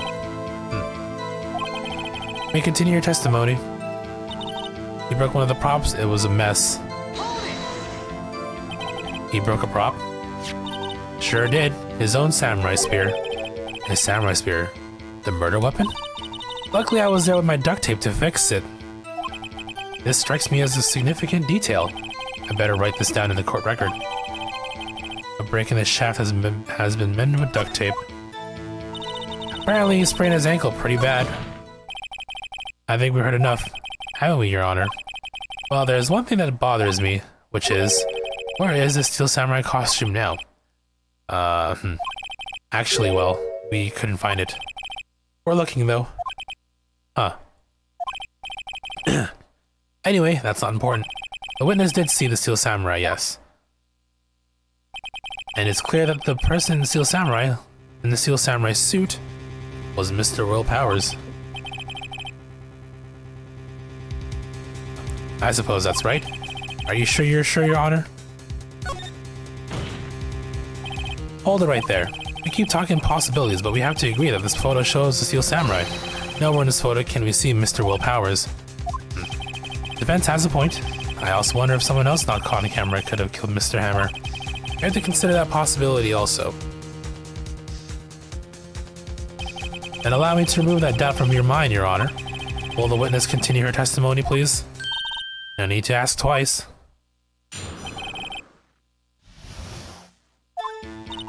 Time of poor Hammer's death was 2:30 p.m. True. The only person I saw go to the studio before then was Will Powers. No one else went there. If they had, I would have seen them. So if no one else went to the studio, then it would have to be this Steel Samurai who did it. Mr. Wright, you may cross-examine the witness.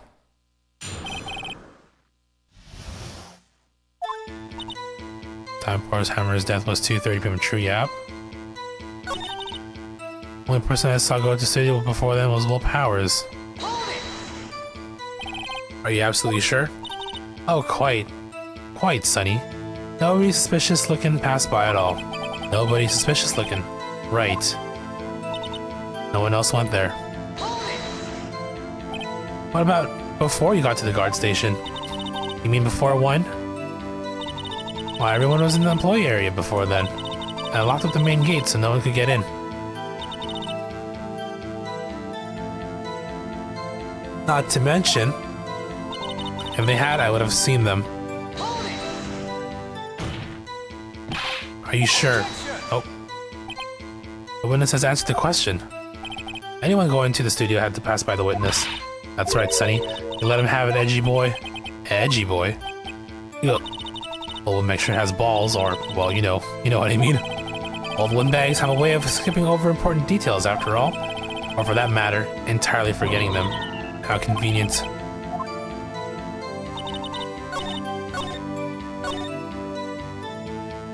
I feel like we can present this because it's photo number 2, right?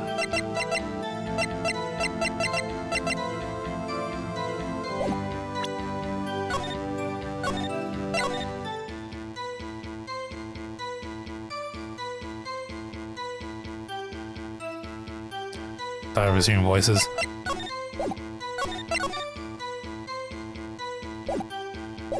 I think we can present this photo. This is photo number 2, right?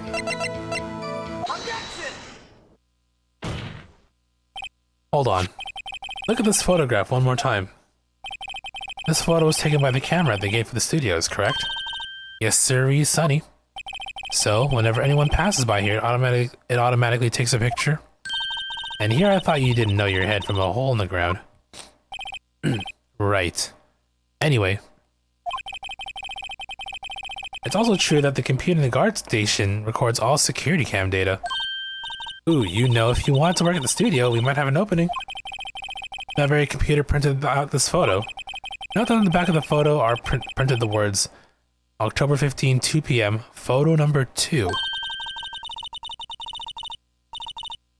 Even I know what that means. It was taken at 2 p.m. on October the 15th. Really, Sonny. Actually, I knew that too.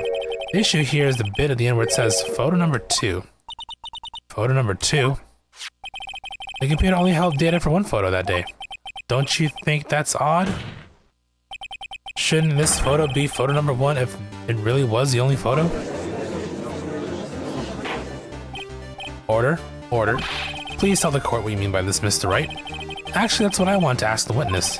This evidence shows that not 1 but 2 people went to the studio that day. Yet there was only data for one of the photos. We could have erased the data for the other photo.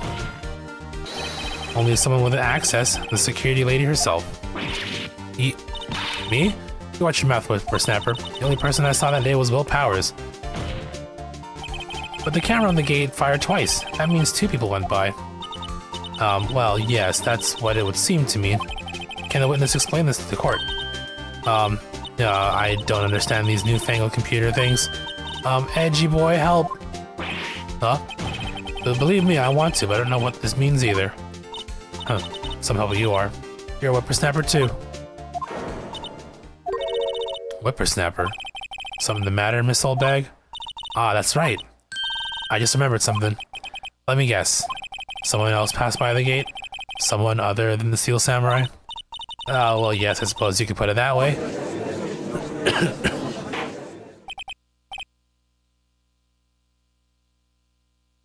I see. Your testimony, please.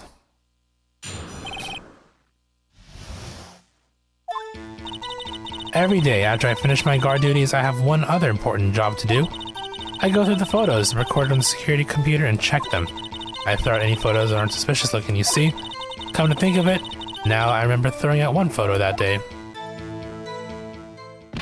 This old bag, this is the first I've heard of this. Well, of course, Sonny, I've only just remembered it. Right. Anyway, Mr. Wright, please begin the cross-examination. Let's say this was a turn for the unexpected, but I kind of expected this.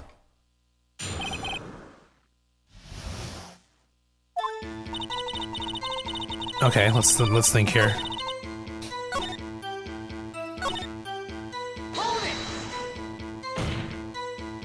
Well, who in the heck was in that photo you erased? Humph. A fanboy. Fanboy? Steel Samurai fanboys. Real freaks if you ask me. They get information about the rehearsals from the gosh knows where. They're always hanging about. One was there that day. Wait a second. Didn't you just say no one else could get in? I locked the main gates. No one could get in. Those were your words. Well. If you must know, there's a drain that goes into the employee area. The grate has been loose for a while. It leads outside and well, that's where they come in. They come in through the drain? I told you they were freaks. Oh, and they're kids. Children. Whippersnappers. Kids? So on the photo that you erased, it was a boy, probably 2nd or 3rd grade. What?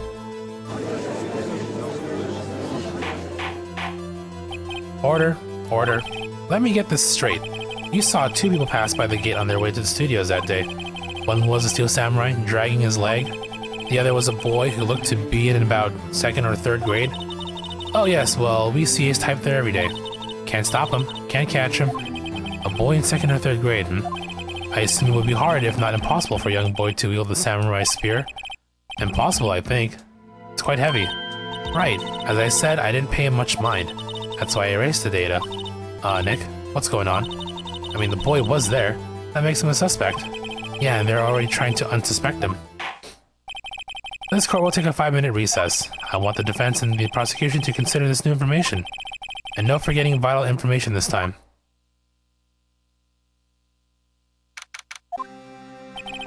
Mr. Powers? Hey, yes? Tell me straight.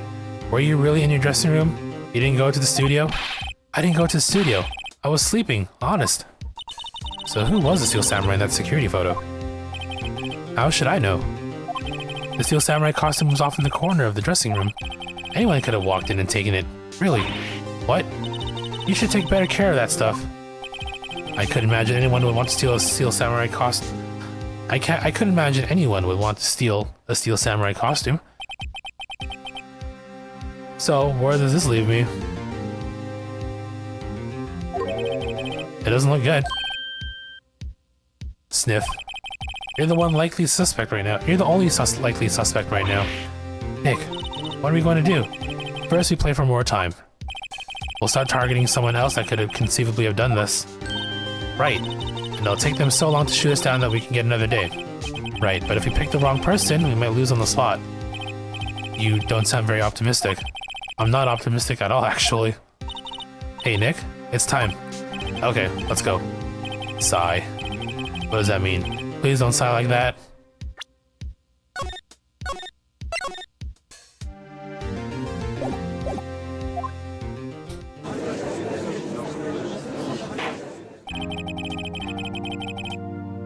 Court will now reconvene for the trial of Mr. Will Powers. Mr. Edgeworth, will you present the prosecution's thoughts on this matter? The prosecution's thoughts are simple. Nothing has changed. The other person who went to studios was a boy of roughly 10 years of age. The photo we do have now may not be hard. The photo we do have may not be hard evidence, but there is still no one else that could have committed this crime. I call for a verdict of guilty for the defendant, Mr. Will Powers. Very well. Mr. Wright, your thoughts. The defense disagrees with the prosecution's claim. There is another person who could have committed this crime. Order. Interesting. Let's hear who you have in mind. However, beware this court does not look kindly on accusing the innocent. If you accuse someone who is obviously innocent, you will be penalized. Right. Great. As if the stakes weren't high enough.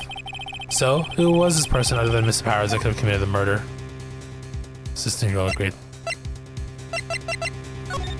Let's pin the old bag. Throw her under the bus.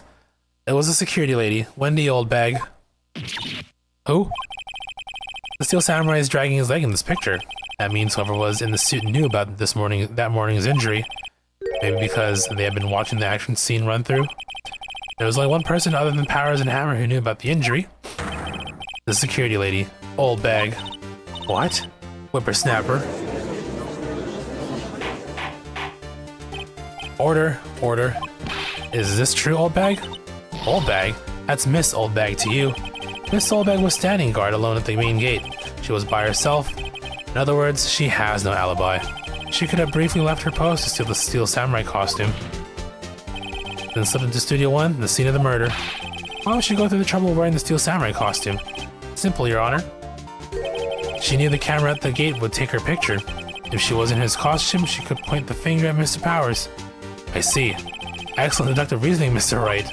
Oh yeah, right here. Sherlock Holmes 2, baby. That's odd. Isn't this the part where Edgeworth pounces? Doesn't he usually jump up with an objection and some new damning evidence? Well, Mr. Edgeworth, does the prosecution have an opinion on this matter? The prosecution has no meaningful objections at this time. What? What's that supposed to mean? Oh, so y'all think I did it. Is that it? Edgy boy, don't just sit there, do something. What's my move? Maybe now's my chance to take this the whole way? Yeah, no, we gotta keep going. The very same reasoning that makes Mr. Powers a suspect in this case can all be used to cast doubt on Miss Oldbag's actions on that day. But why would I do something so horrible to poor Hammer? You forgot that Mr. Powers lacks a clear motive too. Indeed. That did it. Now Windbag is one of the suspects. No hard feelings, I hope. Wait just a minute. What about the other person who went to the studio? The boy. The one whose photo I erased. He's only a grade schooler though, as you said. Second or third grade, was it? That doesn't matter. When I was that age, I could pin my old man in 10 seconds tops. Your thoughts, Mr. Wright? That boy's not the killer. What? How can you be so sure? Or is it be nice to kids and be mean to your elders day? Whippersnapper. I have proof. Proof? Indeed. Indeed? Then let's see this proof, Mr. Wright. You have proof that shows the boy could not have committed this murder? Isn't the photo itself because of the whole... Oh wait, card key maybe. Take that! The scene of the murder, as we all know, was Studio 1. However, you need a card key to enter Studio 1. How could a boy with no formal relation to the studio have a card key? I see. Well, would the witness care to comment on this? Murph. The windbag, speechless. This has got to be a first. Very well. This court will suspend proceedings on the current trial for today. Mr. Edgeworth, please find out more about your witness, Miss Windy. What was her name? Something Oldbag, Your Honor. Then the prosecution will look further into this Oldbag before we continue. That is all. This court is adjourned. Why do I feel like we're not done yet? Oh, wait a second. I'm not going to just sit here while you run off barking up the wrong tree. Me? I'm talking. Oh great, stop the presses. The windbag wants to talk. Miss Oldbag, what is this all about? Have you omitted something from your testimony? Actually, if you must know, there's something I was told not to talk about. Not to talk about? By whom? Huh? You mean it wasn't Edgeworth who told her not to talk? Well, testify.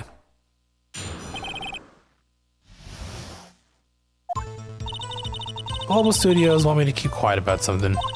There were some other people at the studios on the day of the murder. They said they had nothing to do with it, see? So they told me to just pretend they hadn't been at the studios that day. But if you're going to go accusing me, I'm not letting them get away scot-free. Miss Oldbag, This is crucial information. Why did you keep this from the court until now? Ain't you been listening? They told me to shut my trap, and I always do what I'm told. No, this isn't a bad dream, Your Honor. Witness the power of the old bag. Mr. Wright, your cross-examination.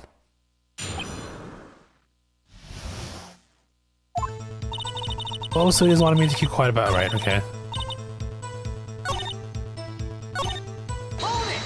Who are the people? Who are these people? Well, the director and producer, for starters. The director? You shouldn't have known something was fishy. How could they have done a run-through of their action scene without a director? Of course. Yes, well, I was surprised no one asked about it. So where were these people? The director was in the employee area all morning for the run-through. He joined the producer around lunchtime and they had a meeting after that. Where? Oh, in the Studio 2 trailer. Studio 2. There was a Studio 2? Well, if you look at the guide map, here it is. You go through the gate and all the way to the left. The path where the monkey's head was followed over. Well, Mr. Wright, would you like to continue the cross-examination? I think I've already asked all my questions, but...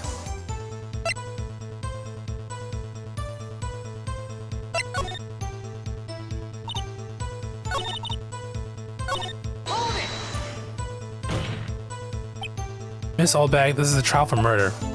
I know that's silly. Still, they were pretty convincing about having nothing to do with it. And they gave me a little bonus on the side. So you got your bonus and you still talked. Okay, I think we're good. Your Honor, we have learned that there were others at Global Studios on the day in question. The director and the producer and some bigwigs were all present. Yet as we stand here, they have not been questioned. I hold that it is impossible to declare a verdict on the defendant, Mr. Powers. The court acknowledges the defense's point. The prosecution will gather more information about the witness, Miss Oldbag, and more information about these other people we have just been told of. I understand, Your Honor. This ends today's proceedings and the trial of Will Powers. That is all. This court is adjourned.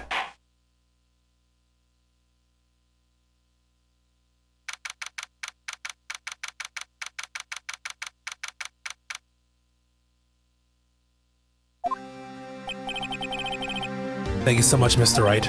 I was right to ask you to defend me. Aw, really? It's nothing. Grin.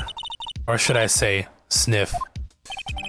I'll be going down to the studio to do some more investigating, and to find out more about this director and producer.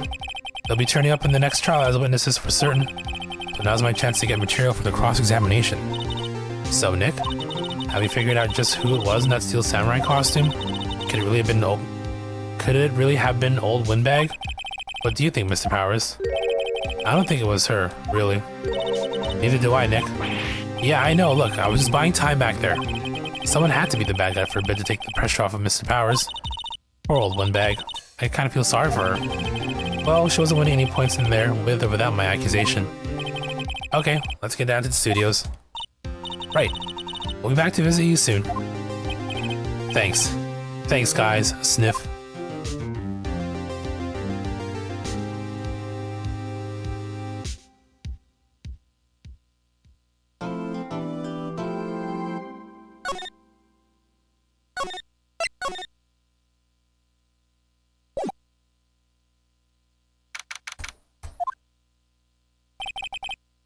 What a day.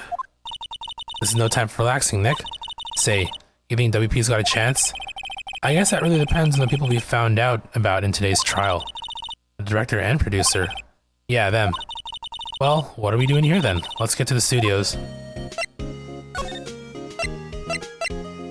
Studio time. No one's here. Now that they have Miss Oldbag in custody, I guess they don't have anyone else to replace her.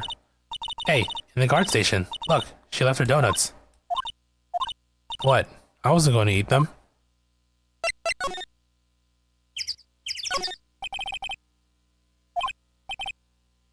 Turned off for the day. Interesting.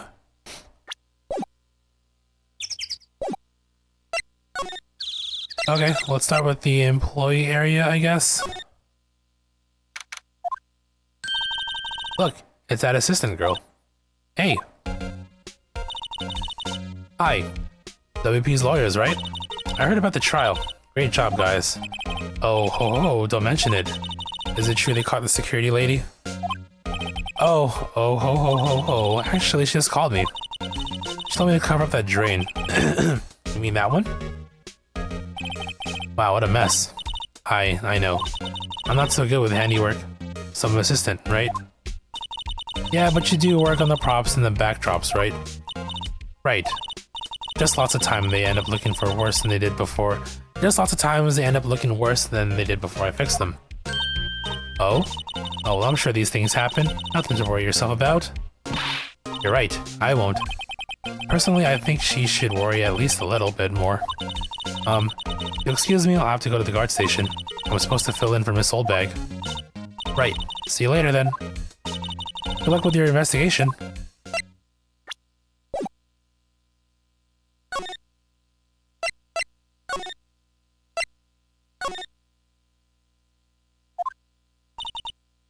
This is where the Steel Samurai costume was on the day of the murder. That's what Mr. Powers says, at least.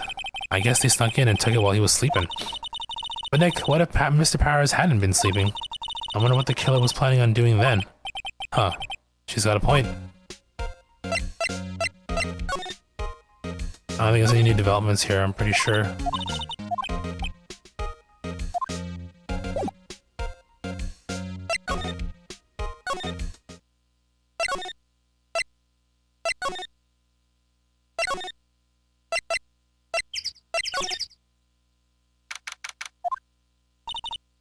Hey Nick, it looks like Detective Gumshoe is in here today.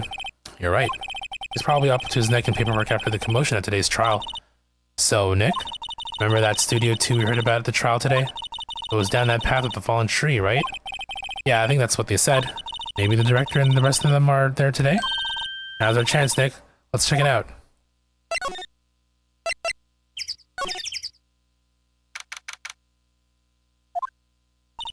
This is Studio 2? I thought so. It doesn't really look much like a studio, does it? No, that it does not. Hey, there's a trailer over there. Looks pretty sturdy for a movie set trailer. Are we sure this is a studio?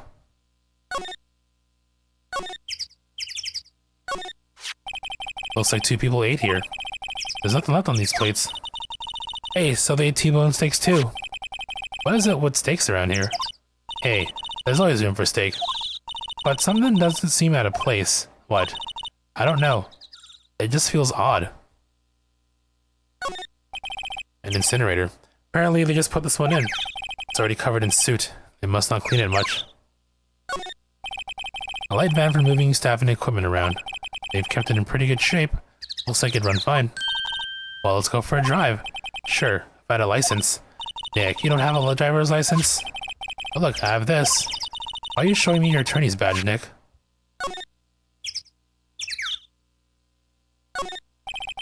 There's some flowers here.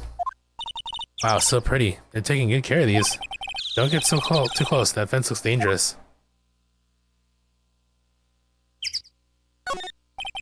These look like materials for making a movie set. They've been sitting here for quite some time. This might as well be a junkyard. Nick, let's go inside. You think it's okay? Oh well, that's locked. Aw, shucks.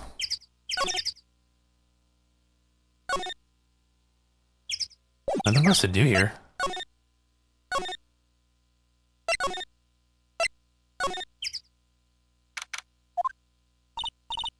I don't really want to be in here. Yeah, it is a murder scene. I want to go someplace else, Nick. Sigh. Did I miss something in Studio 2? I think I must have.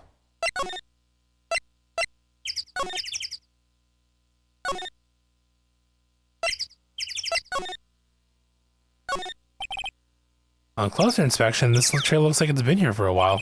I don't think this is part of some temporary film set.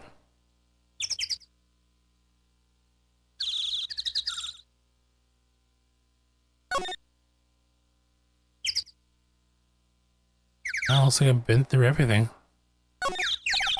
There's a big 2 painted here. Probably because this is Studio 2. Probably. No, it doesn't look anything like the studio.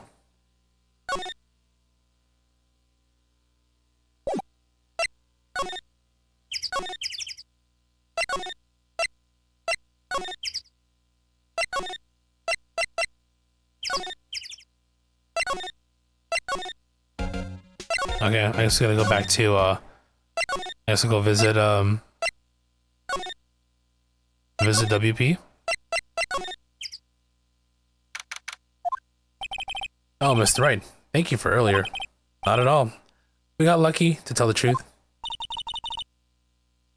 You can say that again. Let's not. So, WP, do you have any leads that might get us going in the right direction? Sorry, but no. Be sure to tell us anything that comes to mind, no matter how small. Can't rely on getting lucky again tomorrow. Yes, sniff. Do fanboys sneak into the studios often? No, not that I know of. That security lady is pretty strict with them.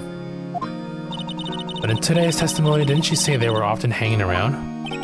The kids really love to steal samurai. They sneak past when she's not looking, I guess.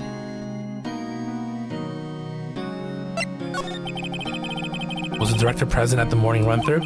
Yes, he was. He was directing how the Steel Samurai and the Evil Magistrate should move. Why didn't you tell us about that before? Well, just the studio asked us to keep quiet. That has nothing to do with this. I hate to repeat myself, but Nick here is a newbie lawyer, fresh off the bar. When he loses, he's going to lose big. I see. Sniff. Whose side is she on? You aren't hiding anything else from us, are you? No, I sure hope not.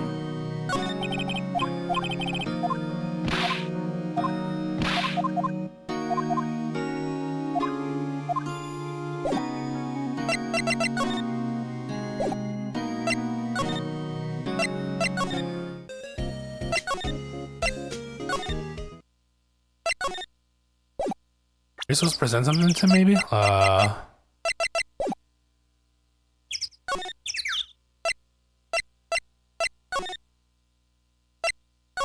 Am I missing something? I'm trying to figure if I'm missing something.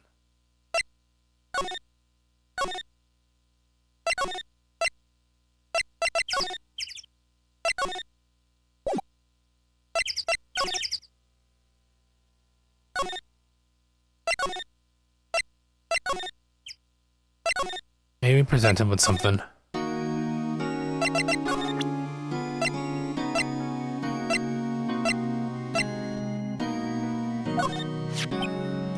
Regarding this photograph, yes? This really, truly, absolutely isn't you, right? Right. Sniff. I was sleeping in my dressing room the whole time, honest. But who else could have worn it? Your costume was in your dressing room? Yes. I guess they snuck in and took it while I was asleep. But who? Regarding the murder weapon, yes, is it heavy, that spear? It's pretty hefty, yeah. I don't think the average person will be able to swing it around effectively. And that's the spear that broke or something during the morning run-through? Oh yes, I goofed on the round kick, you see. I broke the spear. The security lady fixed it for me right away, though. With duct tape, you heard.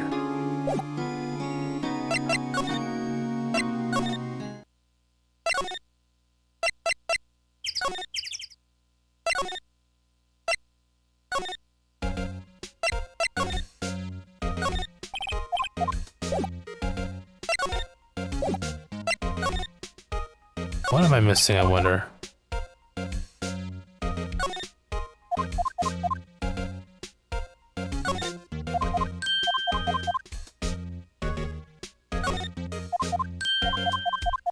You saw those as well.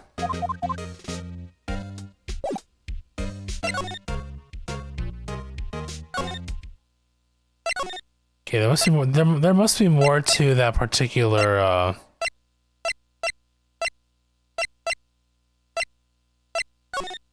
Studio 2 that I'm probably missing.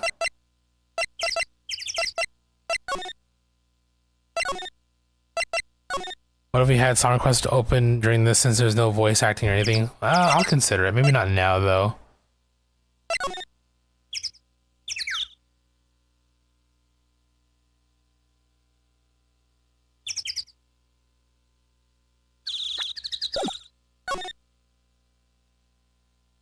So it really is locked, huh?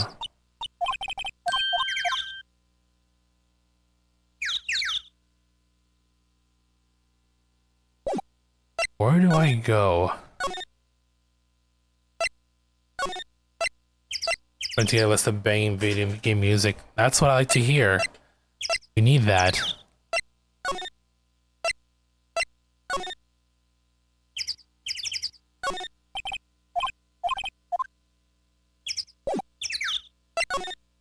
Back to the offices?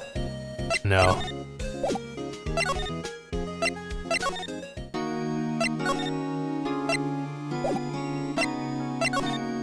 I feel dumb. I feel like I'm missing something. I mean, there's nowhere else to go but Studio 2. But I feel like I examined through everything. And there's no way to go inside, right? At least not right now.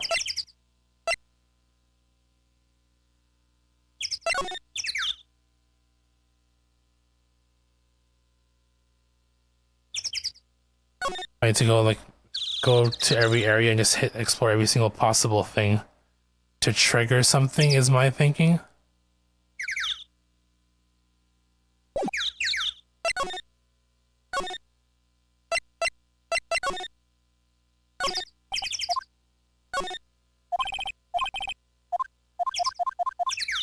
Okay, we saw that.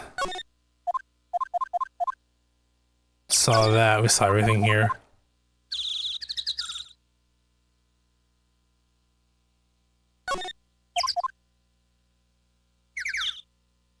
Nothing new.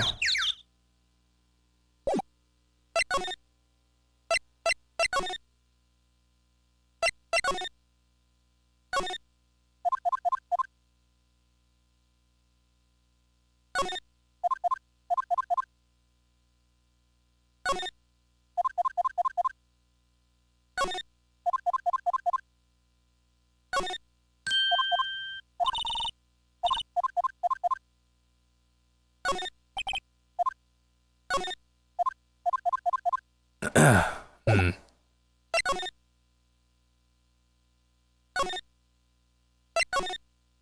80% more information to,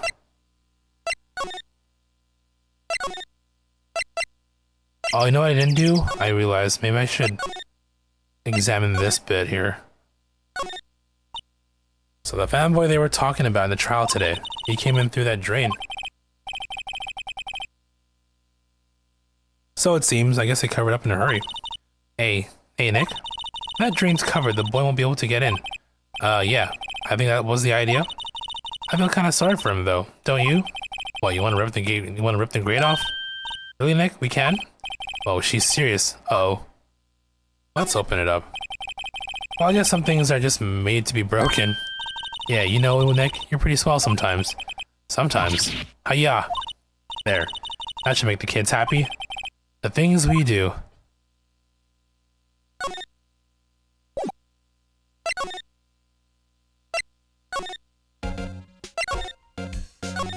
Now you probably unlocked something by doing that.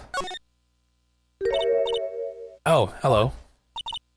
Oh, you look a little out of place.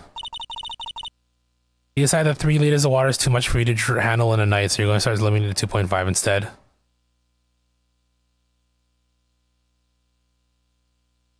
Are you guys going to the bathroom too often? More often than you like? It's the clothes, isn't it? I thought my camo vest might do the trick. Kind of like an alternative guard fashion thing. So, how are the studios doing? There's police wandering around everywhere. It's terrible. They won't even let me clean up. And don't want me disturbing evidence. I haven't even cleaned up our lunch plates from the day of the murder. You mean those plates with the steak bones left over on them in the employee area? Yeah, can you believe it? Don't know if you saw your raspberry. I did see the raspberry chia pudding. Looks good. Glad it turned out well. Penny's vest looks like a Joan in flak jacket. Secretly, she's part of the hidden village. Do you kids sneak in here a lot? Well, I don't think there's that many of them, but I do see one in particular a bunch. He's always gawking at the sets or snapping pictures. You should see old Windbag's eyes flash when she sees him. She has a bit of trouble catching him though. I heard something at the trial today. They say that the director and producer were here the day of the murder. Oh, sorry. I was in the prop storage room, so I didn't see them. I guess they were here though. The studio head seemed pretty eager to keep us quiet. So they were trying to protect the director. More the producer, really. Producer is our real star here. She saved these studios from the brink of disaster and kept them running. I don't think we'd still be in business if it weren't for that producer. The producer, huh? Nice talking to you. Maybe now we can go here? This place is deserted. Crash. Eek. Nick, what was that noise? It sounded like it came from inside the trailer. Someone must be inside. Hello? No answer. Pretty suspicious if you ask me, Nick. Let's go in. I'm not sure we should be barging in. Huh? It's locked. What? Don't we have a key? No, but there's probably one in the guard station at the main gate. What are we waiting for? Let's borrow it. If they'll let us.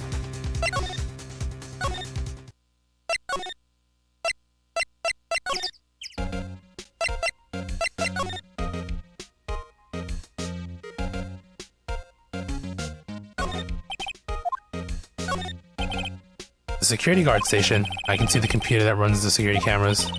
Oh, please, don't touch anything in there. The security lady would knock the stuffing out of me if she knew. I really want the key to that trailer. Maybe next time.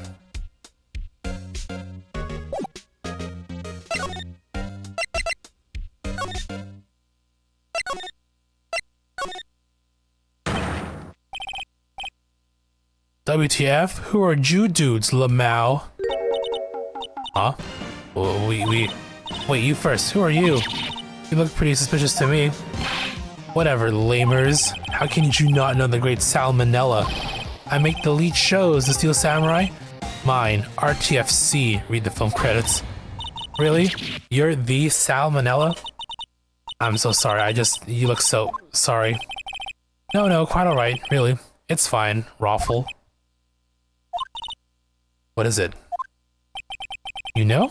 On closer inspection. Yeah, hot slobber. Oh my god, look at his face. Hey, did you do a lot of cosplay? Cause that costume rock sores, drool. Rock sores? But what, hey, you're drooling. Huh? Ball, buffer overrun, pant. You triggered my creative powers. Yes, it's coming to me. Pink Princess. The sequel to The Steel Samurai. Pink Princess, Warrior of Little Old Tokyo. Raffle Lamau. Pink Princess? Why's it gotta be Little Old Tokyo? Why can't I have a cool name like Neo Old Tokyo? Maya, we need to really talk about cool.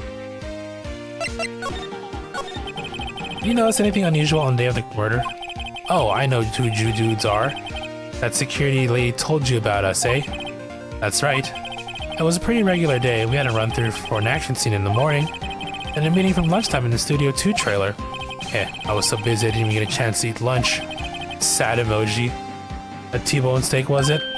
Yeah, suck sores. I hate missing out on food. Nick, what does suck sores mean? No idea. Anyway, I was in a meeting from noon till 4, with the producer and some bigwigs from the network.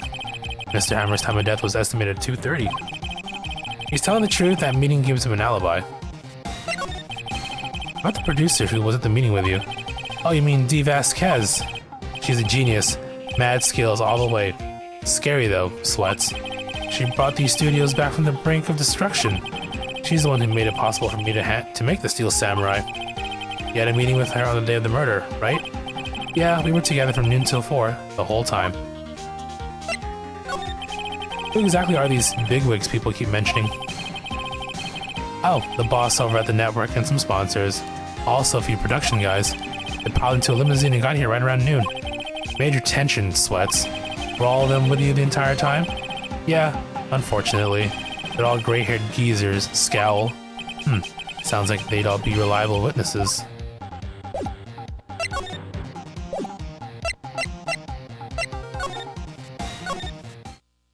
Okay. Aha! You again. Eek. How rude, acting like you've seen a ghost. You certainly got back to your post quickly. Oh, the police took me away, they did. They pulled out a spare Steel Samurai costume, told me to put it on. Can you imagine? How could I, a sweet little old lady, wear a gigantic suit like that? Mr. Powers is pretty tall. As soon as they saw there was no way I could wear it, they let me go. I guess that would rule out her being the murderer. Anyways, know this, whippersnapper. This old lady never forgets a slight or insult.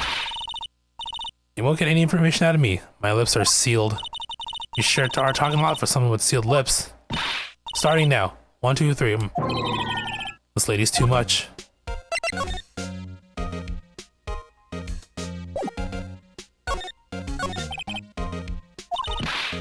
Assuming again, I'm taking him down.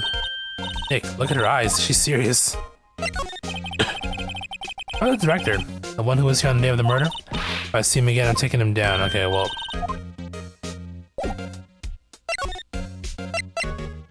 We're just going all over the place today, aren't we?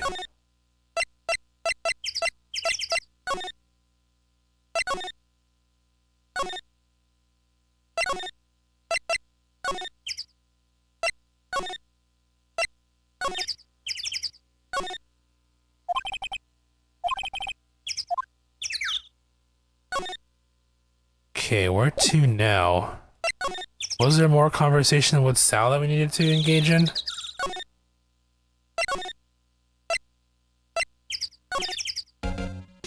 Maybe we go back to,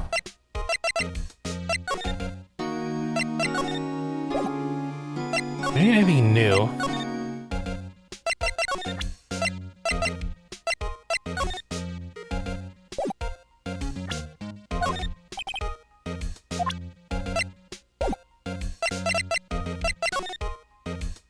Moshi, I fell asleep. No worries. I imagine it's late where you are, which is fine. It's like midnight where I am. I'm probably gonna call it a night soon myself. Hey! Hey, wait! I bet he came in right through that drain. Hey, I'm Kiddio. What's your name, sport? I'm not a kid, so don't talk to me like that. Huh? But you are a kid. What a rude little brat. That's no way to talk to an adult. I don't see no adults here. Hippie fashion chick. Hippie fashion? Nick, I think I'm being mocked. You gotta hand it to Maya, she's pretty sharp. And pretty mad. I'm Cody. Cody Haggins. Call me Kiddio again and I'll cut you where you stand, evildoer. Oh, that's cute, you can't even pull out a sword. So you're a fan of the Steel Samurai? How dare you utter that name, evildoer? What do you mean? We're on the Steel Samurai's side. Ha, aha, you can't fool me. Okay, then what's the last line said by the innkeeper in episode 8? Ha, easy. Like some fries with that? Not bad, Kiddio. Watch it. What are they doing? Say, you heard anything about the incident the other day? You were here, weren't you? Did you see anything? He always... The Steel Samurai always wins. Always. Yeah, I saw him. I saw everything. What? But no way am I telling you losers. What? Wait. Let me go.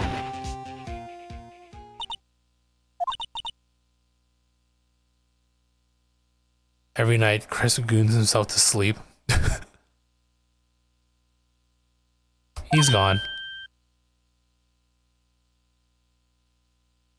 Podcon the kettle black with that remark. Huh? Something fell off the table when he bumped into it on his way out. A bottle?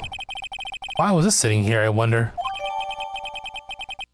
Sleeping pills, uh-oh. Anyway, what was that kid saying? He saw everything.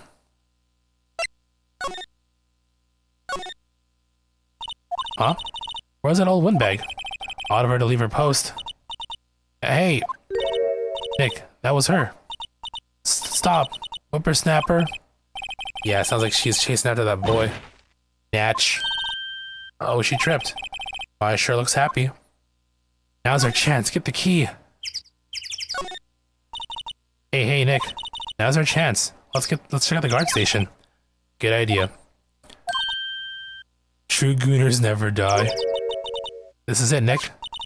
Trailer key. The key to that trailer in Studio 2. We borrowing this, right, Nick? Now we can proceed to that area.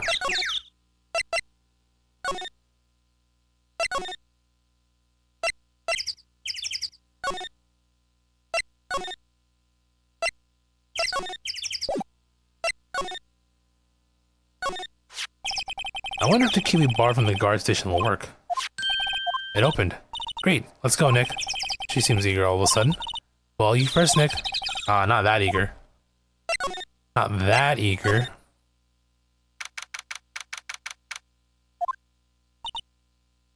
Oh, hello, pretty lady. Eek. Someone's in here. Names. Our names? We're WP's lawyers, and, I see. And who might you? Dee Vasquez, the producer. Dee Vasquez. She's quite beautiful. I was wondering if you could tell me about the day of the murder. Miss Vasquez? Script. Excuse me? Script. I'm looking for a script. A script? The Steel Samurai, episode 13. I need it. Can we ask you a bit about the day of the murder? I need to read it. We're getting nowhere fast. Alright. I think I know where this is too.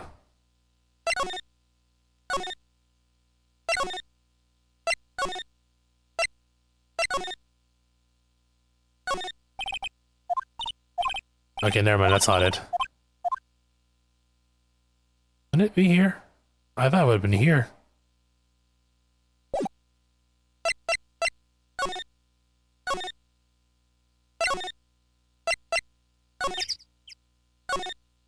Nothing on the tables here. Maybe back at Studio 1, I guess. Or we talk to Sal. Probably Sal, he has it.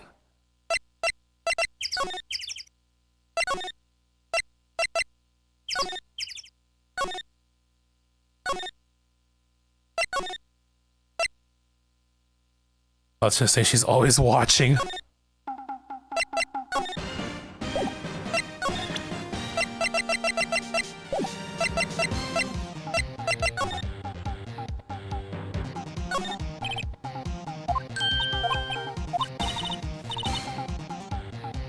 There was twice as much here before. I ate them. They were past their expiration date anyway, Raffle. She's biting her lip and staring me with tears welling in her eyes. Script, huh? Do I talk to you about it?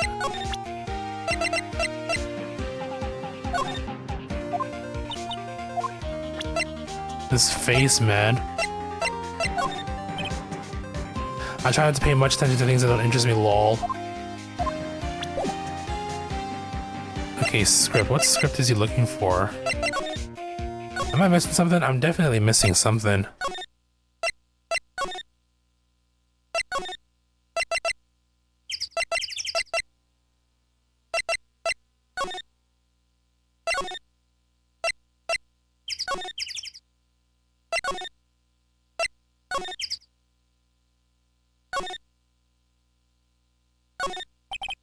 Looks like they were designing a set to use for the Steel Samurai show. They got some figures for how much the set costs. I can't believe they spend that much money on those sets. Samurai Summer starring Jack Hammer.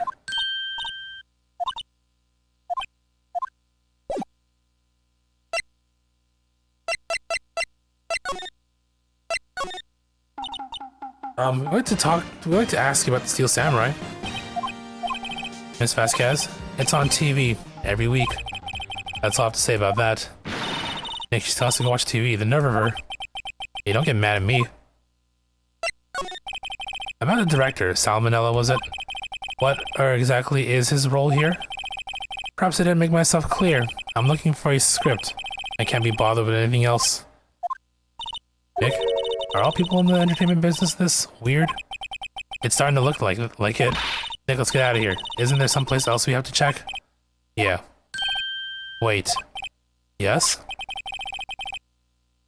If you see Manila, give him this. Why do you have to do your errands? I don't think I like her. Sniff. Don't cry. She'll take it as a sign of weakness. Alright, we'll give it to him if we see him. Bring me the script for episode 3. Okay, we gotta give it. Okay, got it. Now we can proceed. God, we're playing Errand Boy right now.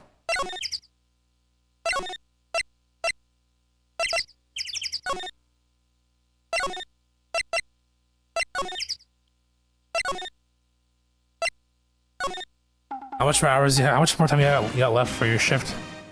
Can't imagine not very long, though.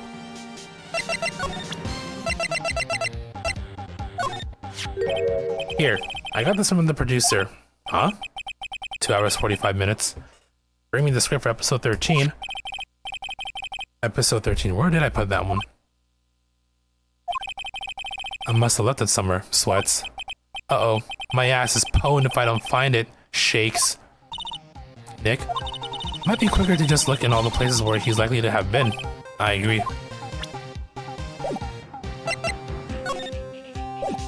Like here, for instance? No.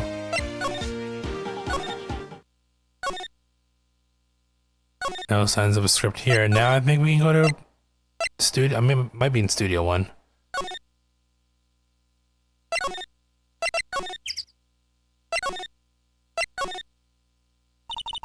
We're back at the scene of the crime. Let's find what we need and get out of here quick, Nick.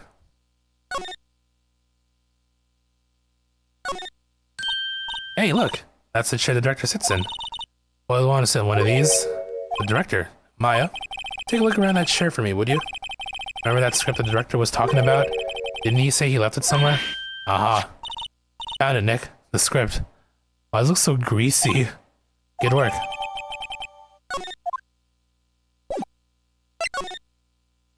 Now we go to D.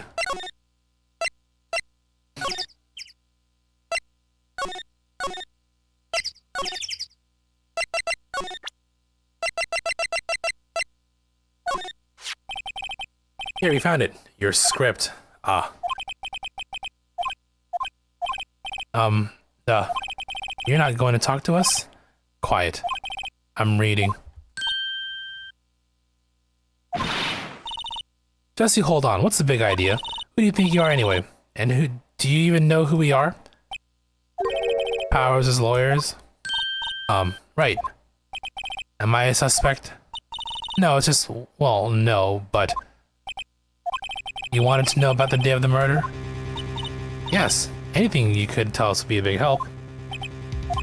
You know there was a meeting here at noon? Yes, with the director and the people from the network. Correct. Now listen closely. None of the people in this trailer that afternoon went to Studio 1. It was impossible for us to leave. Possible? Why? The path was blocked. The path?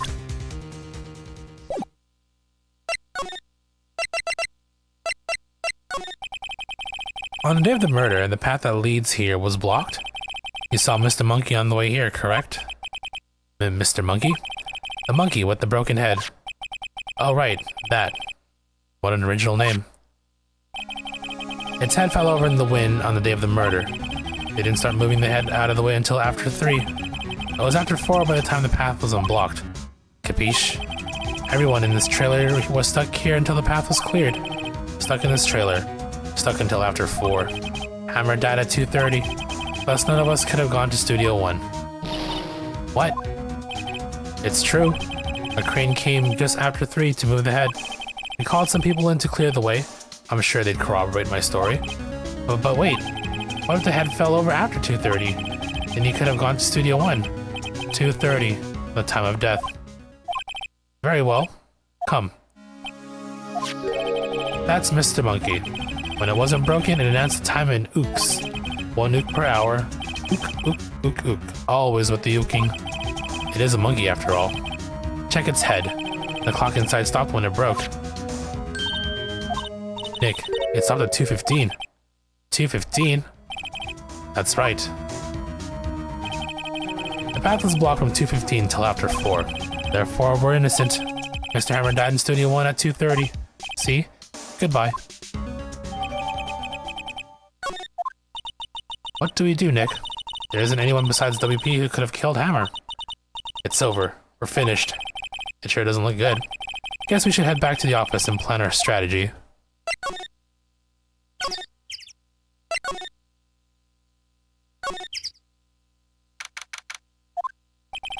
Now what? We're fresh out of clues. Everyone's alibi is watertight. We don't even have any promising leads. Things are looking pretty grim. It's a little early for giving up, don't you think? Huh? You got one lead. Mia, it's you. What took you so long? Sorry, Phoenix. Maya has trouble calling me unless she's really in trouble. Right. Oh wait. I guess that means we're really in trouble. I'd say so. What did you mean we have one lead?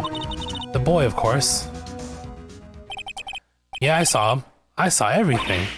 What? But no way I'm telling you, losers. I don't know. He didn't sound like he was going to help us at all. I'm sure you can find some way of bringing him over to your side. Either way, we should go back to the studios. That boy's our last hope, Phoenix. Thanks, now I'm more worried than I was before.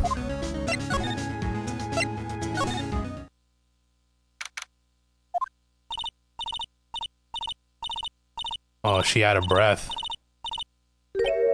What's wrong? Whippersnapper? She's been chasing that boy this whole time. When I catch him, sounds like she hasn't had any luck catching him.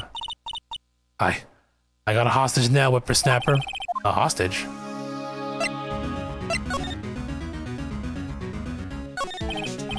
What happened to the boy? If I see him again, I'll lay him flat. My, what a violent old lady. What's about a hostage? When that boy was running away, he dropped this and ran. He'll come back. Or this one. It's kind of hard to understand her with all that huffing and puffing. Phoenix, that hostage might be what we need.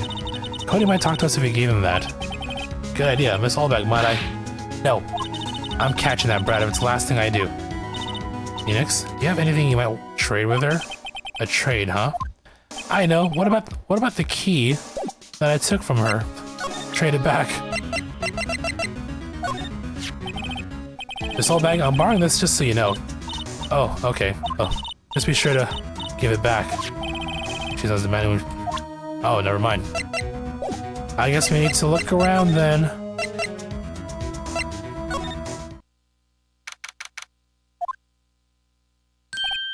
Hey.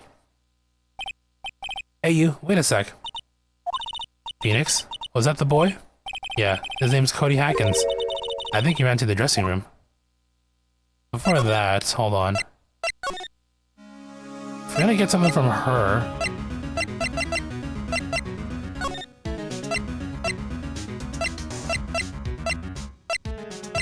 I'm trying to avoid going back and forth all the time.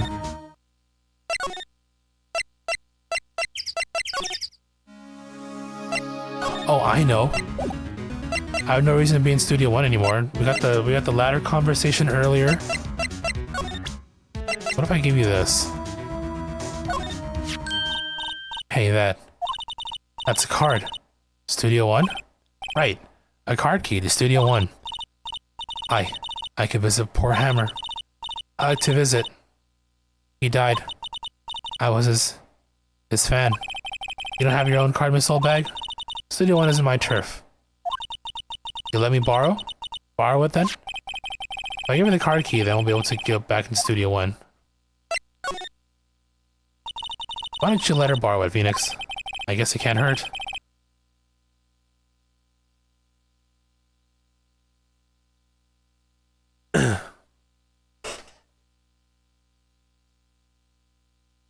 Here you go, Miss Allbag. Listen to me, Sonny. I don't like having debts to no whippersnappers. You take this and we're even. Deal? What's this? A Steel Samurai trading card. That sneaky kid dropped it. I figure it's pretty important to him, though. Thank you. I may have a use for this. This must be the hostage she was talking about. Right, I'm off. There she goes, hobbling towards the studio. Now we can initiate trade.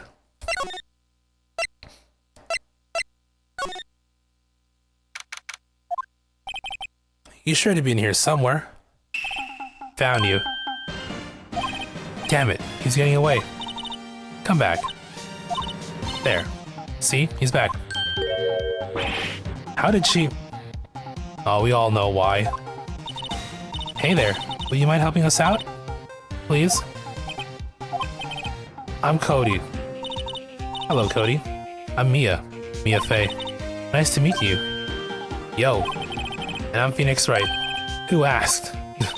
Phoenix, you can take it from here. I'm not so sure I'm qualified. The Steel Samurai's so cool. I think he's, the bomb. Ha. What would a layman like you know about the Steel Samurai? Hey, watch that attitude. Phoenix, you really shouldn't yell like that. He's only a kid. Yeah, don't yell like that. I'm only a kid. So do you know anything about what happened here? Can you tell me, please? I don't know nothing. Looks like a little persuasion is necessary. Maybe a bribe?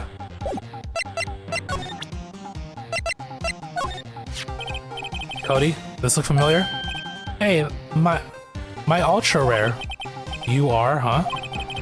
You are, you know, ultra rare. That card's really hard to get. Man, for a grown-up, you sure are dumb. I'll give you this, if you help me. But that's my card. You're offering me something I already own. You're in effect... You're eschewing the very basis of our consumer society, namely the principle of fair trade. Man, for a grown-up, you sure are dumb. Well, what do they teach these kids in school these days? Quantum physics? Whatever, I don't need that card. Huh? I got a double. Just keep it. It's yours. What? After all I went through all that trouble? If you want to trade me, find me a really rare card. Really rare? You mean there's something rarer than ultra rare? Ultra rare premium cards are way rarer than plain ultra rare cards. Come on. And for a grown up, you sure are dumb. Premium rare. Why do I feel like we're talking about steaks?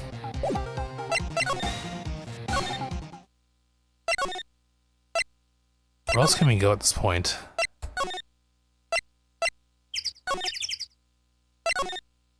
We can't go to Studio 1 anymore.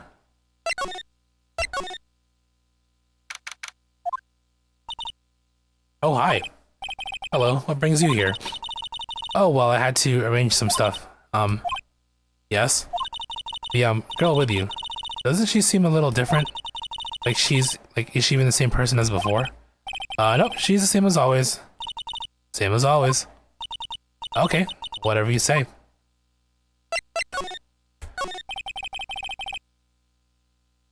Have you seen that boy since then? Nope. You missed it, though. The security lady was chasing around after the boy so fast I thought she'd collapse. Of course he got away in the end. Boy, was she mad. Actually, we saw them. How's the old windbag doing? She was squeezing donuts through her clenched fist back at the guard station.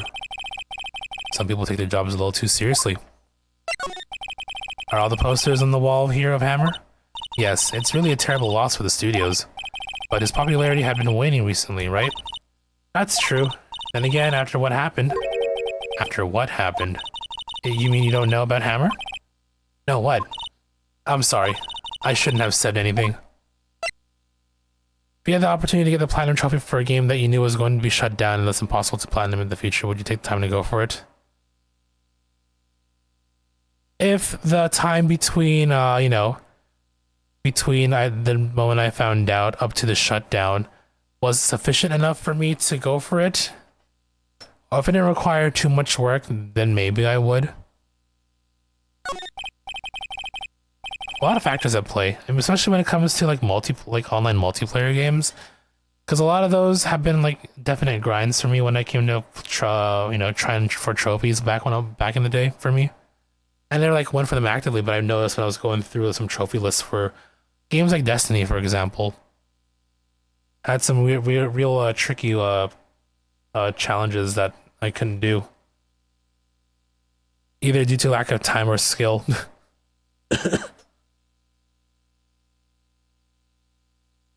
Let's say I had insider knowledge that Concord was going to be shut down so quickly. There are people who were able to plan it so clearly. It wasn't too grindy.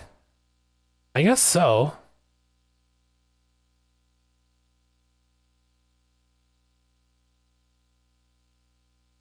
We'll take a look real quick at the trophy list here.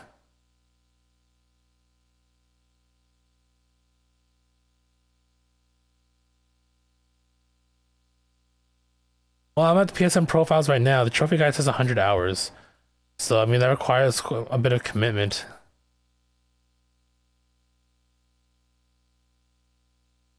I mean, it's not so difficult. You just gotta get a bunch of kills with you gotta get a bunch of kills with, get level 10 with everybody.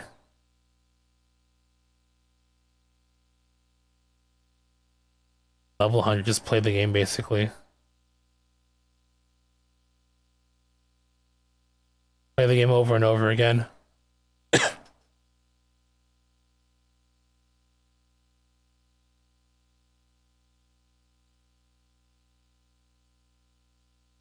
Yeah, it depends. I think I might have to do like a little bit of research, I feel, first before committing to something like that.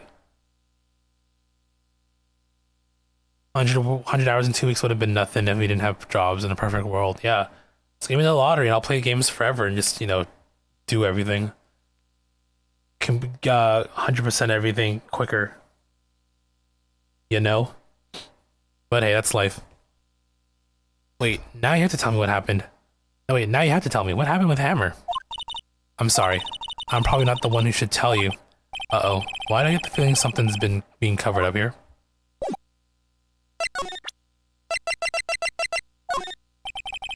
Do you think about this? Hey, it's a Steel Samurai trading card. I collect those, actually. I'm one card away from a complete set.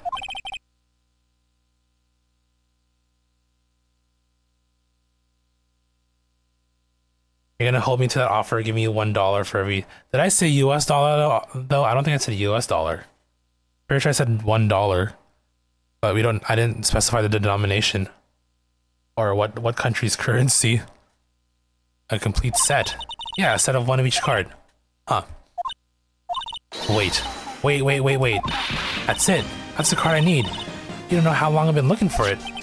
I don't care what kind of girl you might think of me. You might think I am. I need that card. Please, I beg you. Please trade with me. Trade with you? Yes, trade cards. Did you say US? Okay, well, I'll have to look at the tapes later. Look, I'll even give you an ultra rare premium card. Trade me a... Huh? Yes, it's a good deal for you. It's a good deal for your ultra rare. Please. Phoenix, can't you see she's desperate? Well, what's everyone getting so excited about? Okay. Really? Then thanks. And this is for you.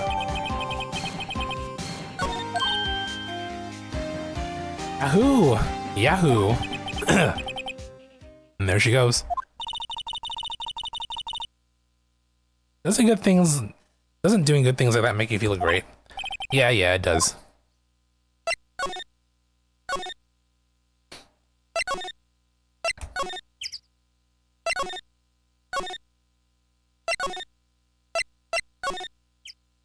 Alright, child. I have your ultra rare premium card.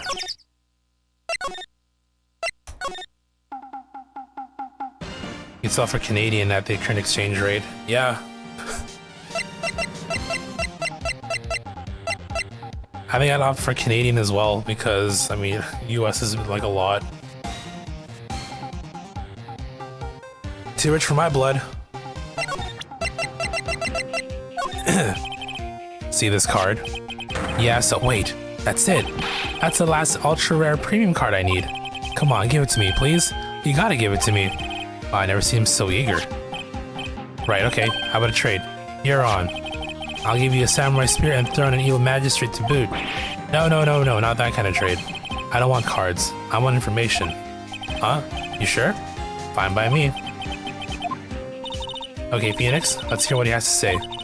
You know something that can help us, we can have him take the stand tomorrow. So, you like the Steel Samurai?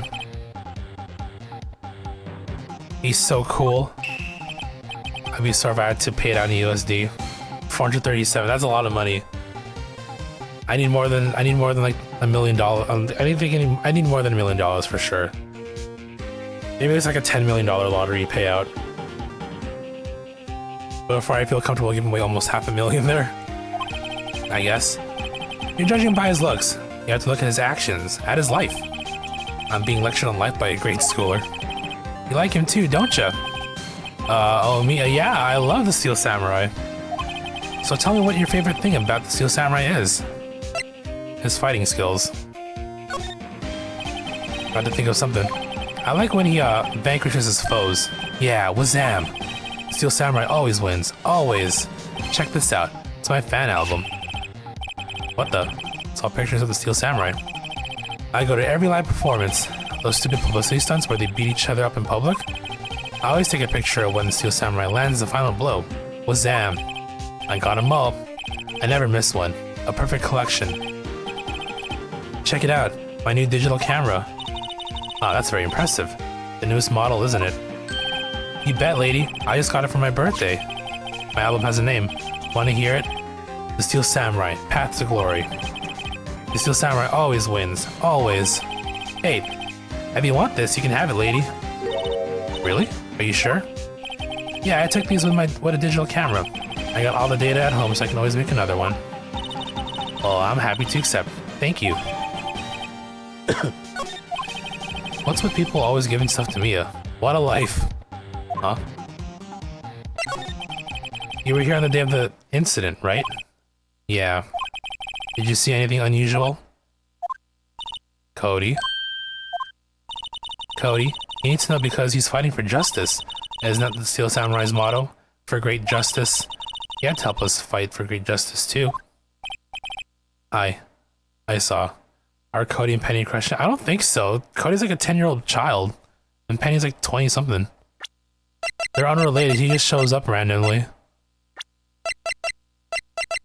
Penny's 18, and Cody's 7. He's like a 3rd grader. I saw everything. Well, we might just get some useful information out of that yet. No, she's like an assistant. She's an assistant to the production staff here. She works here. Cody, I need to ask you something very important. What did you see on the day of the incident? I got here that day around 2. I had to come in through the woods out back so the old lady wouldn't see me. I got kind of lost though. I was there for maybe a half hour or so.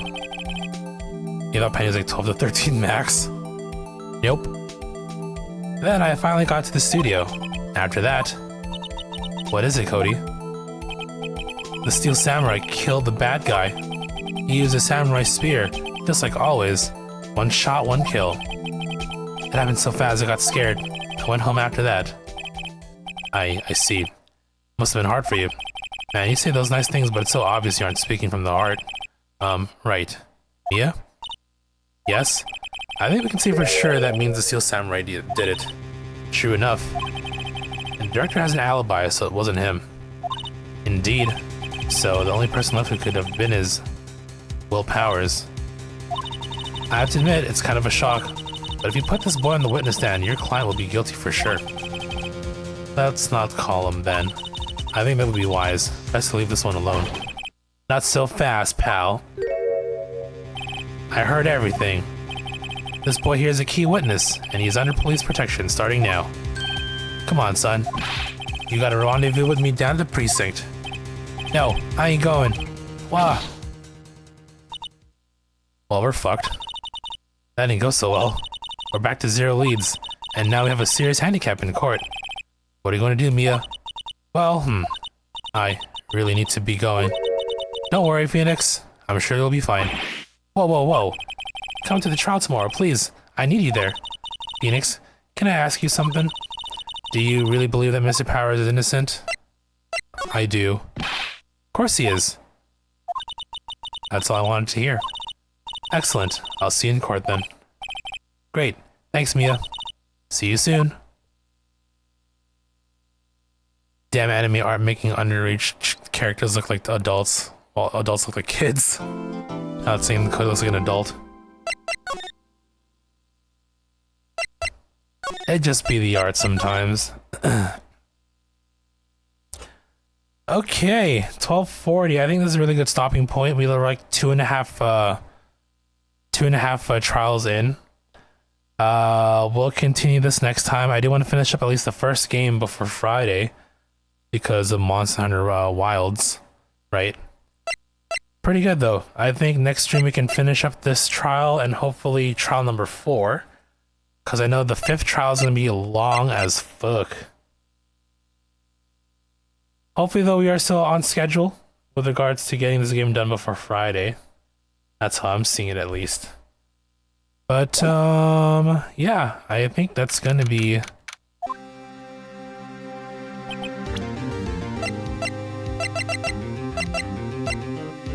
There's no way to go back to the main menu after this, is there? No, there's not. Good enough. This is fine. Yeah, so I'm calling it a night here. I need to get some sleep myself. I do expect to be back later today. Again, we're gonna try to work through this game throughout this week, hopefully. See where this takes us, right? So yeah, thank y'all for watching. Thank y'all for being here tonight. Whether you've been lurking or chatting or anything in between, your company is always appreciated as I continue to work through the good old backlog here. So you know the plan and the goal for the week at least before Friday. I mean, if things do change, like I said, Discord's where it's at. I'll keep you updated there. And I guess we'll just go from there.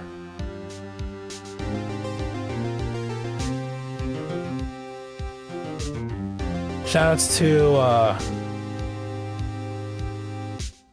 Emma Sky for the follow today. Thank you, thank you. And yeah, just again, it's a big thank you to all of you. And that's going to be it for me tonight. So until next stream, hope you all enjoy your morning, your afternoon, your evening, your night, wherever it is that you are. As always, stay safe, stay healthy, and all you take care. Again, thank you all for being here. Thank you all for watching. And until next time, have a good one. Ta-ta.